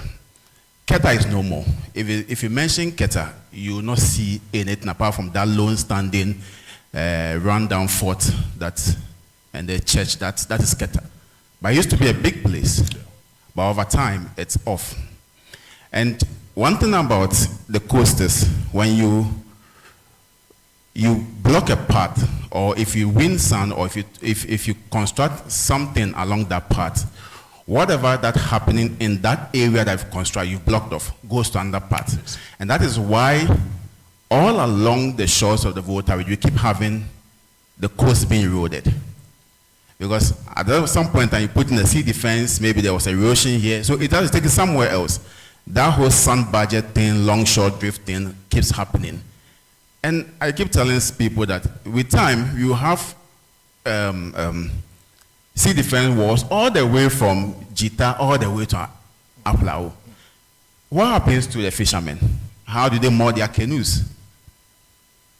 How would they continue with their livelihood? We don't do that. We only end up just pushing the project, then we leave. And then they get affected over a period of time, and then they come back to cry. We go back to the same thing. It keeps happening over and over again. But if you go there and ask them, oh, how did this place change? You say, oh, at first, if you take about the sea was back there, now it's here now, we can then know how, okay, so how did you go about? Okay, it went about this way, that way. Then now you can incorporate the two, and then you know how to put in those structures. Sometimes you don't even need the sea defense in the first place.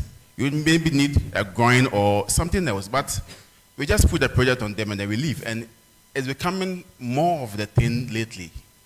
Secondly, this also goes into the same mangrove project.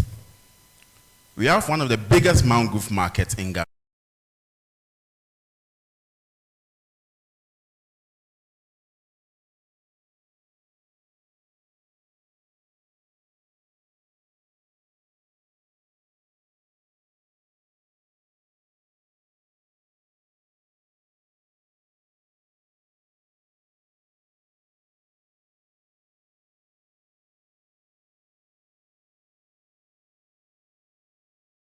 Dissemination, they don't know what we came to do. They will hear about it for the first time, but beyond the research, we don't go back. And it's becoming a problem. So that's my take on some of these issues. Thank you. All right. Thank you very much for the questions. I will attempt to touch on those that I can, and then I'm sure others may also speak to some. The first one has to do with the issue of the mangroves. So what government is doing, what we are doing is to strengthen the CREMA system, which is a way of involving the community in trying to police the reserves that have been created around the mangroves, especially in the Kita area. We know that there are currently some existing CREMAs, but those CREMAs do not have legal backing. So we need to give them the force of law so that they can really protect the area. Then in addition to that, under the worker program, we are also thinking of, because of the fact that they insist that in trying to smoke their fish, they prefer to use these mangroves rather than any fuel wood. Or we are being sensitive to that because whatever program we are doing must be human-centered also. Okay. So what we want to do under worker is to create woodlots, which permits them to cut, and then they preserve the areas that are very sensitive ecologically, so that those ones are left to protect the ocean. So that's one way. And then we would couple this with improved cook stoves, so that even the woodlots that will be cut, there will still be some efficiency in terms of how much of that wood they will use in processing the fish. So that's one thing. And then finally, on that will be the blue carbon program we want to do under WACA, so that they also get incentives for preserving or conserving the mangroves in the area. So these are some of the few things we want to pilot, and when that works, we can replicate across other areas along the coast. In terms of the groins, yes. So if you look at WACA was designed to use a different model. That is to use what we call the hybrid, system of protecting the coast, where we incorporate nature-based solutions into gray engineering, hardcore engineering. So that is the plan. And it has worked in other places, including Benin. We went to Benin on a field visit to see what they are doing. They are using sun engines and others to protect the coast. These things, the only disadvantage is that they are not used to solve knee-jerk solutions. No, you can't do that. Nature, you need to give it time, so that it happens properly over time. And yet, sometimes the outcry is so much that we cannot wait. That has always been the challenge and why we go for hardcore engineering. On the issue of the gaps in the institutions, I remember that the ocean governance study had discovered some of the gaps. So when we were working on the Sustainable Ocean Plan, we identified the fragmentation of institutions and laws, some of which may subsequently have to be merged so that some are expunged through repeals and some amendments also made into others to ensure consistency.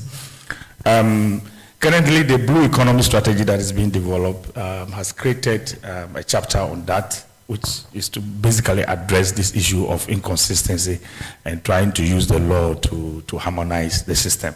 I'm sure when we finish the strategy and it is finally adopted and government begins to roll out implementation, we should be seeing some solutions to that problem. And then there was a question about community involvement. Yes, so if you look at the Sustainable Ocean Plan and the Blue Economy strategy that has been developed, that's the focus now. And there are many ways of doing that. Someone mentioned the use of indigenous knowledge, which is very important. But then we need to also enhance community engagement through some of the, the community entry programs that we do when we are rolling out programs. There's emphasis on citizen science and using... The mangroves, they themselves harvest it and use for the fish smoking and everything. After all the education, they still keep doing it. So they have some knowledge. Let's see this knowledge being applied for conservation and biodiversity conservation and even to protect their own self. So let's set up to do more education. Thank you. Okay.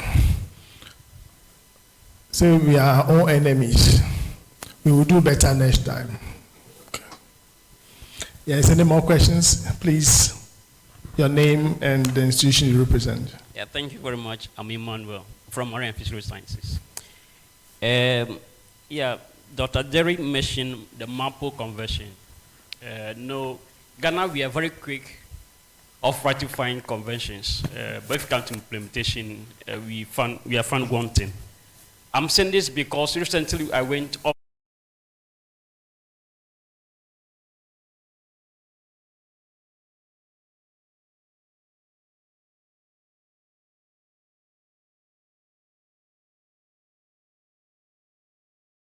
they are not looking good. They are not economically viable for the fish.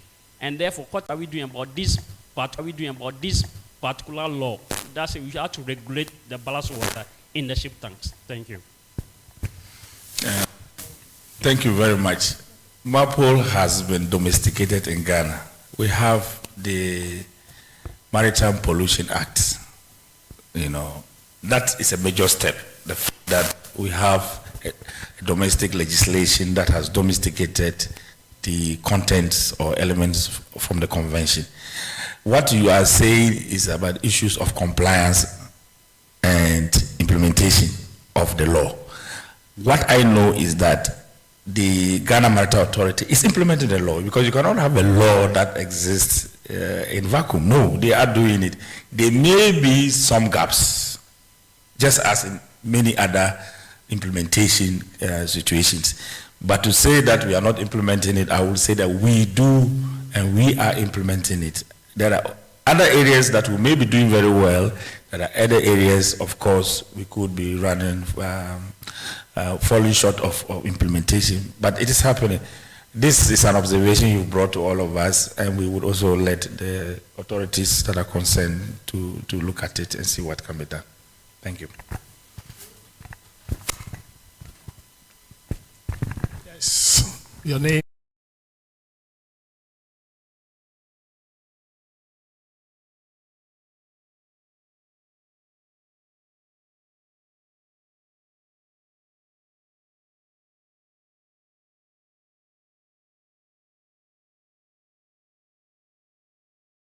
From politics. I want to understand, over the years, how has politics affected the implementation of these laws that we've spoken about and the compliance thereof? For instance, there was the issue, or there has been a moratorium on the ban of new canoes, but we still have issues of logging of trees and people reconstructing or constructing of canoes. You intercept these people and you realize that they still have credible licenses to log those trees and even go ahead and construct. So what is the issue of politics, or how is the game being played, and how is it affecting the implementation of these laws and the compliance thereof? And then secondly, I'd like to also mention that we need to strengthen our cross-sectorial collaboration, so much so that if, for instance, fisheries is embarking on this to help to curb, the emerging issues in our marine environment, we also have the neighboring or sister institutions also holding hands to do the same, so that we can bridge the gaps that we've already identified within these sectors. Thank you.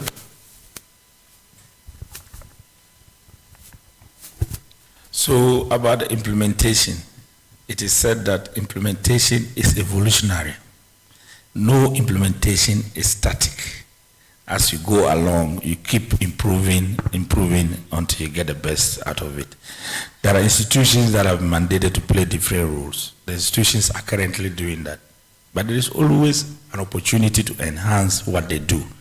And that's how come you see that from time to time, we revise these laws. From time to time, we change the approach in terms of implementation. From time to time, we try to enhance monitoring and evaluation and so on and so forth. So it's not an issue of politics or how politics affects it. The institutions have been established with clear mandates, but there are also some systemic challenges sometimes that we have. Sometimes because of resources that are allocated to the institution are not adequate. Sometimes the human capacity in terms of numbers. Now EPA is trying to spread throughout the whole country. We didn't have district offices. Now we're trying to do that. Minerals Commission didn't have offices across the whole country until recently that they are spread. So those systemic challenges are there, but since implementation is evolutionary, over time you improve the system, and then you try to enhance, and then you achieve more efficiency and then results. That's what I would say here.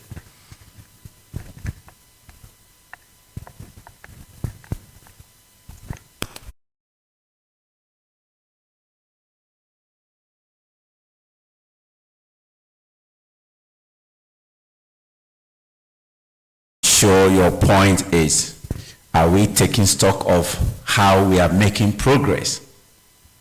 I guess that is the important thing. And for me, this is where monitoring is quite an important thing. And evaluating ourselves. Yes, if even we are changing policies and we are changing laws, what informs that? I think these are some of the empirical things that will have to come out so that creates confidence in whether we are making progress or we are static or we are even retrogressing. That for me is probably part of what we need to do to also make communities very much more convinced that whatever we probably come to educate them on, we are taking steps, but perhaps the systemic challenges he has talked about are what are constraining us. And we may have to be very bold to come out. I always say yes, when we do not become very explicit with why we can't achieve something, then in that case, politics is part of it. And I always say that politics, obviously, it's about decision making. Either you take a good decision or you don't take a good decision, or you take a decision that will probably not lead to the intended sort of outcomes. But if it is said that there are deliberate steps, or we also sort of shy away from certain things, if you are a leader, then I have to hold you accountable. It is a political decision. And I think this is where, as part of how democracy probably thrives, we need to be part of asking the question, the how and the why, so that in a way, if we all need to probably say, let's contribute few pennies more to really address the issue, then it does not come back to shock you because you know why we are supposed to do that. This is where I think I just want to come in, and it's part of one of the key recommendations that I sort of touch on, which is how do we ensure there is an integrative sort of process, in which case there is always a feedback in everything that we do. Yeah, thank you. Very much. Microphone, Prof.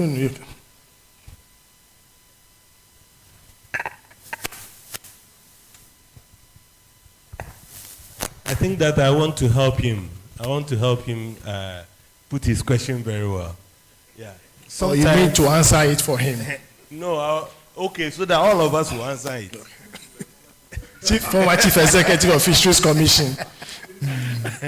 All right, so the Scientific, Technical and Working Group in the fishery sector came up, did some models, etc., and said that the canoes in Ghana are too many.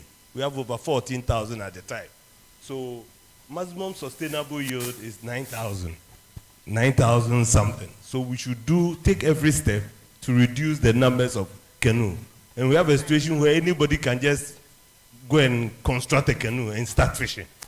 Nobody checks, etc. So based upon that advice, the minister at the time, together with the Fisheries Commission Board, Ministry of Fisheries, went round and did a consultation, brought in all the stakeholders, Canoe Carvers Association, Forestry Commission, Ghana National Canoe and Fishermen Council, NAFAC, and all the fish processors sat down together. And together the idea was that then let's put a stop to the number of canoes and put a stop to canoe construction. So after over a year of consultation, the agreement was that pause what?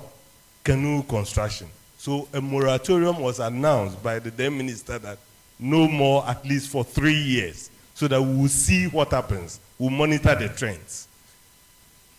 Fast forward, soon after change of government, the Forestry Commission, and we get people constructing canoes, and they have the appropriate what? Documentation that has been given by the Forestry Commission. So these are state institutions who were consulted, they were together and worked together to come up with a policy. And then we see a sudden change, and then now the number of canoes are blooming again, contributing to the decline that we sought to address. We need to sustain our policies even when there is change of government. Policies must be sustained. Or even if we review and then we try to put something in. Monitor it and check and make sure that we do the correct thing to save the resource. Thank you. Thank you very much for that political answer. Now, I hear there are people online. If you have any questions to ask online, or if you have Professor Patel online, he has any contribution to make, any questions online, comments, please. IT, do we have any hand up in terms of our friends online?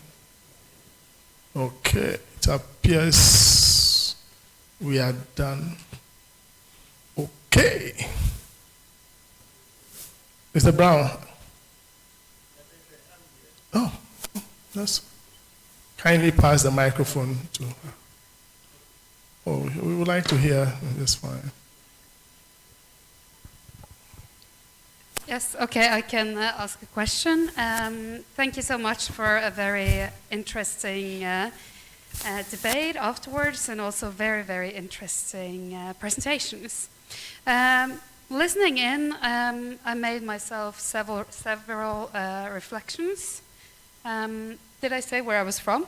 No, Ingrid Andreasen, Norwegian Center for the Law of the Sea. I made myself several reflections.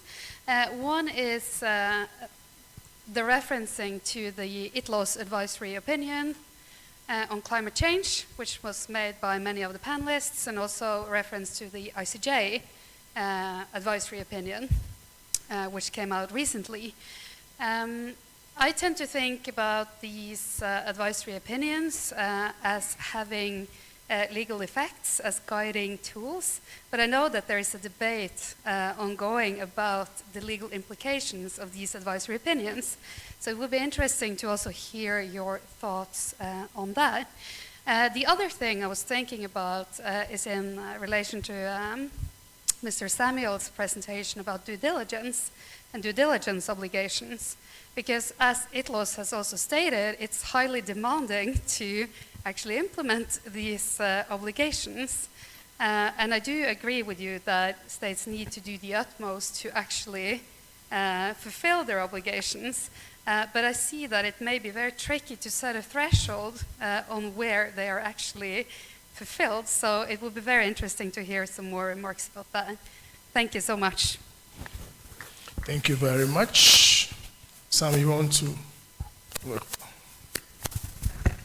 So I'll take the due diligence question. So just reflecting on this particular question of the due diligence, because starting from basics, it has to mean something. You know, it has to mean something, and everything in a way has to justify itself. And if you think of the insertion of these provisions based on the fact that they are meant to address a certain question, then the fundamental question for me is, what are they meant to address? So it has to mean something, and it has to be driven towards something, and ultimately it has to achieve something. The real question is, what is it meant to achieve? And I ultimately think that within the context of the protection and preservation of the marine environment, it's meant to achieve just that. It's really a question of the how and the procedure. Now, because due diligence obligations, yes, they are binding, but of course, there are a number of complications in there, because it has to be read based on the ability of the states. It has to be informed based on an evaluation of the nature of the risk, because the understanding is that the riskier the consequences in terms of its impact on the environment, the stricter the obligation is. But my brief answer to your question is that if it has to mean something and it has to be relevant, its relevance must be tied to its achievement.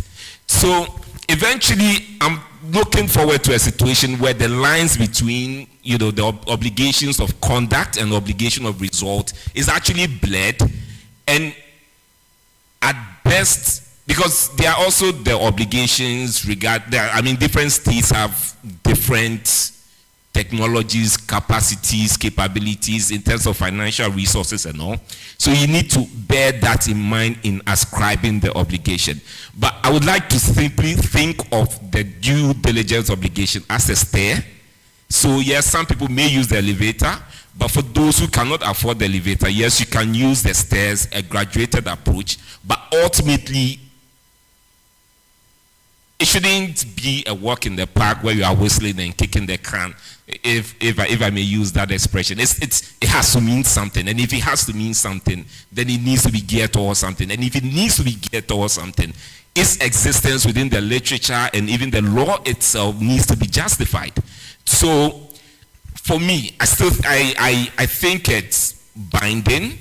I think it really provides a soft landing for states with different obligations and, standing in terms of their technological development to aim at that. But I don't think it's an excuse to derogate from the obligations of states under international law. I don't know if I answered your question. But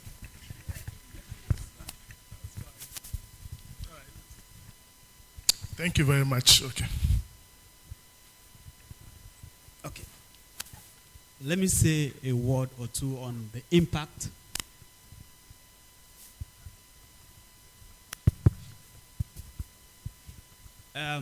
One thing I want to make clear about the various advisory opinions, they are not contentious matters. They are not cases before the court. They were not cases brought by two parties. They can only help to develop international law, but there is no way one can say that. Okay. There is no way one can say that these opinions could be enforced against states. They are only meant to enhance or to develop international law. And if a state decides not to honor the opinion, there is no way for them to come before the Security Council for a recourse, which is contrary to the questions, to a particular question asked by a gentleman over there regarding China's refusal to honor the judgment of the arbitral tribunal. In that case, every country that's a member of the United Nations is bound to respect the decisions of the Court of Justice, as long as you are a party to a case before that court. If a country fails to honor or respect the decisions of the ICJ or its laws, that country or state can come before the Security Council under Article 94 of the UN Charter. So you can look at that one if you're an international law student. Look at it and read it along the lines of retaliation and also reciprocity, wherein member states can impose sanctions, either trade sanctions or political sanctions. So, with respect to your question again, there is no way the advisory opinions could be enforced against member states. We can only use them to develop international law. Like today in our discussions, it will enrich our understanding of international law, due diligence, etc., etc. I hope that answers your question. Yes, Judge Kamal, just a point on that matter. I'm just wondering what the situation will be. Now you don't have a real situation, it's just seeking advisory opinion. Yes. What will happen if now there is a real life case before the same panel? Will the tribunal now change its mind? Can it change its mind? Or will it be bound by the advisory opinion it has given? Now it is faced with a real situation. Yes. Well, this is before coming in here, somebody asked me questions. That a lady was sentenced to life in, let me say, for several years imprisonment because it was alleged that she killed her husband. And after some time, the husband was discovered that was staying with another wife, another woman. And then she went and actually murdered the man. Then what will be the case? So in that case, you should know that autrefois convict in criminal law, they should be identical. The facts should be identical. The mens rea, the actus rea should be the same. You understand? So that is what you've just mentioned here. Well, it's similar to what you just mentioned. This is an advisory opinion. The facts may be different from the case which may be brought by parties to that court. So as long as the facts are different, the court should also inquire, interrogate the fact of that case and come up with a separate decision, which may not be similar to that, which may be similar but not be the same. So cases ought to be, the fact must be the same before we come up with the same judgment on that. And in environmental cases, it is very difficult for them to be the fact to be the same. So I hope that answers your question. Yeah. So it means that they can depart. Yes. It's just advisory, Exactly. as the name suggests. Exactly. But when they are faced with real situations. In fact, it can guide states on how they use the marine environment on other environmental issues. But that may not warrant them to bring an action specifically based on the advisory opinion, hoping that the same decision will be rendered in their favor. Thank you very much. That's really elucidating. Truly grateful. Is there a hand up? Okay. Okay, I think we are running behind time and we need to bring this to a close. I've been signaled, yeah? Okay, please indulge me. Let me take the last question and then we close. Yes, sir. All right, thank you very much for the opportunity. My name is Paul Ohinijana Daibonsu. I'm from the Legon Center for International Diplomacy.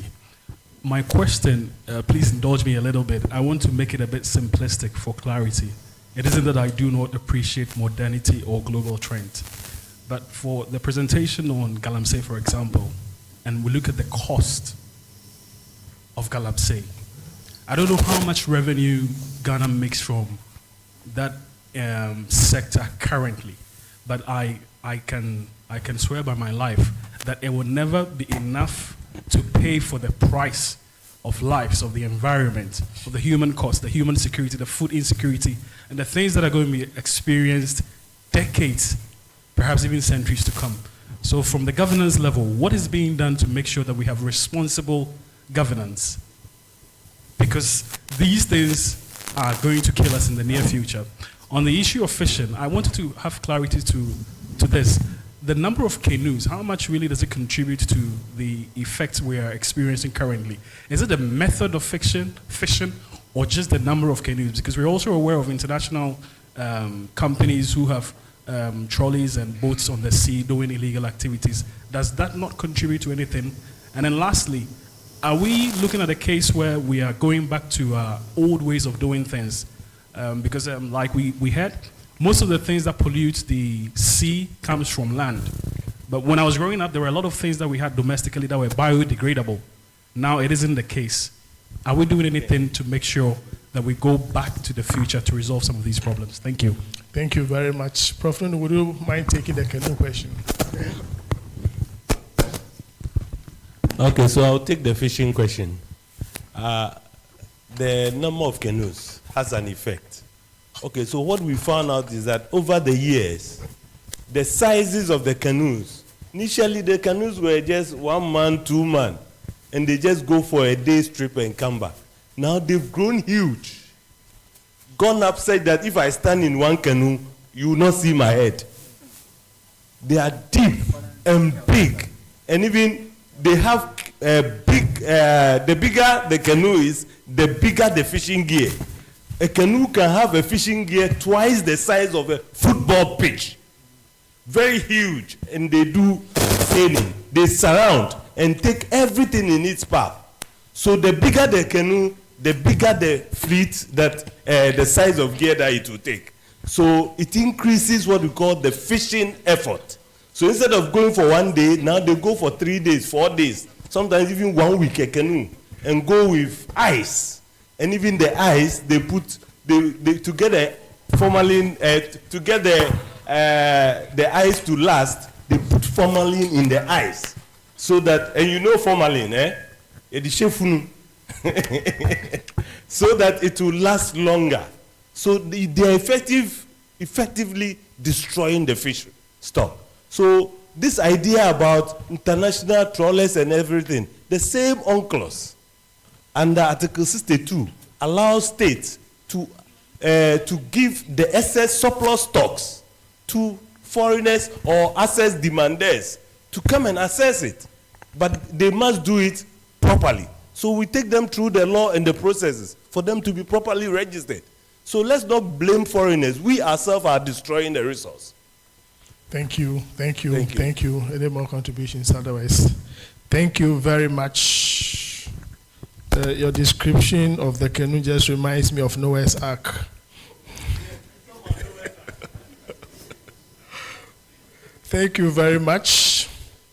And this is where we will end our discussions, the questions and answer sessions. And I don't have any conclusions to give.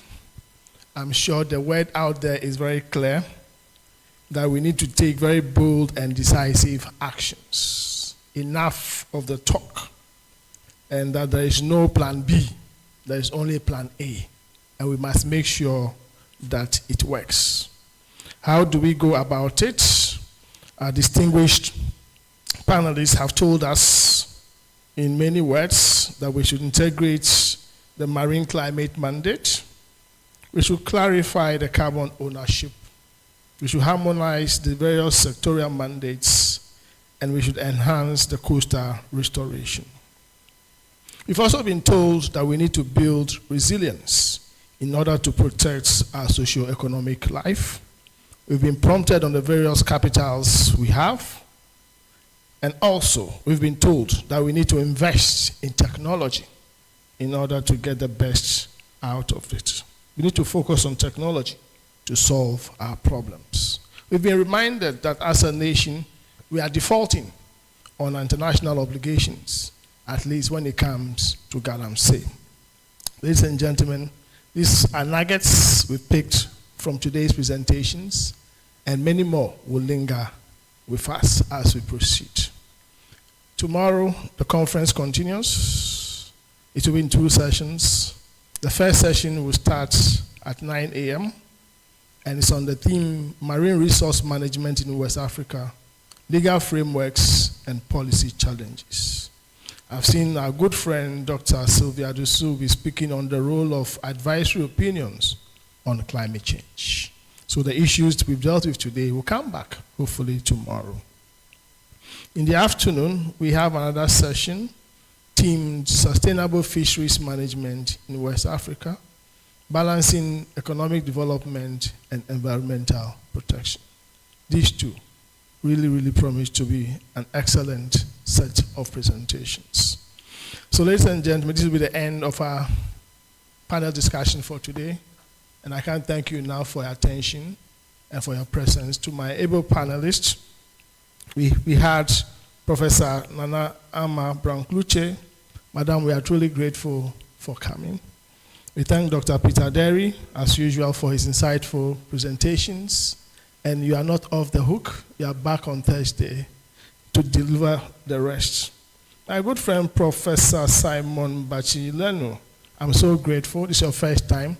That I'll make sure every time there is a conference on this matter, I will look for you and bring you once again. Our good friend, Dr. Kwame Jekun, does not disappoint on technology and matters affecting the fisheries. He still did it for us. We are truly grateful. Professor Dr. Bimal N. Patel, we are exceedingly grateful. We make sure that next time we bring the subscripts for those who cannot follow the accent. And my good friend Sam Alessi-Doji, I say thank you very much on the Galamsey issues. They are still with us, and the work must continue. Aluta, we say continue. I've been your moderator and chair, Godwin Jokoto. Thank you very much for coming.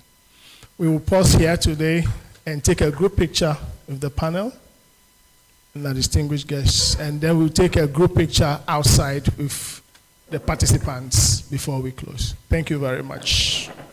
Also for the preservation of our natural heritage, cultural identity, and environmental sustainability. Today's event brings together minds from across disciplines and borders, united by our shared commitment to the sustainable management of our oceans and mineral resources.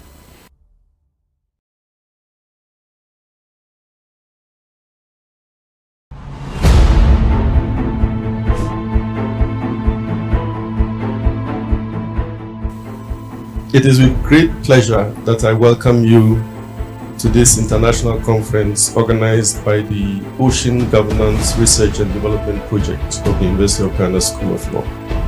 The conference under the theme Emerging Issues in Maritime Boundary Delimitation and Ocean Governance.